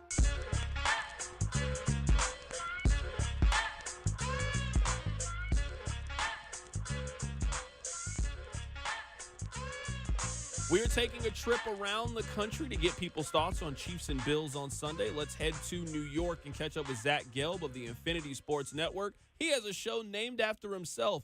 Gelb, how you doing, my man? Carrington, I'm doing great. How are you? Doing fantastic, man. Let's just get your opinion on this game. We got the Chiefs and we got the Bills. The entire country is going to get to watch this thing. Who you taking? I'm actually going to take the Buffalo Bills in this one. I just think the game means a lot more to them. Kansas City's been playing with fire, and they haven't got burned yet because of how great of a team they are. But I just think the importance of this game means more to Buffalo, and it really doesn't mean a whole lot in Kansas City. Sure, can they flex their muscles in the regular season? Absolutely. It would not surprise me if the Chiefs win the game, but I'm going to go with Josh Allen to try to really put the flag in the middle of the field and kind of make his claim to be the MVP of the league this year. Gelb, you're a big Patriots fan. You're picking the Chiefs to lose this game. If the Chiefs win this game, can we start the conversation about the Chiefs going undefeated like your Patriots team did in the regular season back in 2007? Yeah, I thought you could have started it 3 weeks ago. That's when I did so. And I looked at this Bills game as a possibility where they could go down, the Chargers as well. But there's not a lot after that. You know, I think they do play the Steelers later in the season, so maybe that's a possibility. But I don't really trust Pittsburgh in a big game. But it's funny. I never thought I would see the Patriots again. The Kansas City Chiefs, I know that they still have a way to go, but they are the first half already of the Patriots dynasty, and we've seen them win multiple different ways. And it's kind of wild that the last year and a half, the defense has been much better than the offense. And if Patrick Mahomes' unit isn't the best unit on the field, and it's Steve Spagnuolo's defense, that is really scary for the rest of the league. And if you look at those Brady-Mahomes comparisons, obviously Brady has the card of, hey, I beat you in the AFC Championship game, I beat you in the Super Bowl. The one thing Brady would not be able to have on Mahomes is Mahomes saying, okay, I've won 3 straight, and we'll see if Mahomes can do that this year. And, Gelb, that's the only way to me that Mahomes at the end of this thing is going to be able to call himself the greatest. Now, he could go down as the second greatest quarterback of all time, and that's certainly nothing to sneeze at. But you're right. The trump card is always going to be, for all the LeBron-Jordan conversations, just imagine if Jordan had lost to LeBron in the Super Bowl or lost to him in the Eastern Conference Finals. That's always going to be the trump card. So that's why I've always had the take where Patrick has to do something that Brady never did. Brady didn't finish off the undefeated season. Brady didn't win 3 championships in a row. Everything that Patrick Mahomes has accomplished so far, another quarterback has done. There are 2 things left that nobody has finished off. Yeah, and also if he could get to 8 Super Bowls, which, like, if you do that, then that's more than Brady, so that's easy. But if you get in a tiebreaker scenario where, let's say it is just 7-7, which we say just 7-7, and obviously there's a lot of teams that would love to have just 1, then yes, 3 in a row or potentially an undefeated season would be then something that Mahomes could have the one-up in this argument with right now Brady having the 2 playoff victories, especially when Brady was a lot older than what Patrick Mahomes was. I'm happy to get your thoughts on this being a national host. So the Chiefs are the best team in the AFC. Who do you see as their biggest contender? Like if we could fast forward, we look into our crystal ball, the Chiefs are hosting the AFC Championship game. Who do you have them playing? I would say the Ravens, and I would just think, okay, maybe the only thing that could be different, I know we saw them earlier in the year and likely didn't get that second foot down, is just the presence of Derrick Henry. Bringing in Derrick Henry, I think a lot of people out in the Ravens after last year when they were dominating a bunch of teams and they lost to the Chiefs in the AFC Championship game, or afterwards Patrick Mahomes told me that he knew he had to be a game manager in that game. But I think with the addition of Derrick Henry, that would make that another fun game. But I really look at it in the NFC, and I would say if you give me one team that has the best chance to take down the Kansas City Chiefs, I would actually say it's the Detroit Lions with what they're doing. Because you know the Lions, and I'm not saying Mahomes can't go blow for blow, obviously, if it got into a shootout, and the Chiefs' defense is better than the Lions' defense, but the Lions are just such a wagon right now with the way that they're able to produce points offensively. Last thing here, Gelb, and I appreciate your time. We got Andrew Phillipon coming on in just a bit. I'll ask him this question. I'll ask you first. Are you a believer in the Pittsburgh Steelers? Do you think they're in this conversation? Because all season the conversation has been Kansas City, Buffalo, and Baltimore. It feels like Pittsburgh is trying to crash the party. I think Russell Wilson's a little bit better than people think. Najee Harris looks as good as he's ever looked in the NFL, and they have maybe the best defense in the AFC, certainly in the conversation with the Kansas City Chiefs. Are you taking Pittsburgh seriously as a team that could maybe make some noise in the postseason? Well, Watson, Defensive Player of the Year. He should get some MVP play. He's not going to win the award. I don't even know if he'll get a first-place vote, but that's how good T.J. Watt has been. I just can't go there with Pittsburgh. I think they're really good. We've seen them before. It was an impressive win up against the Commanders, but we've seen them before have these seasons where the record suggests they're really good, and then I have to remind people that this is a team that hasn't won a playoff game since the 2016 season. So get the monkey off your back, win a playoff game, and then we could go from there. But until they win that playoff game, I'm not going to go delirious. And just to get back to one thing that you asked me a few moments ago, long-term, though, if we need a big threat to the Kansas City Chiefs, it has to be the Chargers. Because for all those years, Brady and Belichick were so much better than every other team in the AFC East, and the Jets and the Dolphins and the Bills can never get their damn act together. I know the Broncos are better, but I'm not really fully believing in them, even after their close one to Kansas City. The Raiders are a disaster, but with Harbaugh and Herbert, they're going to need to be the team that just every other year or like every third year, they can find a way to take away an AFC West crown from Patrick Mahomes. I think long-term, the Chargers are the team that we really need to have reach success if people are looking at it from the objective that not your listening audience is on slowing down the Kansas City Chiefs. That is my guy, Zach Gelb, joining us on the show. Just want to get different people's opinions on who they have between the Chiefs and the Buffalo Bills. We are going to go to Pittsburgh coming up in a bit, catch up with Pony. He covers the Steelers. I want to get his thoughts on if he thinks the Steelers are a legitimate contender in the AFC and also who he has between the Chiefs and the Bills. Rob, I just noticed something. I have asked so many people this question. I have not asked you, my dear friend, on who you think is the biggest contender to the Kansas City Chiefs. No one is denying that the Chiefs are the best team in the AFC. I think we all get that. But if you could fast forward now and the Chiefs are in the AFC Championship game, who do you think they're playing? Who do you think their biggest threat is? I would say that I have changed my opinion over the course of the year. I would say number one is Buffalo, and we'll get into why I think that more. I actually think that Pittsburgh is number two, and I have done a drastic 180 on Pittsburgh, and then I would have Baltimore number three. Why I would put Pittsburgh over Baltimore is just the defense. You were not telling me that you were beating Kansas City with the bottom three defense in the NFL and giving up more passing yards than every other team in the National Football League. Not for an offense that we think is getting Juju Smith-Schuster back coming up and getting Hollywood Brown, and is just going to prove to be the tougher, more physical team. If Baltimore could improve their defense, I'm happy to reevaluate this conversation. But as of now, I would say that Buffalo is one. I think they're the most complete team in the AFC that's not named Kansas City. I think they have the best quarterback of any team in the NFL, not named Kansas City. I like Buffalo. There's a lot of reasons to like Buffalo. I think they have tried to fix some of their problems in recent memory where I think they had Josh Allen doing too much, but now I think they're pretty balanced. You got a good run game. We'll see if Amari Cooper can continue to develop. We'll see what you can get from Keon Coleman down the stretch as he gets back healthy. There's a lot of reasons to like Buffalo. Pittsburgh is a lot better at quarterback than I think people have given them credit, aside from the time where Russell was with Nathaniel Hackett, and we can talk more about that. He's been very good, I would say, of late. So they got good quarterback play. This is the best version of Najee Harris that we've ever seen since he's been in the league. And after Kansas City, Pittsburgh has had the best defense in the AFC. Pittsburgh, to me, is more equipped to win, whether it is a rock fight against Kansas City or if you got to beat them 27-24. I think I trust Pittsburgh a little bit more now than I trust Baltimore to be able to beat them in a postseason setting. So that's how I have it ranked currently in the AFC. Where do you sit? I have the Bills at 1 with a bullet. And then if it's like a tier system, it's Buffalo 1, steep drop off. Baltimore, Pittsburgh are 2A, 2B to me. For a lot of the reasons you said. I think Baltimore has the better offense. I think they actually have the better coach. And I think they are a better football team. But a defense that can't stop a nosebleed is not stopping the Kansas City Chiefs in January. They just aren't. They had an elite defense last year. They couldn't stop the Chiefs or couldn't stop them enough to win. I don't know with a terrible defense you can win. I have the Steelers at 2A, 2B, kind of in that same category as the Ravens.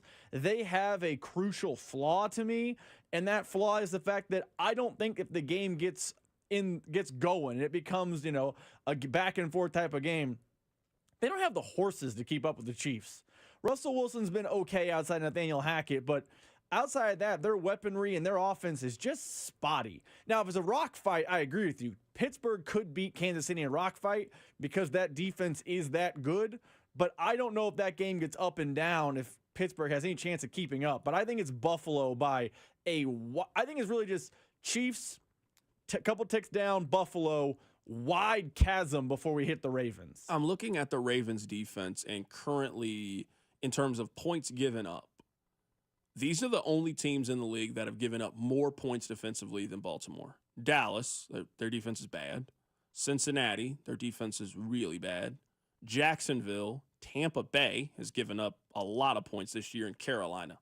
That's not the company that you want to keep. That when you look at the teams that we deem to be contending teams, the Lions, they're top 10 defensively. Kansas City is top 10 defensively. Philadelphia, Pittsburgh, Buffalo. We're talking about teams that you think San Francisco is narrowly outside the top 10, but you think that's a defense that could maybe turn things around, get right, a team that could get right, win that division, and get hot in the second half of the season.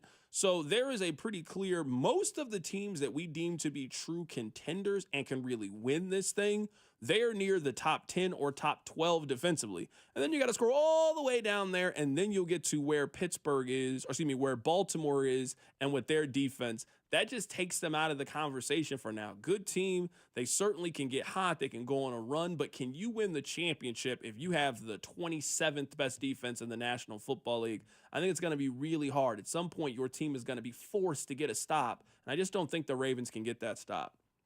Coming up, we have a sponsor now for the Circle of Trust. We can put Brew Brothers inside the Carrington Circle of Trust. We'll get to it next. Keep it right here. It's The Drive. The Drive with Carrington Harrison on your new home for Chiefs football. 96.5, The Fan, brought to you by DM Injury Law. Have you or a loved one been in a car wreck? Contact DM Injury Law today and get the money you deserve. Car wreck? Remember, Mike's got this. Have you or a loved one been diagnosed with cancer? You want the most knowledgeable physicians with the latest technology. That's KCPI, the Kansas City Proton Institute. KCPI has a full suite of the most advanced imaging and treatment technology necessary to localize high-intensity proton beams. That's a critical part of maximizing cure rates while minimizing recovery time and long-term side effects. Proton therapy provides patients with the most advanced form of radiation treatments for cancer. It destroys cancer cells with supreme accuracy, reducing the risk of harmful side effects. KCPI has Kansas City's first and only system that uses pencil beam technology therapy, resulting in precision targeting and less radiation to your surrounding healthy tissue. Proton therapy is now available in the comfort of an office at KCPI, making it more efficient and affordable than a hospital. So contact KCPI for the most knowledgeable physicians with the latest technology. Don't wait. Get precision technology with the highest safety measures with KCPI. Online at kcpi.com. Whether you're digging a pond, clearing brush, grading property, or doing demo, Foley Equipment, your local Caterpillar dealer, is your one-stop shop. Buy or rent, Foley Equipment has the machines you need to get the job done. And right now, Foley has 0% financing for 48 months on new Cat skid steers, mini excavators, and compact track loaders. Stop by any Foley Equipment location today or visit us at FoleyEQ.com. That's FoleyEQ.com. Kansas City is Sean Barber. You know there's nothing easier than to enjoy watching the Chiefs with some wings and an ice-cold Bud Light. And Buffalo Wild Wings is serving up both for every game, all season long. Join me at Buffalo Wild Wings off 152 in North Flintlock Road in KC Mo, Friday, November 15th. I'll be there from 6 to 8 p.m. celebrating the back-to-back Super Bowl champ while eating some wings and drinking $5 Bud Lights. Nothing easier to enjoy than that. Bud Light, easy to drink, easy to enjoy. For more, go to 965thefan.com. Enjoy responsibly. Anheuser-Busch, Bud Light Beer, St. Louis, Missouri. Our favorite reason to choose Diamonds Direct over any other jeweler? Free service for life with no fine print. That's right. When you buy your engagement ring or any piece of jewelry at Diamonds Direct, you will never have to pay a dime in the future for sizing, cleaning, or routine maintenance. At Diamonds Direct, there's no gotcha clause, no fine print, no looking for ways to void the warranty. Diamonds Direct, the jeweler you can trust with a no questions asked 100% free lifetime warranty with no strings attached. Come see us to learn more. Reason number 52 to choose Diamonds Direct over any other jeweler. Only Diamonds Direct gives you a 110% diamond upgrade guarantee. Diamonds Direct will give you 110% of your original purchase price toward the new stone. That's 10% more than you paid the first time. Guaranteed appreciation. Who else does this? There's no fine print and no minimum purchase requirement. It's 10% more, period. Buy with confidence. Diamonds Direct. Your love, our passion. Many of us are looking forward to retirement. But when it's time to tap into your savings, do you know how long your money will last? Make a game plan for your retirement income distribution from UMB Private Wealth. They'll create a custom strategy for you to help make your hard-earned retirement savings last. Just go to umb.com/privatewealth to schedule your personal appointment. That's umb.com/privatewealth. Truck drivers, don't wait until 2025 to find a more reliable career. At Schneider, you'll enjoy reliable freight, a consistent schedule, the home time you want, and top quality driver support. No matter what kind of driving job or home time you're looking for, we have an opportunity for you. Plus, by driving for one of America's busiest carriers, you'll stay busy throughout the holiday season and into the new year. Don't wait. Search jobs near you and apply now at SchneiderJobs.com. That's SchneiderJobs.com. Jake from State Farm. I'm winning. I finally cleaned my house, so I'm breaking out my new tropical room spray. Keep winning and create an affordable price just for you by bundling your home and auto with the State Farm Personal Price Plan. It's like your own personal paradise. Ooh, hey, grab me a coconut water. Bundling, just another way to save with the Personal Price Plan. Like a good neighbor, State Farm is there. Prices are based on rating plans that vary by state. Coverage options are selected by the customer. Availability, amount of discounts and savings, and eligibility vary by state. It takes a lot to prepare for game day as a dedicated fan, and preparing the perfect tailgate meal might be most important of all. That's why Hellmann's Real Mayonnaise is the MVP. Hellmann's Mayonnaise is the secret to bring out the rich and creamy taste to all your game day dishes, from buffalo chicken dip to your favorite sub sandwich and everything in between. So give it a try, and mayo game day be delicious with Hellmann's Real Mayonnaise. Shop at your local Walmart, Kroger, or grocery store and add some extra deliciousness to your game day dishes this football season. Did you know your skin is the largest organ of your body? Huh? That's why you should shower with Old Spice Super Hydration Body Wash instead of plain old bar soap. Love your skin by super hydrating it with vitamin B3 and glorious notes of vanilla and shea. Did you know that my super hydrated skin is the second largest organ of my body? The first is my heart. Old Spice. Men have skin too. Old Spice Super Hydration Body Wash. 24/7 renewing moisture. With daily use. Chiefs coverage brought to you by Andy's Frozen Custard. Visit eatandys.com to find the location nearest you. Top your day with a smile. Let me tell you about my good friend Andy from Andy's Frozen Custard. He's from Kansas City, never misses a game, and serves the world's finest frozen custard. Tailgate with a pick six, or grab a freshly made custom treat before or after a game. And tell him Mitch and Andy sent you. Here's traffic, brought to you by DM Injury Law. Have you or a loved one been in a car wreck? Contact DM Injury Law today and get the money you deserve. Car wreck? Remember, Mike's got this. Stop cars still stopping traffic northbound 435 to Gregory Boulevard. Other than that, traffic looks like it's moving pretty smoothly. Northbound 35 is a 14-minute drive from Parvin to KCI. I'm Lori Pearson, 96.5 The Fan Traffic. You're listening to 96.5 The Fan from the Mission Plumbing, Heating, and Cooling Studios. Chiefs fans, it's Trey Smith. Welcome to The Drive with C-Dot on your home for Chiefs football. 96.5 The Fan. I don't want to come off like a Buffalo apologist. I'm not a Buffalo apologist, but I would like to read this text that we just got. C-Dot, Buffalo is 7-0 against teams with a losing record, and they are 1-2 against teams with a winning record. The only team that they have beaten so far this season with a winning record is Arizona. Two things. Their two losses that they've had are on the road against Baltimore and on the road against Houston. They lost the game on the road to Houston on a last-second field goal. So Houston was healthy then. They had all their full complement of weapons. They had Nico Collins. They had Stephon Diggs. It's not really a bad loss to me. And, I mean, this stretch for Buffalo, this is the stretch of the season. Their next 4 weeks, they play Kansas City. They play Kansas City bye week, San Francisco on Sunday Night Football, on the road against the Rams, on the road against the Detroit Lions. So we have a month of games in which we are seeing Buffalo play the best team in the AFC, the best team in the NFC, and two, I don't know what you would consider the Rams. I like the Rams, but they haven't really gotten going. And a team in San Francisco that feels like they're starting to get healthy, starting to get right, and could really start to trend positively in the second half of the season. So if you have questions about Buffalo and who they've beaten so far this season, I think they are about to answer those questions here coming up. I think what has happened a little bit, and I don't want to just take one text and make this, is Buffalo just looks like a regular 13-4 team. Like, that's what they look like. That team pops up every single year. They're going to go 13-4. They have 2 losses now. They'll lose 2 of their remaining whatever amount of games that they have. They'll go 13-4, and they'll be the 2 seed. They are not the Chiefs, so I understand why we're going to poke holes in them. I certainly get that, but I don't really have the question on whether or not Buffalo has been tested or not. You beat Arizona earlier in the year. You beat Miami when Miami was fully healthier earlier in the year. You beat the Jets when the Jets were still trying to figure things out. But the Jet, that was a good win at the time. We certainly thought it was on the road. You went on the road and you beat Seattle. So, no, they have not beat the Kansas City, those caliber of teams.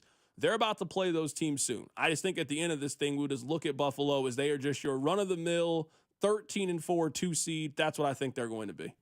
I hate these schedule game conversations. Like, they annoy me. First and foremost, because when you beat someone, they take an L, so they end up looking worse than they are. Like, I get it. I get it if you're a team that just pops up out of nowhere. Like, if you want to play the schedule game for Pittsburgh. Denver, that makes some sense to me. Denver didn't make the playoffs last year, last place schedule. If you want to play the schedule game for the Broncos or the Chargers, sure.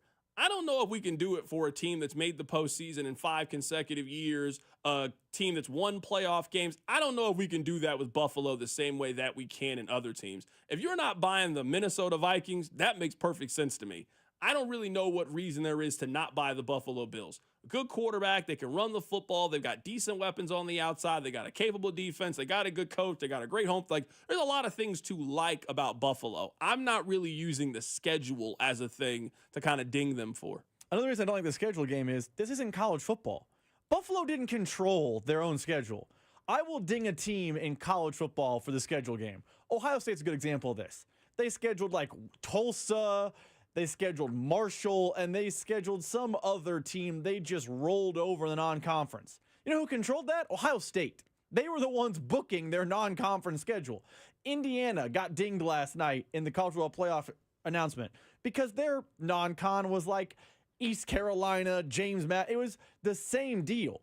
The Bills don't make their schedule. So I don't like dinging them when it's the league. I agree with you. If they're new and up and coming, I'll be like, hey, it's a little schedule driven. But I'm not playing the schedule game with the Bills unless, and I don't think the Texans will do this, unless the Texans are willing to admit that, hey, after the Bills game, the Chiefs are going to go untested until the playoffs. And then that's going to be a conversation in January because the schedule game lightens up like you wouldn't believe for the Chiefs. It goes Bills, worst team in the NFL, Panthers, terrible team at home, Raiders. Then there's a Browns in there, Chargers at home. Like, that is cakey. So it works both ways when we play the schedule game. Yeah, I strongly disagree with you on the Chiefs. I don't think there's any reason to play the schedule game with the Chiefs because the Chiefs play. I think you can say it if you want they've been untested in December because they will largely be untested in December. Yeah, outside of Pittsburgh. Yeah, you're right. But I mean, they also beat the teams they were supposed to beat earlier in the year. They would have then beat Baltimore earlier in the year. Like every team that people think is good for somehow have all ended up on the Chiefs' schedule this year, and they have beat them over the course of the season. So I don't really know if you can play that schedule game with the Chiefs either this year. The Chiefs have certainly had a harder path than Buffalo. I'm not here to play the schedule game for either one of these teams. I think both of these teams are good. I think both of these teams are proven, and I think we have enough of a sample of watching Buffalo over the course of the last 2-3 years or so that I don't really know if we can say, oh, I don't know if you guys are good. You know that Buffalo is good. I do want to highlight the fact that we got a sponsor for this thing. I never would have imagined that we would get a sponsor for the Circle of Trust. Rob, we got a sponsor. I don't know what you were doing that day when you were out. I don't know what was going on. I don't know what you were up to, but you went out and you got a sponsor for the Circle of Trust. So we want to tell you guys it is brought to you by Brew Brothers at Harris, Kansas City, now open daily for breakfast, lunch, and dinner. Mouth-watering appetizers, juicy burgers, steaks, pasta, and more. And you can wash it down with your favorite ice-cold beverage and catch the game. This place is going to be a lot more fun coming up in a couple of months when you can actually wager on the games. You're telling me that you can go to Harris, you can have yourself a steak, and you'll be able to place a bet right there? Oh, it sounds like it's going to be a magical time at Harris. We want to send a special shout-out to Harris for sponsoring the Circle of Trust. You know what? I'm putting them in the circle myself. This is what I would like to ask you. Because you know that once you take somebody out the circle, you cannot put them back in.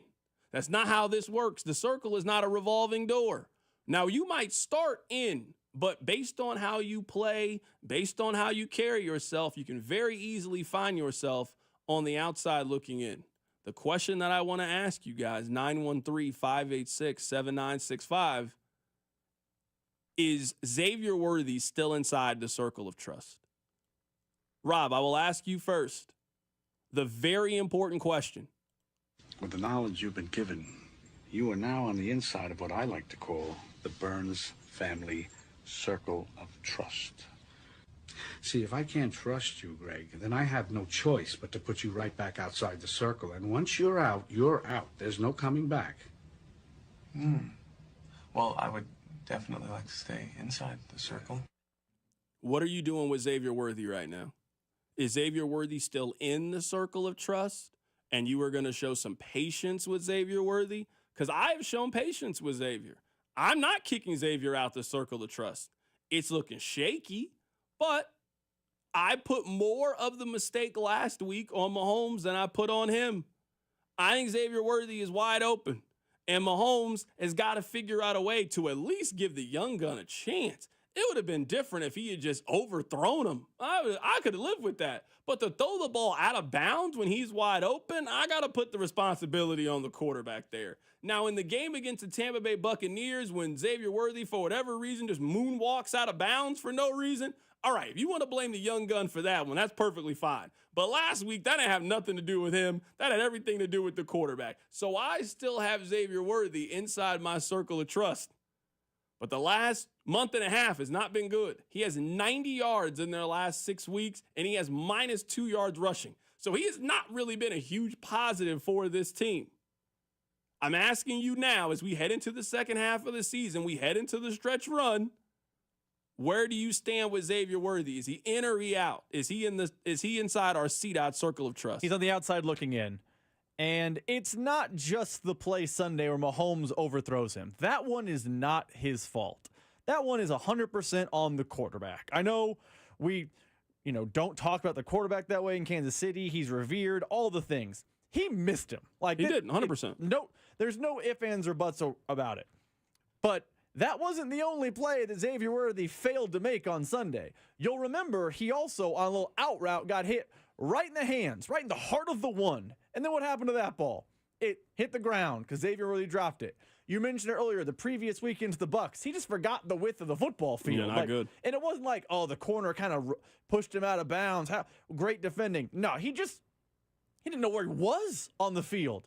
I think Xavier Worthy is on the outside looking into the circle of trust because he does feel like McCole Hardman Part 2. Rookie year McCole Hardman Part 2. Rookie year McCole Hardman was a 500-yard guy who early in the season had Mahomes' trust, partially due to Tyreek Hill being out, but he was cooking early in the year. Down the stretch, those game logs showed less and less targets, less and less catches. It is feeling that way for Xavier Worthy, and much like McCole Hardman, there's a thought that I don't know Mahomes trusts him, and as we get into November, December, which is when everyone in football tells me the games matter more, I don't know you're going to see a high targets, a high usage, or anything more than maybe jet sweep, take a deep shot guy with Xavier Worthy because he doesn't have the quarterback's trust. He's on the outside right now. So over the last 5 weeks, Xavier Worthy has 92 yards receiving and he has -2 yards rushing. So he has exactly 90 yards in their last 5 games. This is the question, text line 913-586-7965, and why I think this question is interesting. A lot of you think that he can be Rashee Rice. Rashee Rice was maybe on the outside looking in of your circle of trust heading into November.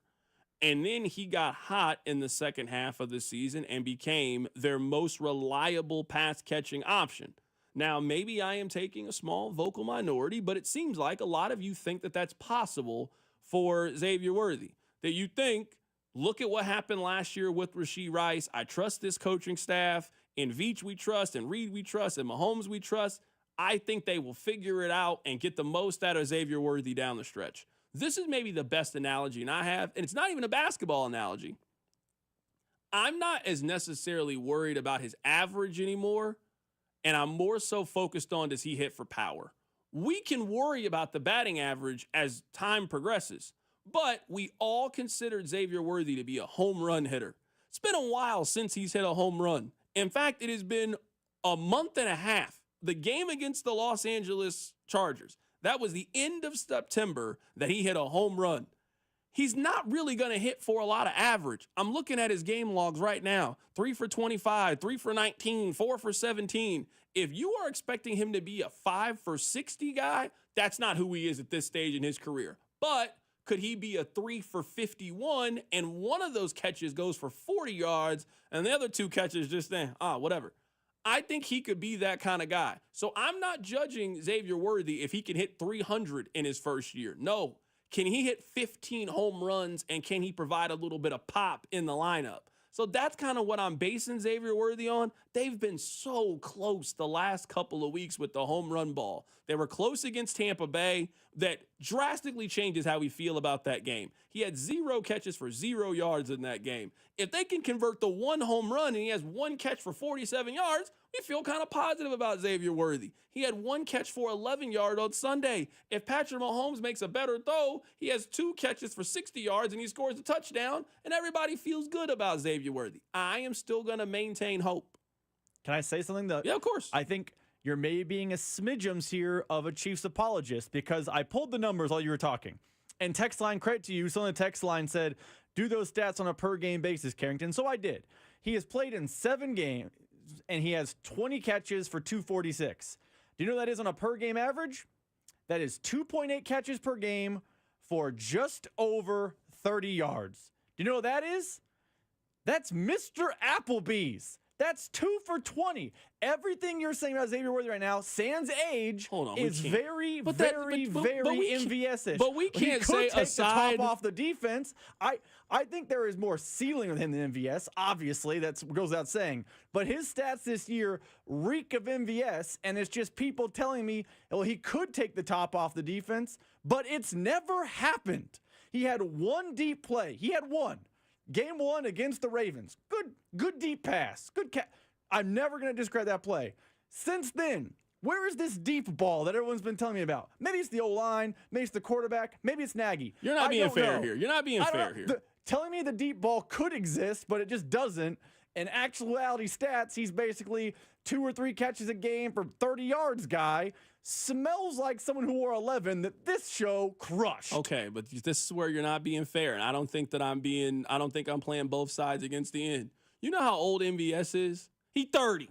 You know how old Xavier Worthy is? He's 21 years old. So you can't tell me, aside from age, you know how many games MVS has played in his NFL career? He has played in 100 games in his career. You know how many games Xavier Worthy has played in his career? He's played 9. So no, I'm not holding him to the same standard as a guy who was at the end of his second contract in the league and a guy who was midway through his first year of his rookie deal. No, that's not fair to put those same guys in the same category. Pull the stats. What did after 9 games, what were MVS's stats last year? The numbers he are was the bad. numbers. He was bad. And if you're telling me that Xavier Worthy is that in year 7 of his career and at 29 years old, then he's a bust. Yeah, I'm not going to call him anything else. He's a bust. But we can't say that. That's how we feel about MVS. I'm just saying, in 2024, I agree with you. Worthy has a much larger ceiling. I don't think this is the ceiling for Xavier Worthy. He's year 1. He's 21. All the things. I give him all the grace. But in the 1-year sample, because to three-peat, they don't need Xavier Worthy to learn by year 7. They need him to produce in year 1. And right now, his year 1 numbers smell eerily similar to MVS's numbers. And I'm just saying, to quote you, they may have moved the caps from red to blue because Xavier Worthy wears a single digit. I'm told he's a home run hitter. There are no home runs, and his numbers look like MVS. Yeah, I don't think that's fair. But you know what? It's your circle of trust. I'm still going to keep Xavier Worthy inside my circle of trust. With the knowledge you've been given, you are now on the inside of what I like to call the Burns family circle of trust. See, if I can't trust you, Greg, then I have no choice but to put you right back outside the circle. And once you're out, you're out. There's no coming back. Well, I would definitely like to stay inside the circle. So let me tell you guys that the Circle of Trust is now brought to you by Brew Brothers at Harrah's, Kansas City. Now open daily for breakfast, lunch, and dinner with mouth-watering appetizers, juicy burgers, steak, pasta, and more. And you can wash it down with a cold beverage. Hopefully they don't let Rob in there. Hopefully Rob is not inside the Brew Brothers Circle of Trust. All right, earlier today I got a chance to catch up with Andrew Phillipon. I would play this off like it's live, but he does afternoons. We work at the exact same time. You know that it's not live. I asked him who is he picking today, the Chiefs or the Bills. Listen to this. Not even a question. You got to take Kansas City here. It's honestly a slap in the face. Chiefs fans, I think, having won so much, you look for slights. Michael Jordan used to create slights and reasons to get up for games after all his winning. And this is an example of that. I mean, what are we doing here, odds makers? Making Buffalo a favorite. That is a death march for them, in my opinion. They wouldn't want it that way. They'd rather have Kansas City come in thinking that they're the better team. Instead, it does put that chip on their shoulder, and I believe, because he's done it so many times, that when you make Patrick Mahomes and the Chiefs an underdog, that's when they play their best. The record is impeccable, 11-3 straight up as an underdog. That win percentage is astronomical, so good. And so I anticipate Kansas City and all your listeners, you will be mocking Buffalo yet again on Monday because the Bills will do something stupid to lose this game, and the Chiefs will still have an unblemished record. Pony, I was happy to have you pop on today because I want to get your thoughts on this. As people in Kansas City don't spend nearly enough time talking about Pittsburgh. There's a lot of conversation about Buffalo for obvious reasons. The Ravens, given the fact that the Chiefs played them last year in the AFC Championship game. How real are the Steelers? Are they a real contender in the AFC in your mind? Yeah, they should be. I don't know. Kansas City, I think I get it. They look down on every team because of their great success. But if somebody's going to beat them, the Steelers have a very similar profile to last year's Chiefs team in that the defense is elite. Only L.A. has been better from a points given up standpoint over the duration of the season. And their offense is getting better. It's actually now better than what Kansas City was a year ago statistically.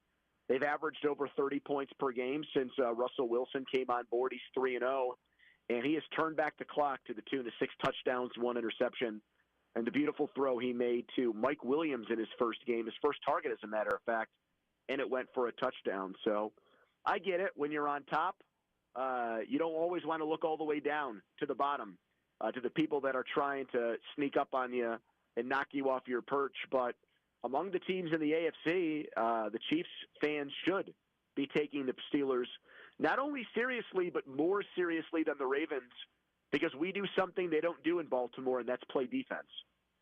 That is our guy, Andrew Phillipon, joining us on the show. He's with 93.7 The Fan out in Pittsburgh. For my money, he is one of the best sports talk hosts in the country. He is picking the Chiefs on Sunday against the Bills. Pony, I appreciate you.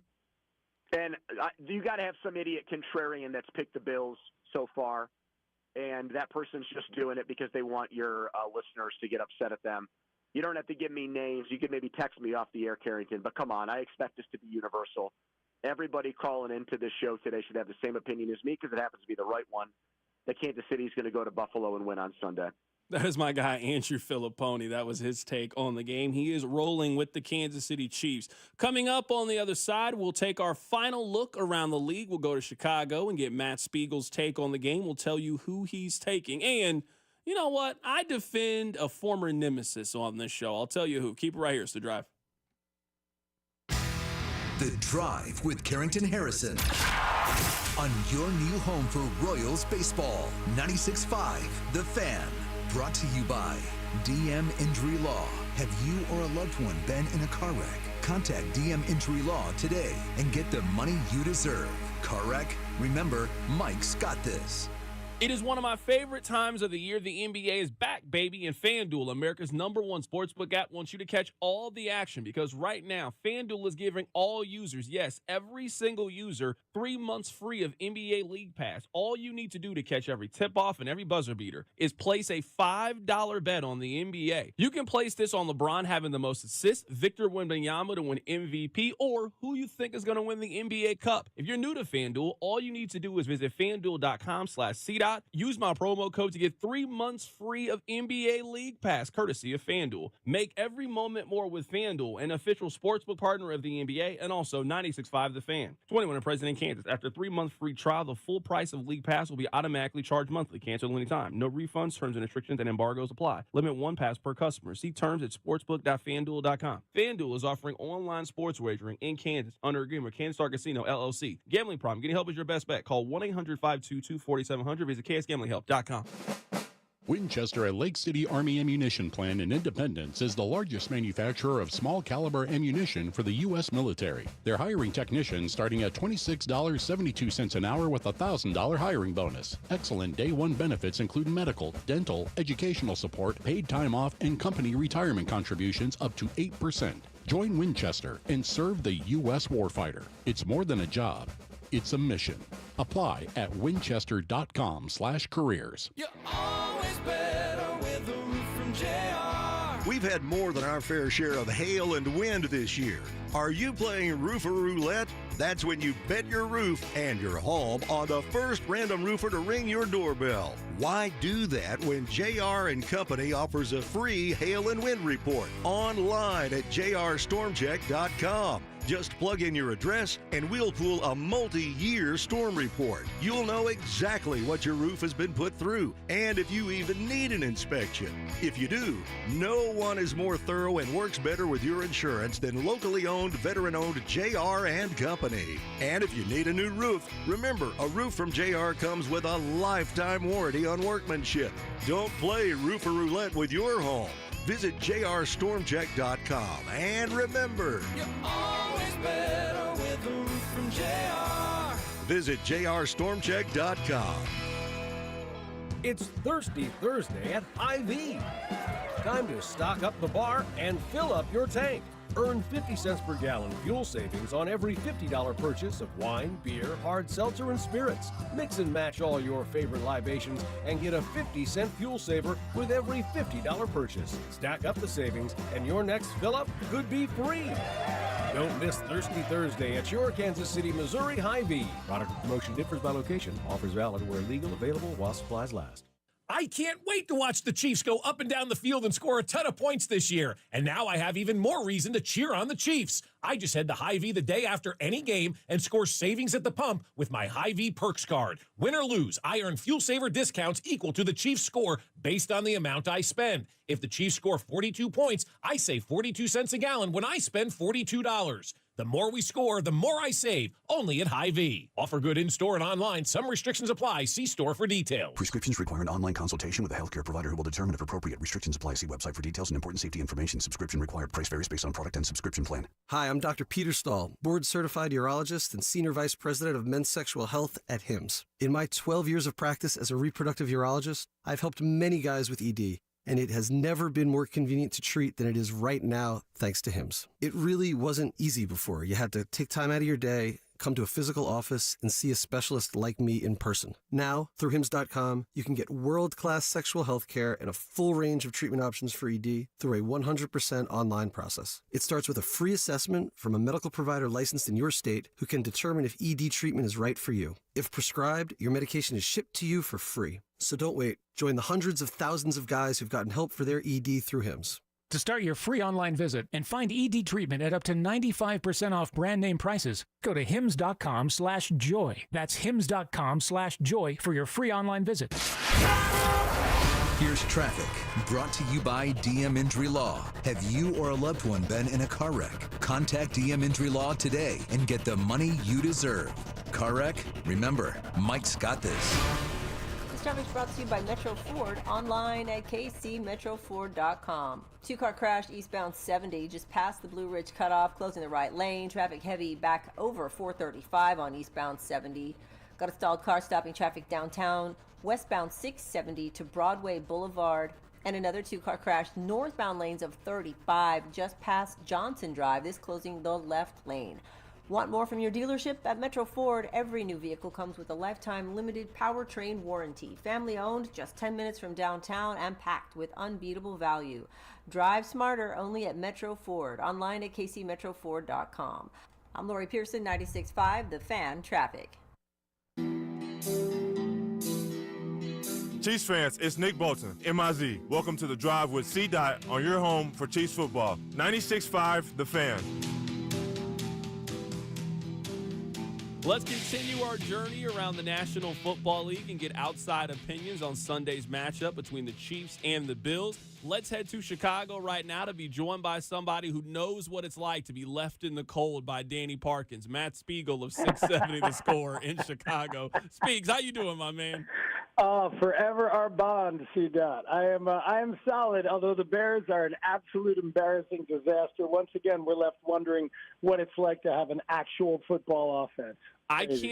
Spiegel, I'll say this. I can't believe that the Bears don't know how to develop a quarterback. I mean, they have so much of a rich and long-standing history and tradition of being able to develop young quarterbacks. I'm shocked that things aren't working like that in Chicago. Well, we thought we took your guy Ryan Poles and we're just giving him the keys, and he knew what he was doing. The bloom is off that rose over the last few months. We're thinking he may have been snookered by the majesty of Mahomes and Reed, just like Matt Nagy was when we took him a few years back. I mean, we're getting ready to discuss Chiefs and Bills, and you guys are discussing if you're going to replace Caleb Williams with Tyson Bagent. Things got to be looking bleak in Chicago. Thank you. Is there anything else? You'd like to talk about? Anything in the world? I'd rather anything. Come on, man. All right, Speaks. The reason I called you is I want to get your opinion. Who do you have winning on Sunday? You got the Chiefs or you got the Bills? How am I supposed to go against the Chiefs, man? Andy Reid doesn't lose games like this. The 18 road games that they have been an underdog since 2016, he's 15-3 outright, 16-1-1 against the spread. I mean, that line is actually kind of an insult, which I'm sure you have talked about. And, KC's just figuring it out, even if Mahomes doesn't play well, even if some other facets don't play well. and you know they're going to have it all figured out by the time the playoffs come around. But yeah, Buffalo, nice start. And it's almost MVP caliber stuff for Josh Allen, but the Chiefs will get it done. I have set a rule on the show that we're not talking about undefeated until after the Black Friday game. I mean, after this Bills game, they have Carolina and the Raiders, and then we'll head into December. And then I think you can realistically start that conversation. After they win this one. I mean, this is the daunting one. This is the most daunting one on the schedule up until you get into that mid to late December, and you'll see what other factors become mitigating at that point. But no, after this one, you can't. And if anybody's made to do it, it's just like the Patriots were. By the time that Brady and the Pats went undefeated, they've been through everything. And I know they got upended in the Super Bowl, and of course that can happen. But what I mean is, as the regular season goes on, and you're hearing all that talk and all that pressure build, that stuff won't faze the Chiefs one bit. So I think it's completely on the table after this game. That is our guy, Matt Spiegel of 670 The Score, joining us in Chicago to get his thoughts on who he has winning on Sunday between the Chiefs and the Bills. Spiegs, man, I appreciate you, man. Thanks for hopping on today. All right, Carrington. Absolutely. That's Matt Spiegel joining us on the show. I want to take a very, very small detour, and I want to go back to what we talked about with Andrew Phillipon. And I feel the need to defend Russell Wilson just a little bit. Now, I know that this show made fun of Russell Wilson a lot his first year with the Broncos, and he deserved it. He was bad. I mean, I'm not telling you anything you don't know. He was really bad. But did you know that since he has gotten away from Nathaniel Hackett, and since Nathaniel Hackett cannot influence or bother Russell Wilson anymore, since that first season with Denver, he has 32 touchdown passes and 9 interceptions and has a better than 100 quarterback rating. I'm not telling you that Russell Wilson is a top 5 quarterback in the league anymore, or he's that guy, but our entire feeling of Russell Wilson is wrapped into 1 year in which he was head coached by Nathaniel Hackett, who might honestly be the worst head coach we've ever seen. He's better than that. I think Pittsburgh is viable. Now, I know what I said early on in the season, and I told you to take out your mortgage, your student loans, all of that, and put it on the under. I'm here telling you that I was wrong about Pittsburgh. There's things to like about them. I think they are approved at quarterback. This is a better version of Najee Harris. They play good defense, and they're well coached. I'm not telling you that I think Pittsburgh is going to win the Super Bowl, but Pittsburgh, to me, deserves a little bit of respect. Just the inkling of respect as maybe a team that is a little bit better than we thought. And we have so many conversations in the AFC that only include Kansas City and Buffalo and Baltimore. Maybe, just maybe, Pittsburgh is kind of nosy its way in there and needs to be discussed, certainly in the Buffalo Bills, Ravens, Steelers conversation. If you don't want to keep them in the Chiefs conversations, I certainly get it, and they haven't done anything to be discussed like the Chiefs. But I'm telling you, since that year in 2022 where he was terrible, don't get me wrong, he was bad. He has been the same old Russell Wilson. He was capable last year. He has been good so far this season. Russell Wilson is a upper half quarterback in the league. I mean, you're right. I mean, everything you're saying is correct. And if you're a Steelers fan, it coincides with the fact they ran their old OC out of town, Matt Canada. He got run fast. And then they brought Russell Wilson in. I also think Russell Wilson's benefited by, there's a stark contrast in the Steelers offense first when Justin Fields was at quarterback, first when he was at quarterback. They are a solid offense. They are not dynamic. They're not the best offense in the league, but they are solid. And with the defense the Steelers have, I get why they are a threat. I still worry because if I'm a Steelers fan, because I don't know that Russell Wilson is going to elevate the pieces they have. And outside of George Pickens, who basically ends up in a fight every Sunday somehow, some way. Does. I agree. Outside of that, I mean, their weaponry is still just okay. And we talk about Pat, here's some bad pieces, go be great. Russell Wilson, here's some mid, go be great. That sentence doesn't add up to me in the postseason. Someone on the text line says that's because the Steelers haven't beaten anybody. This is where I would disagree. Pittsburgh, earlier in the year, they went on the road and beat Atlanta. They went on the road and beat Denver. They beat the Chargers earlier this year. So we're talking about 3 playoff teams right there. And they just went on the road last week and beat the Washington Commanders. We cannot play that game with them. If we're going to play that game with the Steelers, then you're telling me the only good wins that you can get are against the Chiefs and the Lions. There's a whole lot of other teams that you can play in the league. I think the Steelers have proven themselves. Now, down the stretch, their schedule gets a little bit more difficult. They play Baltimore for their 2 games. They play Philadelphia. They play Kansas City. Sure. You play, the heavyweights. Baltimore is a heavyweight. Philadelphia is a heavyweight. The Chiefs are a heavyweight. Pittsburgh, I think, has proven that they are a lock to make the postseason. With what we know about their defense and with what we know about their coaching, and they are 7-2 right now, and we know that 9-8 is going to make it in the AFC. There are not going to be 7 double-digit win teams in the AFC. If 9-8 gets you in the postseason, they're 2 games off. I think Pittsburgh's winning 11 or 12 games this year. Now, are they going to be viable? We still got to see. The jury is still out on them, but Pittsburgh has a lot of the characteristics that would give a lot of tough teams trouble. They get decent quarterback play. You can run the ball. You're well coached, and you play defense. That's a formula to be a little bit dangerous come January. And they have made the best defensive player in the NFL. Like, I saw TJ Watt win a game by himself this year. A defensive end. Like that Falcons game, that I know they kicked field goals and won, but made the field goal kicker probably won special teams player of the week.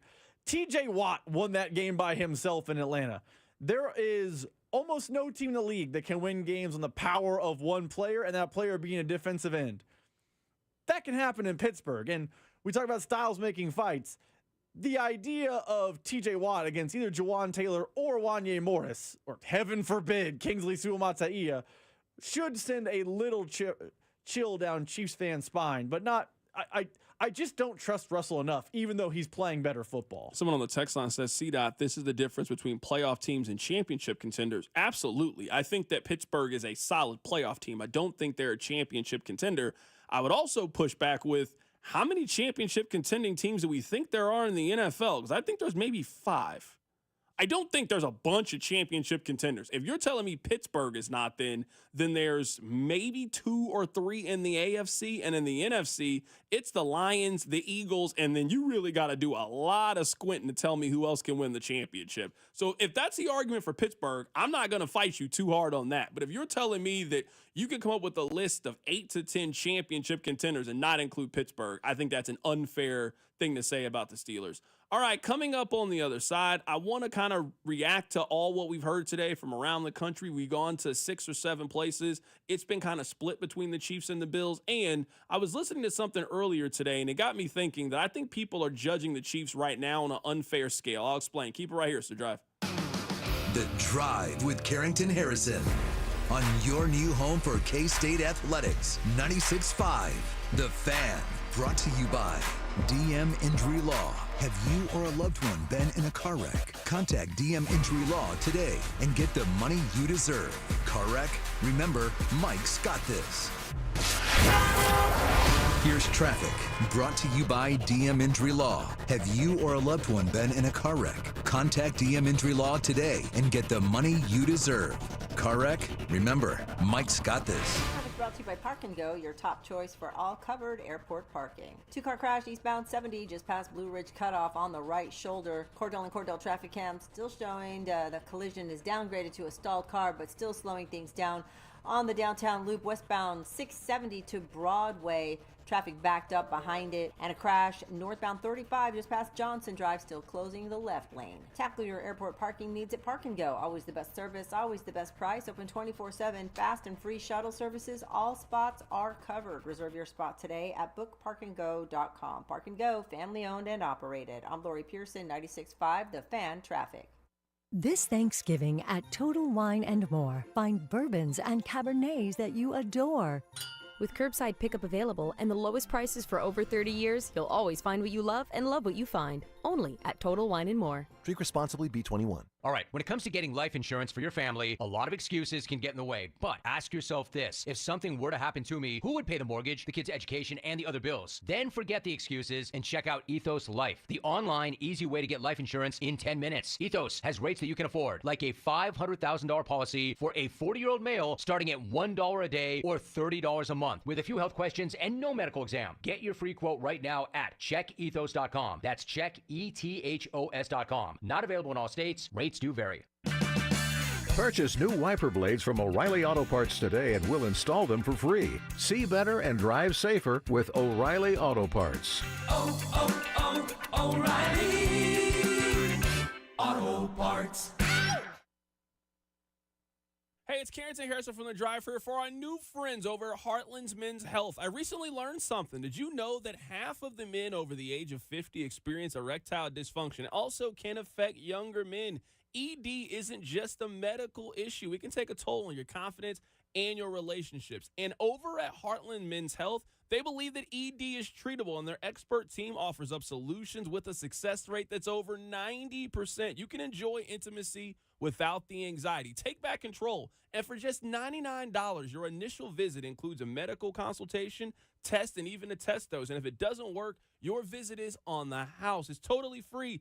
Men are getting back to enjoying a vibrant sex life just one day after their appointment with my friends over at Heartland's Men's Health, and that's what I want for you. Go stop by any one of the 3 area locations, Overland Park, Independence, and North Kansas City. Don't settle. Pick up the phone and call my friend at Heartland's Men's Health at 844-447-6600 or check out heartlandmenshealth.com. Get your life back today. Get a brand new home without moving with Thermo King windows? What is this sorcery? Is there a catch? Of course there is. You already know that Thermo King sells energy-efficient triple glass replacement windows that can save you money on your energy bills. But did you know they also install James Hardy siding and beautiful entry doors as well? So you can make that tired old exterior of your home look brand new with replacement windows, siding, and a new entryway door from Thermo King. Your home will look so good, it could attract tens of thousands of followers on its own Instagram and TikTok pages. Plus, Thermo King offers significant savings when you replace any 2 of these items. Replace all 3? Look out! Thermo King will practically be paying you by the time it's done. So why move? Get a brand new looking home with Thermo King. Call 888-KING-WIN or online at thermokingwindows.com. Thermo King Windows.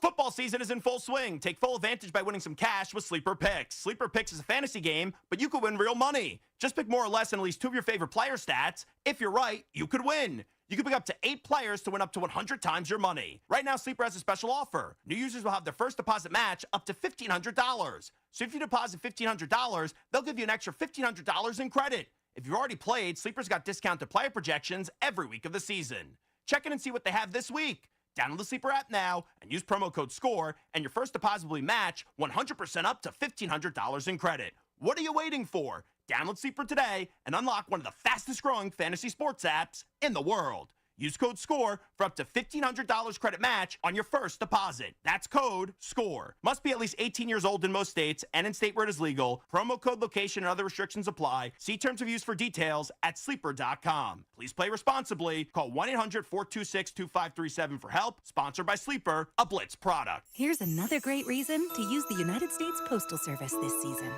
When sending a package, why venture outside? Ship with USPS for a true holiday ride. Want to stay cozy and warm? There's no need to roam. With free package pickup and labels printed from home. We have over 600,000 employees always in motion. And before you know it, your gift has delivered emotion. Spread the holiday joy this season with USPS's enhanced network. Learn more at USPS.com/holidayride. Tonight, expect a low of 42 with partly cloudy skies. Weather brought to you by Robert Half. Robert Half's recruiting professionals use their award-winning AI to connect businesses with highly skilled talent. Learn more at roberthalf.com/talent today. We got a new function on the Odyssey app. Did you guys know that this is a thing? I can send you messages from the Odyssey app. Kind of crazy. KFNZ FM and AM HD1 and HD2, Kansas City, in Odyssey Sports Station.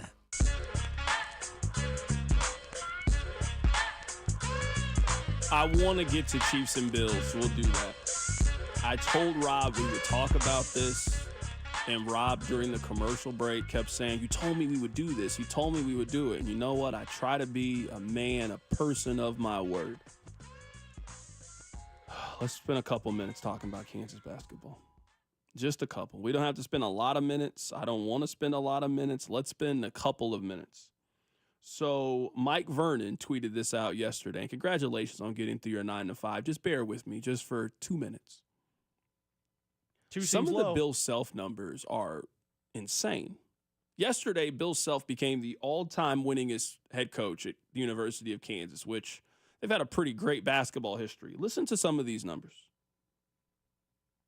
Bill Self in his career is 316 and 18 at Allen Fieldhouse. Maybe you guys didn't fully understand what I said. I just want to say it again. Kansas, they have won 316 games coached by Bill Self at Allen. They have only lost 18 games with him at head coach at Allen Fieldhouse. They are 28-12 against Duke, North Carolina, UConn, and UCLA. With Bill Self as head coach, they are 50-26 against teams that are in the top 10. They are 122-68 against ranked opponents. They have won the Big 12 16 times. They've been to the Final Four 4 times, and they have won 2 national championships since Bill Self has taken over as the head coach at Kansas. Kansas has been able to do some incredible things. It still blows my mind that Roy Williams, he quit. He quit. He left you guys. He left you high and dry. And a lot of people like me were like, yes, this is finally it. Finally, Kansas will take a step back. They won't be the same anymore. How did they get better? Can you guys explain? How did they get better? Think about how great Patrick Mahomes is. Can you imagine if I told you that the next quarterback that the Chiefs get is going to be better than the one that they currently have? You look at me like I was crazy because it's impossible. There aren't too many coaches that are better than Roy Williams. There really isn't. And how? How did they do that? I'm just the same way that Chiefs fans, or I guess fans are not Chiefs fans, they look like, yo, how does Mahomes keep doing that? You're not supposed to beat the Broncos. You're supposed to, they make the extra point, you lose, and then they're the team that gets a run on the field. How did Roy Williams leave you? You then hired Illinois' head coach, and he became the best coach of his generation. It doesn't make any sense. Rob, you're a season ticket holder for KU. How many home games have you seen as a season ticket holder? You've been one for what, 8 years? 9 years? Yeah, I've been one for a while. I mean, how many home KU losses have you seen? I can literally probably name them on 2 hands. Maybe one. Because I didn't go during the COVID year, so I didn't see any that year. But yeah, there aren't many. It does raise a great question, Carrington, and thank you for bringing this topic up. I'm happy we did this. You asked me to do it. I'm happy we did it at 5, too. You asked me to do it. The A audience needs to hear this. We're not going to bury this in the 2 o'clock block. This is 5 o'clock talk. What are they going to name after him in Lawrence? Because every other great coach has something. No, I don't want to talk about this. Because there's Naismith Court, there's Fog Allen Fieldhouse. I don't want to talk about this. This is not a topic I want to be a part of. There's Naismith Drive. I just don't know what they're running out of this topic. They can't name a hallway. That's not good enough for his greatness. Like, where does the statue go? That's what the people want to know. You go to Allen a lot. Where would you put it? See, that's what I mean. That's how rumors start. I don't go to Allen a lot. I have been a few times. I don't know. You went last year 3 times. You saw them play some team from across the state, and then you saw them play Tech and someone else. I did go. And you were in UConn last year. UConn, I did. I went to UConn game. Yeah, no, I did. You went to more games last year than some students did. Why you gotta say it like that? Why did you put it like that? Why did you put the emphasis on that? I didn't like the way you said that. That's not a conversation. Kid right now at Lewis Hall went to less games than Carrington Harrison. I want that to sink in. I don't want to have this conversation with you. Thank you. I appreciate you. I appreciate your contributions to the show, but I don't want to talk about what they're going to name after Bill's self. I don't want to talk about that. Text line makes a great point. Didn't Missouri almost hire him? You ready to move forward? Okay. I could have done 25 minutes on Bill Self. I just want to point out that all I did was tell you how great KU basketball is, and all I've been is inundated with this nonsense for the last 3 minutes. I'm ready to move forward and talk Chiefs and Bills. Is that what you guys want to do? Can we move forward together as a family, as a team? That's what I want to do here. I want to move forward. I don't want to talk about KU anymore. They're going to be a 1 seed. They're going to win the league. They'll go to the Final Four. We can talk about that in March. It's November. I don't want to talk about it. I do want to play this audio for you guys. This is Steve Palazzolo. So I went on Buffalo's morning show yesterday, and we have their morning show host coming on our show tomorrow. You know, a swap for a swap. And when I was being introduced, they had me hear this clip. I want to play for you guys the clip. This is Steve Palazzolo. He was at Pro Football Focus. He is now left there. He is now with the 33rd team, which is basically Pro Football Focus. I'll play for you what he said. If it was any other team, we'd be looking at this saying, the thing I tweeted out earlier today, the Chiefs are 9th in point differential in the league, and they're 9-0. And the chart that I put out there from True Media, point differential correlated to win percentage. And it's almost a perfect line. Like the teams, like the Lions are perfectly on the line. They've got the number 1 point differential and they're 8-1. Like it's the right breakdown. But the Chiefs are the one biggest outlier there. And if they weren't the 2-time defending champs, and they didn't have Mahomes and Reed in this established baseline, we'd be saying, oh, they're lucky. We'd be talking about them like the Vikings of 22. All right. So I looked this up because I think what we're doing to the Chiefs is a little bit unfair, and it's all under the guise of they are going undefeated. Now, I don't think the Chiefs are going undefeated. I know that might upset some of you, but I think the Chiefs are going to lose a regular season game at some point. I think that's going to happen. And I think because the Chiefs are as good as they are, and if they win on Sunday, they will have won 16 consecutive games. So, I mean, I can't say I don't understand why people think they're going undefeated. I think it's this. I think the Chiefs are doing it in a somewhat, quote-unquote, unconventional way that people don't know how to wrap their minds around. The analogy I made earlier was, for those of you that have seen Sean Marion shoot a basketball, you would never teach your kid to shoot a basketball that way. It's wrong. Like, we all were taught how to shoot a basketball mostly the same way, right? I don't know who taught him how to shoot it. That's not how you do it. But it works for him. I'm going to guess that people told him you can't shoot it that way, and he just kept doing it like that, and he did it all the way up until the NBA. Or if you're a baseball guy, Gary Sheffield, the way that he swings the bat, it seems really hard to hit a baseball, and you're moving and doing all of that. He got really good at hitting a baseball. He's one of the best power hitters of his time. That there are some people and some things that come around and do things in a different, unconventional way, and people tell you that it's wrong, but it just works for whatever reason, and eventually people just leave you alone and let you do your own thing. That's kind of what I think the Chiefs are. I don't really know how to explain the Chiefs in a lot of ways. Let me give you the numbers here. So the Chiefs, he mentioned the point differential stat. It's not great. I mean, it's like 61 or whatever. It's not great for the Chiefs. Through the first 9 wins, the 07 New England Patriots were plus 208. Plus 208. They were almost 150 points better than their opposition the Chiefs have been. The 72 Dolphins. So the 2 undefeated teams. The Dolphins during this time, they were plus 147 in their first 9 games. Now, granted, completely different eras of football. I'm not comparing 2024 to the 70s or just 20 years ago with the New England Patriots. But usually, if you are a team that we are talking about being undefeated, the expectation is that you are going to run laps around everybody. And the Chiefs don't look like that. And I think it has broken some people's brain. But what I think is really, really important to note is I believe the Chiefs have 4 things in place that nobody else in the league has. And I don't know if you can absolutely quantify it in that way. Number 1 is culture. It's culture. I'll make a high school comparison. I went to college in Joplin. You guys know that. And a suburb of Joplin is Webb City. Now, for those of you that play high school football, you know Webb City was way better than your high school.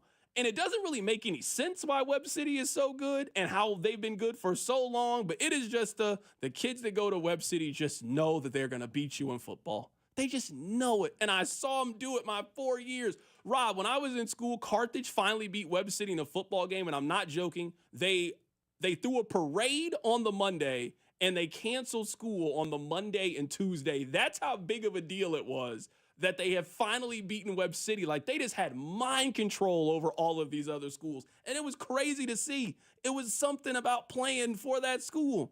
That's how the Chiefs are. It does not matter who is on their team. I can read to you what the depth chart was for the Chiefs the last regular season game they played against Buffalo, and it was a drastically different team. Nobody who got a carry in that game is still on the team. None of the wide receivers are still on the team, and the Chiefs have remained the Chiefs. It is a culture. It is a mindset. The most telling piece of audio to come out of Sunday's win against the Broncos is not any of the post-game calls. It's not Kevin Harlan. It's not any of those. It is Mecole Hardman, and he is telling a story of how DeAndre Hopkins goes over to him and says, man, I think they got us. And at least according to Mecole Hardman's story, he looks at D-Hop and says, we're going to win. I've seen crazier things than this before. Because if you've been around this team, you just know. You can't explain it. You're not supposed to be minus in the turnover differential and win the way the Chiefs do. The Chiefs were minus 11 last year. There have only been 2 Super Bowl teams in the last 30 years who had a minus turnover differential. Chiefs are one of them. They're minus 4 right now. Your quarterback can't throw an interception in your first 7 games and you win all 7 of those games. You're not supposed to get down double digits routinely the way the Chiefs do and come back and win. And it's not a fluke. It's not like the Chiefs just started doing this in the last 3 months. No, they've been doing this for the last 3 years. They do things that are unconventional, that you're not supposed to do. That if I was envisioning what the best team in the league would look like, it would look closer to Detroit.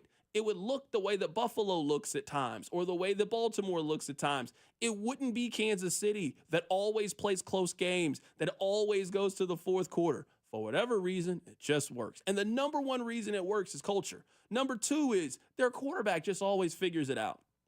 He is not perfect, and he makes mistakes. He made multiple mistakes in the game on Sunday. That should have been a touchdown catch to Travis Kelce. That should have been a touchdown catch to Xavier Worthy. But you and I both know there is not a single player in the league that when your back is up against the wall that you want on your team more than number 15 on the Kansas City Chiefs. That is a significant advantage. They also have the best coaching staff in the league, and it's not even close to me.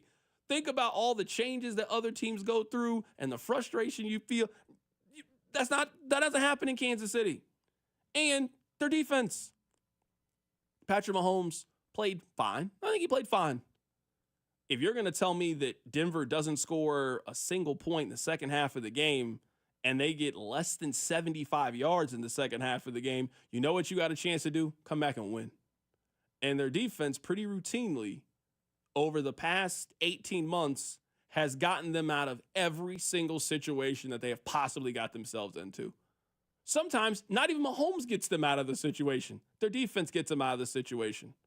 Remember when they threw an interception against the Raiders and it was 1st and goal from the 3-yard line? Who got off the field? It was the defense. They've done that routinely over the past 18 months or so. So I'm not telling you that the Chiefs are perfect. I'm not telling you they're going to go undefeated. What I'm telling you is that they have created a culture and they have a belief in themselves that no other team in the NFL has. Every other team in the NFL, I won't say every other team. There's some teams that don't think they're going to win. You can't play for Carolina and think you're going to win every week. All the good teams in the NFL, better way of saying it, all the good teams in the NFL think they're going to win. The Chiefs are the only team that know they're going to win, and that's the battle. That's Webb City. Webb City goes into those games knowing they are going to beat your team. They know they're going to win. They know. And that's the difference. When you go to Allen Fieldhouse, we might got a shot. KU knows they're winning. So it doesn't matter if you go on a 20-2 run to take the lead in the second half the way that North Carolina did. KU's going to drop a play. They're going to get Hunter Dickinson a wide open layup underneath the basket, and you're done scoring for the rest of the night. We're going to win this game. We've seen it for 30 years at Kansas. They're going to continue to do that to people. That's the Chiefs now. So on your computer box, it is not going to tell you the entire story of the Chiefs. You just got to watch it the way that we do. You just got to be there. The same way that I've made the analogy, it will be very difficult to explain Tom Brady to your 3-year-old kid. Like if you go on YouTube or whatever the new video function is, when your kid's 15 years old and he's 3 right now and you show him how good Tom Brady was, he will not understand it. You just had to see it for yourself. And you had to understand that Tom was incredible. Tom was the best. That's kind of how the Chiefs are. They're not Patrick Mahomes anymore. Early Patrick Mahomes that was going to throw for 5,000 yards, 50 touchdowns, and was just lighting the league on fire. They're 2014 Tom Brady. He wasn't the best quarterback in the league anymore, but man, he was still really, really good. And you didn't want any problems with that person because of his track record and his history. Rob, that's who the Chiefs have turned into. I agree with you, first and foremost. There's just an it factor, an aura. I don't know the term you'd like to use, but there's something to that nature that just exists. I will say this, though, and it's kind of in line with culture and the company you keep. You know how we talked about on the show, Patrick Mahomes isn't being judged against Josh Allen anymore. He's being judged against Joe Burrow. No one's like, hey, Patrick Mahomes is good, but is he really as good as Kyler Murray? He doesn't get judged against contemporaries. He gets judged against history. I think what is happening with the Chiefs is they are back-to-back Super Bowl champions chasing a third. And you know what they're judged against? History. They're not judged against the 8-2 Bills, at least not right now. They're not judged against the Ravens. They're not judged in the fact where it's like, do you think they can, on a short week, beat the Raiders on Black Friday? That's not how they're judged. They're judged against other all-time greats. And while point differential has its flaws, because it does, when you hold the Chiefs 9-0 up to the light of other all-time greats, they don't look the same. So it's a gift and a curse for the Chiefs. It's a gift. No one is judging them against the Lions. Everyone just says, okay, they're probably on a collision course, but that's not the conversation. They're judged against the 07 Pats. They're judged against the 72 Dolphins. They're judged against the best teams we have ever seen because they are doing something or on the attempt of doing something we have never seen. And when you hold them up to those teams, which is what you have to do, they do seem, both on paper and the eye test, to pale somewhat in comparison. So you're right. The computer box will not tell the story of the 2024 season, but the computer box isn't judging the 2024 season. It's judging the historical greatness, and that's a different ball game the Chiefs have found themselves in. We're going to break this game down all week. You're listening to The Drive on 96.5 The Fan. We're getting things started a little bit earlier than we usually would for the Kansas City Chiefs and their matchup, but there is no underselling how important this game is and what it means in the AFC. I believe that this is by far and away the most important AFC game that we will have this year. It might be the most important game in the NFL, period. We'll see what happens in the NFC race, but the Chiefs have the ability to bury who we think are their number one and number two contenders, at least in the 1 seed conversation. And I'm not ready to have the undefeated conversation, but it will certainly heat up. If the Chiefs win on Sunday, the undefeated conversation will be very real for a lot of people, especially because you have the Raiders and the Carolina Panthers up until you get to December 1st. And once you get to December and you are undefeated and there is one more month of regular season football, it will absolutely be a conversation if the Chiefs can go undefeated if they get past this game. So we're going to break this game down here on 96.5 The Fan. I do want to get back to the Chiefs in just a bit. We were talking about Russell Wilson. It's been a while since we've heard this. Rob, where did you find this? This has nothing to do with what we're talking about other than it just makes me happy. Hey guys, Russell here. Yes, the typical boring, yes, Russell, the robot Russell, the one you guys love to know. Real exciting. I'm real exciting. But anyways, everybody has to have an alter ego, right? And I've been thinking about what my alter ego would be, and I think I have an alter ego. His name's Mr. Unlimited. Yeah, Mr. Unlimited, man. I needed that. Before we get to the hits, Rob, thank you for letting me just play Mr. Unlimited. It's been a while since we've heard that. Hit the button, Rob. Your workday is over. Oh, yeah. You're headed home, and now you're stuck in traffic. Time to get caught up on the biggest stories in Kansas City and around the country with CDOT and Rob. It's time for the hits. Number 1. Rob, we got no more tuna casserole? Oh, thank you. Oh, goodness, thank you. I may have been off on Friday, but you said, let's get a sponsor for Circle of Trust and let's fix tuna casserole, and I get stuff done. Thank you. No, I'm so happy. Text line, let's give a pizza away. 913-586-7965. I didn't even notice that the tuna casserole was gone. You guys think I'm joking. Rob, we're giving somebody a pizza. Other place, Pizza Tassio. I don't know what we got here. We're giving today is a celebratory day on the drive. Thank you, Jesus, we got rid of that. That was so annoying every single day. You guys think I'm joking. 913-586-7965. Your caller number 6 right now will give you a pizza just because I'm happy. I'm in a good mood. Carrington Claus coming through. By the way, the hits are brought to you by Baker University, where graduates earn higher salaries and land jobs faster than any other university in Kansas. Apply today at bakeru.edu. Shout out to Baker. Ain't nobody baking tuna casseroles no more on the show. Thank you. Not on the hits. Oh, I'll work it into a different open, though. Don't you worry. Carrington, earlier today, me and you had a conversation about Patrick Mahomes and his greatness, and we talked about it there at the top of the 5 o'clock hour. The Chiefs and judge against their contemporaries. Their contemporary this weekend is Josh Allen and the Buffalo Bills. Do you believe that killer mindset that we know Patrick Mahomes has exists for the Bills quarterback? This is the thing. Fade the music down real quick here, and we'll do this before we get to the break. I don't know if Josh Allen's a killer. I really don't know. I don't know. I know that Tom was wired a little bit differently. I know that Pat's wired a little bit differently. We feel that way about Josh. I don't know if I feel that way about Josh. He's a little too whiny at times for me to think that he's got that dog. I don't know. He's got more Kevin Durant energy to me than Kobe Bryant energy. You think that Josh Allen's a killer? Is anybody afraid of Josh Allen? I'm not saying you don't respect Josh or think that he's good. Do you think that he is an assassin? Because I know in the back of you guys' mind, you kind of feel that way about Joe Burrow. I know you can say it, oh, look at this stat, look at that stat. If Cincinnati is coming to Kansas City, you guys got a little different energy than if Lamar's coming to Kansas City, or if Josh is coming to Kansas City, or C.J. Stroud, or other very good quarterbacks. We think Josh is a killer? Because I don't know. I don't get that kind of energy from him. I don't think he doesn't hate Patrick enough to me to be a killer. You know that the Bengals do. Like, everybody over there hates him. I just don't get that feeling with Josh. Maybe I'm reading too much into it, but that's not the feeling I get. It's not the feeling I got. How much of that lack of feeling is just somewhat bad luck? I mean, what happened in the 13-second game is a huge testament to Reed, the Chiefs, Mahomes. We don't need to go through the whole list.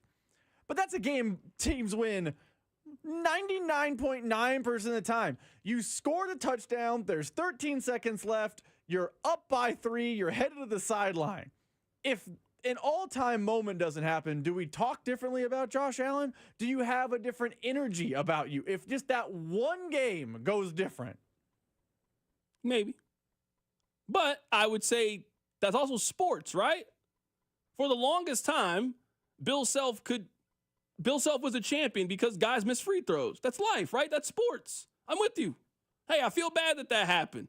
You had Patrick Mahomes. I know this. If Patrick Mahomes had Josh Allen at home in the postseason, he wouldn't let up.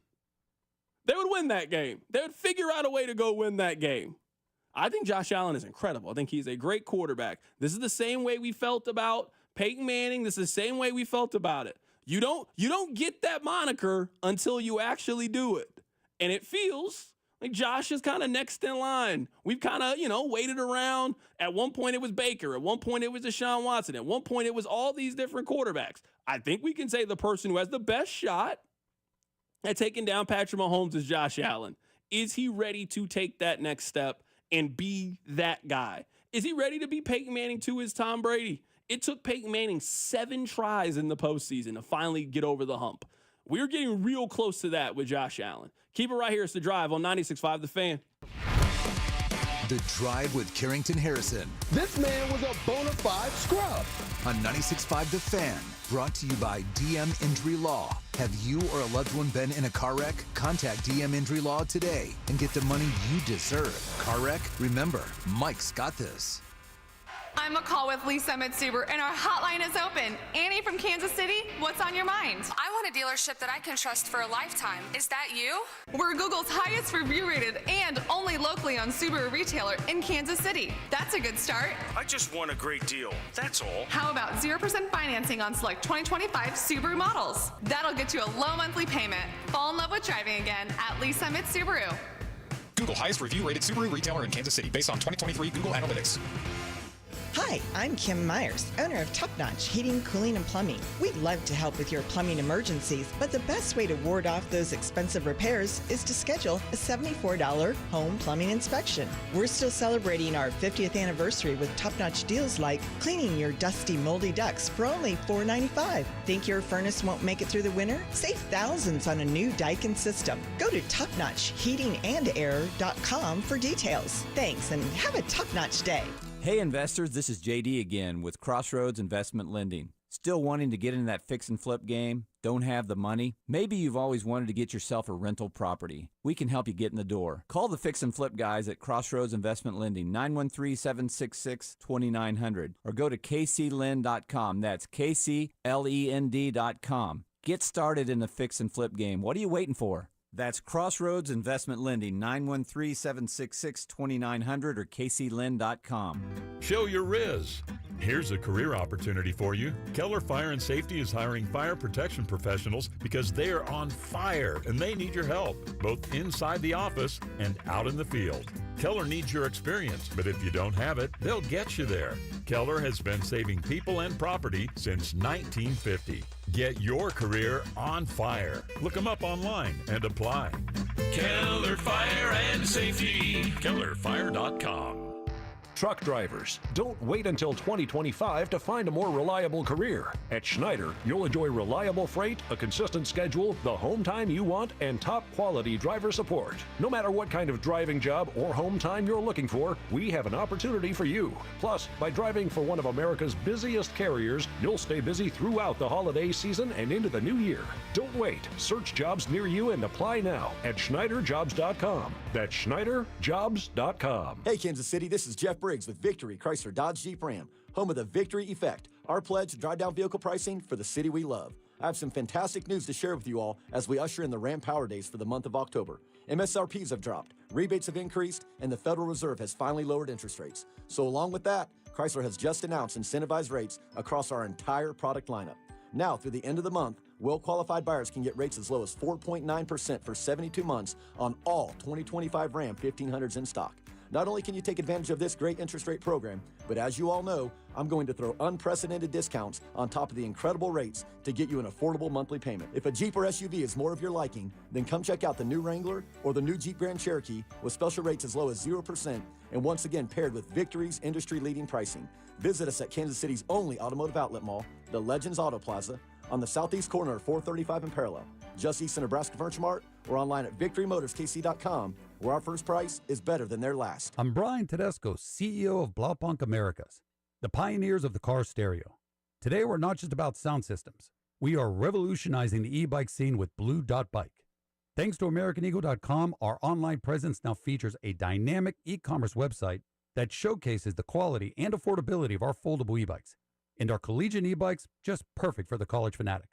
These e-bikes offer a new way to experience freedom on two wheels, no matter your age. When we needed a top-notch website to match our cutting-edge e-bikes, we turned to AmericanEagle.com. They made the impossible seem easy, tackling digital challenges like pros. Check out the Blue Dot Bike website to see AmericanEagle.com's amazing work in action. Need the best in website and digital marketing solutions? AmericanEagle.com is your go-to. They've been a game changer for us, and they can be for you too. Visit AmericanEagle.com or call 877-WEB-NOW-1. That's 877-WEB-NOW-1. Join 96.5 The Fan and Bud Light for the Fans Football Show with Mitchell Schwartz or Sean Barber and Jay Binkley every Friday this football season starting at 6 at participating Buffalo Wild Wings locations. Enjoy $5 talls, prizes, and Chiefs gear. For a list of locations, go to 965thefan.com.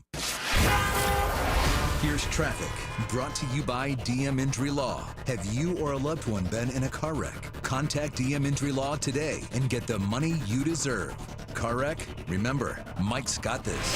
Traffic's brought to you by Park and Go, your top choice for all covered airport parking. Got a stalled car blocking the left lane southbound 435 before 24 highway, closing the left lane, and then there is the right lane closed before that southbound 435 with debris in the roadway just past Front Street. Got a two-car crash North Kansas City 169 highway just past 29. It's on the left shoulder but still causing some brake lights. Tackle your airport parking needs at Park & Go. Always the best service, always the best price. Open 24/7, fast and free shuttle services. All spots are covered. Reserve your spot today at bookparkandgo.com. Park & Go, family owned and operated. I'm Lori Pearson, 96.5 The Fan Traffic. Chiefs fans, it's Rashee Rice. Welcome to The Drive with Carrington Harrison on your home for Chiefs football. 96.5 The Fan. All right, I want to play a little Andy Reid. I want to play a little Patrick Mahomes on your drive home. Andy Reid was asked about the left tackle position for your Kansas City Chiefs. This is what he said. Yeah, well, you've got good players on the other side that play against that left tackle. And when you're young, there's going to be a couple of hiccups in there. You just got to bear with it as they grow. Before Wanya got hurt, he was doing a nice job out there. But that thing, he had the bone bruise before, and then he tweaks it every once in a while. So it takes a minute to calm down, then he comes back in. But every week he's gotten a little bit better that he's been starting. So that's a positive going forward here. You know what? I don't really disagree with a lot of what he said. I disagree with a little bit. Let me tell you where. I do agree that Wanya has gotten better each and every single week. I do think he is improving. He then says that he's a young guy and that they're going to have hiccups. You told us all spring that Kingsley was the tackle. You told us basically the entire summer that Kingsley was the tackle. In the second game, you benched him and he never got the job back. You weren't willing to go through the ups and downs with him because you saw something. You know what I know. Kid ain't ready yet. So this is what I would do if I'm the Chiefs. Let's get through this week with Buffalo. I would get through the week with Carolina. And heading into that Black Friday game, I go ahead and put that phone call in and get Donovan Smith. Get Donovan Smith ready for the final 5-6 games of the season. And a break in case of emergency if something happens in the postseason. That's what I would do. That an injury happens. I don't got to tell you guys the last time that the Chiefs weren't prepared for injuries at left or right tackle. There should be one more Lombardi trophy in the case, but they didn't have a good backup option at left or right tackle, and they got pummeled in the championship game. Now, I'm not here to paint a dire picture, but the stakes are at as high as they could possibly be. And Kingsley, he is not ready. I know it's only been 2 games. He's a rookie. Give him some time. He can have all the time. He can have all the time he wants next preseason. He can have all the time he wants in the offseason. If you think he is the 2025 option and you don't want them to go in free agency to get somebody, I won't even fight you. We're talking about 2024. We're talking about getting ready for this weekend's game against Buffalo. I don't want Kingsley anywhere near the field. So hopefully Wanya is healthy. I haven't seen the injury report, Rob, but I'm going to guess that he's healthy, available, ready to play. Certainly hope that that's the case, that Wanya is ready. And I would try to get through these next couple of weeks. I'd figure it out. Make sure the money is right. We know the cap space is there. The Chiefs have a little less than $6 million in cap space. It is not going to cost that much to sign Donovan Smith for the end of the season, and I would treat it like he is Terrell Suggs. He's not your starter, but if something happens, if something goes wrong, and you need to sub in somebody, I'm subbing in somebody that got a little bit of experience. That's what I would do. Let's say that Wanya Morris gets hurt in week 15. I mean, knock on wood here. I'm not trying to jinx anybody. Let's say he gets hurt and you got to move the rest of the season. We're talking about putting a guy into the postseason with, right now, he has not completed from start to finish 2 NFL games, and we're heading into the second half of the season. That cannot be your break in case of emergency option. Patrick, is going to be positive. Here's what Patrick said. No, I believe in those guys. I believe in all the guys that are on that field with me. I believe in my teammates, and because more than even on the field, I see the work they put in every single day and how hard they work to go out there and execute at a high level. And there's times where I need to get rid of the football. I take some unnecessary hits as well. And it's about coming together as a team and being that unit that's in sync every single snap. And I think if we do that, we'll go out there and execute at the level that we want to. I would say the 2 worst performances that they've had as an offensive line, Kingsley was starting at left tackle. Sunday against the Broncos, they scored 16 points, and he got benched in game 2. I mean, I'm not saying 3 strikes you're out, but, he's played in 3 games.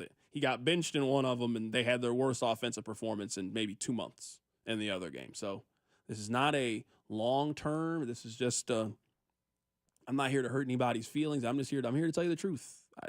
I don't want you in the field anymore for the rest of the season. Continue to stay in the playbook. Get ready. I'm looking at this as a redshirt year for them at left tackle. That's what I'm looking at it for him. A redshirt year. Next year, come in a little bigger, a little stronger, a little more physical. You got more reps behind you, and we can go from there. But Donovan Smith is very much needed on this team, in my opinion, down the second half of the season. Let me play one more cut from you guys. This is Patrick Mahomes. This is him talking about how this team just always finds a way to make plays down the stretch. Yeah, I think you get a feel for how the defense is playing. You get a feel for how the whole game's going, the flow of the offense. And then you try to make the best decision on when to not and when to take chances. In certain games, you got to take some of those chances. You got to go out there and score some points. And I feel like I've done that at certain points this year. And then in certain games, the defense is kind of shutting the door. They're winning the game kind of for us. And I just have to execute in those big moments. And I think last week, if I executed on that throw to Travis or Xavier in that last drive, that would have been kind of reading the game the right way and getting us enough room for the win. And luckily for us, Leo makes a great play whenever I don't execute in that moment. But I've learned from playing a lot of games to kind of when are those big moments and when you need to go out there and make plays.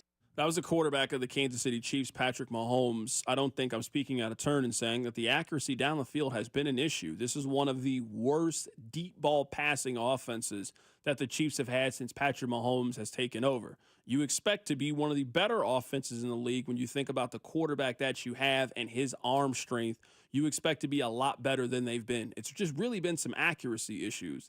I think it was more on Xavier Worthy in the Buccaneers game when he just stepped out of bounds. Like, you just got to have a better sense of where you are on the field than what he had. But last week, the throw against the Denver Broncos, that's on Patrick Mahomes. You didn't give a wide open receiver a chance to make a play. If you had thrown the ball anywhere, you could have thrown it on the inside. You could have had him extend out. You didn't give your wide receiver a chance to make. There's not a receiver in the league that catches that pass. You didn't give him a chance. That's on Patrick Mahomes. And I think those couple of misses have really shaped how we feel about Xavier Worthy. We spoke on this earlier today. Xavier Worthy is a guy that right now I wouldn't be too concerned with what his batting average is. I would just worry about how many home runs he hits. This is going to be a season in which a guy hits 225, but can he hit 17 home runs for you? And if you get that out of Xavier Worthy in year one, I think you're happy. Now, I think the average needs to come. I don't think he can be a guy that you got 30 catches, but you got 600 yards. It's not really how the NFL works. But can you be a guy that once, maybe every other game, you have a big play in some moment, whether it's in the passing game, whether it's in the run game? We always talk about with the Chiefs who that jet sweep guy is going to be. Xavier Worthy has -2 yards rushing over the course of the last 5 weeks or so. So you don't have a jet sweep guy right now, at least not in him. That's kind of what McCole Hardman's been, and he's been pretty good in that role. You would like to see Xavier Worthy's role expand on this offense, but you also got to give him a chance. And Patrick just did not give him a chance on that deep ball that was thrown in the third quarter of the game. Coming up, we'll talk about Josh Allen and sort of where he stands in the hierarchy of other NFL quarterbacks. Keep it right here. It's The Drive. The Drive with Carrington Harrison on your home for Kansas City sports. 96.5 The Fan.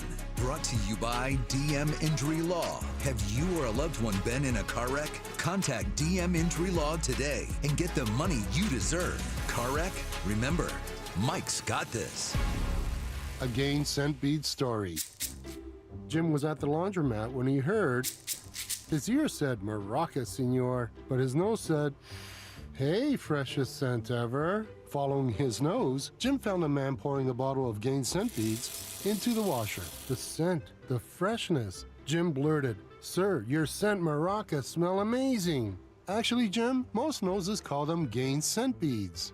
Try Gain Scent Beads, way fresher than detergent alone. The election is finally over. Now you can get the cash you need.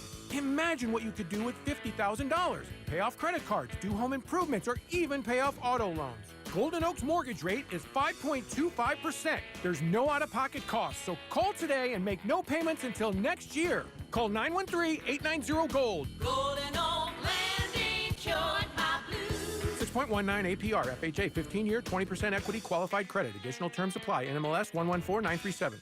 Do you hear that? These are the sounds of our jeweler's workshop at Shane Company, where they're working their magic to bring beautiful, fine jewelry gifts to life. At Shane Company, we love jewelry as much as you do, and we know what it takes to create something special. No matter your budget, we craft our jewelry with expert care to be passed down for generations. With jewelry craftsmen in every store and an unmatched free lifetime warranty, we're here to make sure your jewelry always shines bright. Stop by and shop online at shaneco.com. Shane Company, your friend and jeweler. Kansas City, it's Sean Barber. You know there's nothing easier than to enjoy watching the Chiefs with some wings and an ice-cold Bud Light. And Buffalo Wild Wings is serving up both for every game, all season long. Join me at Buffalo Wild Wings off 152 in North Flintlock Road in KC Mo, Friday, November 15th. I'll be there from 6 to 8 p.m. celebrating the back-to-back Super Bowl champ while eating some wings and drinking $5 Bud Lights. Nothing easier to enjoy than that. Bud Light, easy to drink, easy to enjoy. For more, go to 965thefan.com. Enjoy responsibly. Anheuser-Busch, Bud Light Beer, St. Louis, Missouri. You're always better with a roof from JR. We've had more than our fair share of hail and wind this year. Are you playing Roofer Roulette? That's when you bet your roof and your home on the first random roofer to ring your doorbell. Why do that when JR & Company offers a free hail and wind report online at jrstormcheck.com? Just plug in your address and we'll pull a multi-year storm report. You'll know exactly what your roof has been put through and if you even need an inspection. If you do, no one is more thorough and works better with your insurance than locally owned, veteran-owned JR & Company. And if you need a new roof, remember, a roof from JR comes with a lifetime warranty on workmanship. Don't play Roofer Roulette with your home. Visit jrstormcheck.com and remember, You're always better with a roof from JR. Visit jrstormcheck.com. Oh no, my phone. Hear that? It's the sound of a skater dropping her phone and smashing it on the ice. Yep, it's definitely broken. But at Verizon, we got you. This holiday, trade in any phone, any condition from one of our top brands and get a new Samsung Galaxy S24 Plus on Unlimited Ultimate and Watch 7 and Tab S9 FE 5G. That's over $1,800 in value. So you'll save big on 3 great gifts. Only at Verizon. Service plan required for watch and tablet. Over $1,800 value based on phone, watch, and tablet. Trade in and additional terms apply. See Verizon.com for details. This is a story of the one. As a maintenance specialist for university housing, he knows college students can major in wear and tear. Plus, housing so many students doesn't leave a lot of room to house all the supplies he needs. That's where Grainger comes in. With over 1 million industrial-grade products and fast, dependable delivery, Grainger carries the quality products he needs so he doesn't have to. From a new door hinge to a whole new faucet. Call, click Grainger.com, or just stop by. Grainger, for the ones who get it done. All right, when it comes to getting life insurance for your family, a lot of excuses can get in the way. But ask yourself this. If something were to happen to me, who would pay the mortgage, the kids' education, and the other bills? Then forget the excuses and check out Ethos Life, the online, easy way to get life insurance in 10 minutes. Ethos has rates that you can afford, like a $500,000 policy for a 40-year-old male starting at $1 a day or $30 a month, with a few health questions and no medical exam. Get your free quote right now at checkethos.com. That's checkethos.com. Not available in all states. Rates do vary. Did you know that Wendy's has any size soft drinks for just $1? Yeah, any size, anytime. Like $1 Coke, $1 Sprite, or even $1 strawberry Fanta. Okay, could we maybe switch up the sound effect, please? 'Cause I'm losing it. Wow, no, not that. Any size soft drink for just $1? Gotta be Wendy's. Limited time only. Price and participation may vary. A la carte only. Not valid in a combo. Exclusions apply. Chiefs coverage on 96.5 The Fan is brought to you by award-winning Johnny's Barbecue in Olathe. Football and barbecue fans, score big with Johnny's Barbecue tailgate packages. Whether you're hosting a home gate or a tailgate, Johnny's Barbecue has you covered. Check out our tailgate packages at johnny'sbbqkc.com. Located in Olathe and serving all of KC. Johnny's Barbecue. Taste the smoke. You're listening to 96.5 The Fan from the Mission Plumbing, Heating, and Cooling Studios. Here's traffic, brought to you by DM Injury Law. Have you or a loved one been in a car wreck? Contact DM Injury Law today and get the money you deserve. Car wreck? Remember, Mike's got this. Cordell and Cordell traffic cams showing cars stopping behind this crash. Northbound 29 to southbound 635. And the left lane closed for stalled cars on the east side, southbound 435 just before 24 highway. I'm Lori Pearson, 96.5 The Fan Traffic. Make sure to follow The Drive on the Odyssey app or wherever you get your podcasts. All right, before we get out of here, I want to tell you guys that over half of the starting quarterbacks in week 1 were under the age of 30. Why that stat is so interesting to me is I'm under 40 years old. So, I would say I'm a product of the Brady era, the Manning era, Ben Roethlisberger, Drew Brees. We got to see all those quarterbacks, and all the quarterbacks I named, they won Super Bowls. As we are transitioning out of that, and I think we are all the way out of it, the only one really during that time frame now is Aaron Rodgers and Russell Wilson.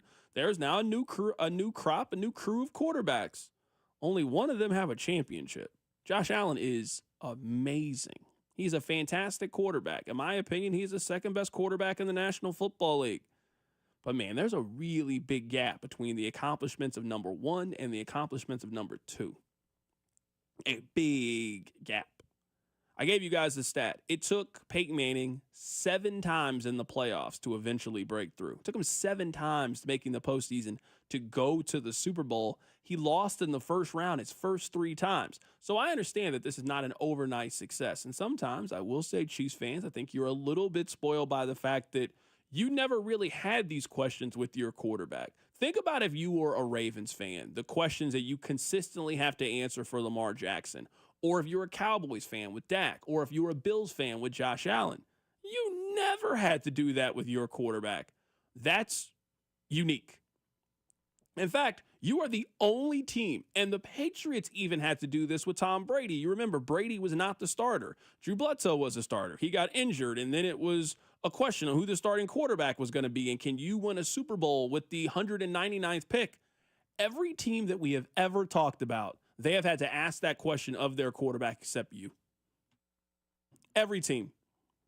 The Broncos had to do it with Elway. Every team has had to do that with their quarterback. So it puts you in a really unique spot. At some point, I'm not saying the torch is going to be passed, because Brady never passed the torch to Rodgers, never passed it to Manning, never passed it to any of these other guys. Is anybody even going to not catch up? Because at this point, I don't think you're catching up. He has 4 appearances. He has 3 rings. You're not catching up to him. Does anybody even get on the board? I mean, Brock Purdy, you do not have a Super Bowl. Jalen Hurts, you don't have one. Joe Burrow, you don't have one. Josh Allen, like all of these other quarterbacks under the age of 30. Some of you have appearances. Purdy's got an appearance. Hurts got an appearance. Burrow's got, you don't have one. All of the jewelry is at his house. And I don't know if there's been a time like this in NFL history where there's so many young quarterbacks and there is only one that has had great team success. There's been quarterbacks that have had great individual success, but there's only one young quarterback in the league with team success. This might actually be the time in the league where there are the fewest number of quarterbacks who have a Super Bowl. There's just not that many guys currently in the league that have won a championship. Before we get out of here, I want to ask you guys a very important question. And I'm not asking this because I'm judging you. I'm really not judging you. You are allowed to do in your free time what you want. Can you tell me why Buffalo fans like to pile drive each other through tables? Because that doesn't add up to me. That doesn't seem like a fun activity. Now, I'm not the tailgating type that some of you guys are.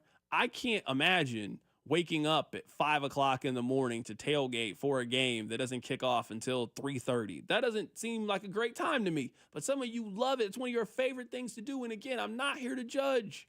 Football's great. But y'all not out there buying tables at Dick's Sporting Goods and Walmart to pile drive each other through them. That's what Buffalo Bills fans, that's fun to them. That's enjoyable to them.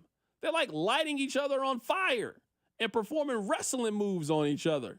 Like it's the ECW hardcore tag team champions of the world. They like to just suplex each other through furniture. It doesn't make sense to me. I don't get it. We got Jeremy White on the show. I got to ask him about this. It's not adding up to me. Some things don't sound like fun. Bungee jumping doesn't sound that fun to me. Skydiving doesn't sound that fun to me. Pile driving someone through a table or being the one that signs up to be pile driven through a table doesn't sound like fun to me. No, I'm here. I got food. I got beer. The game's coming up in an hour. I'm fine. Why can't you find other activities? Why can't we take that table and now we can bring a television and we can fire stick? We can watch the other games here. Why are we choosing to wrestle? That sounds fun. Confusing, man. That's what it is. It's confusing. Rob, would you pile drive somebody? It's not for me. You sure? I would do the James, you want to pile drive somebody, man? You look like you would pile drive somebody. Would you do the Jason Kelsey beer bong out of a bowling ball that he did at last year's Buffalo game? That I'd be intrigued by. Thanks, Rob. Appreciate your contributions today. Thanks for joining us on the show. Danny's going to be on the show tomorrow. We appreciate you guys. Also, do you want to say Sean Barber is going to be on the show tomorrow, too? Danny will be on the show tomorrow. Danny will be on the show. Take care, you guys. It's The Drive. The Drive with Carrington Harrison on your new home for Chiefs football. 96.5, The Fan, brought to you by DM Injury Law. Have you or a loved one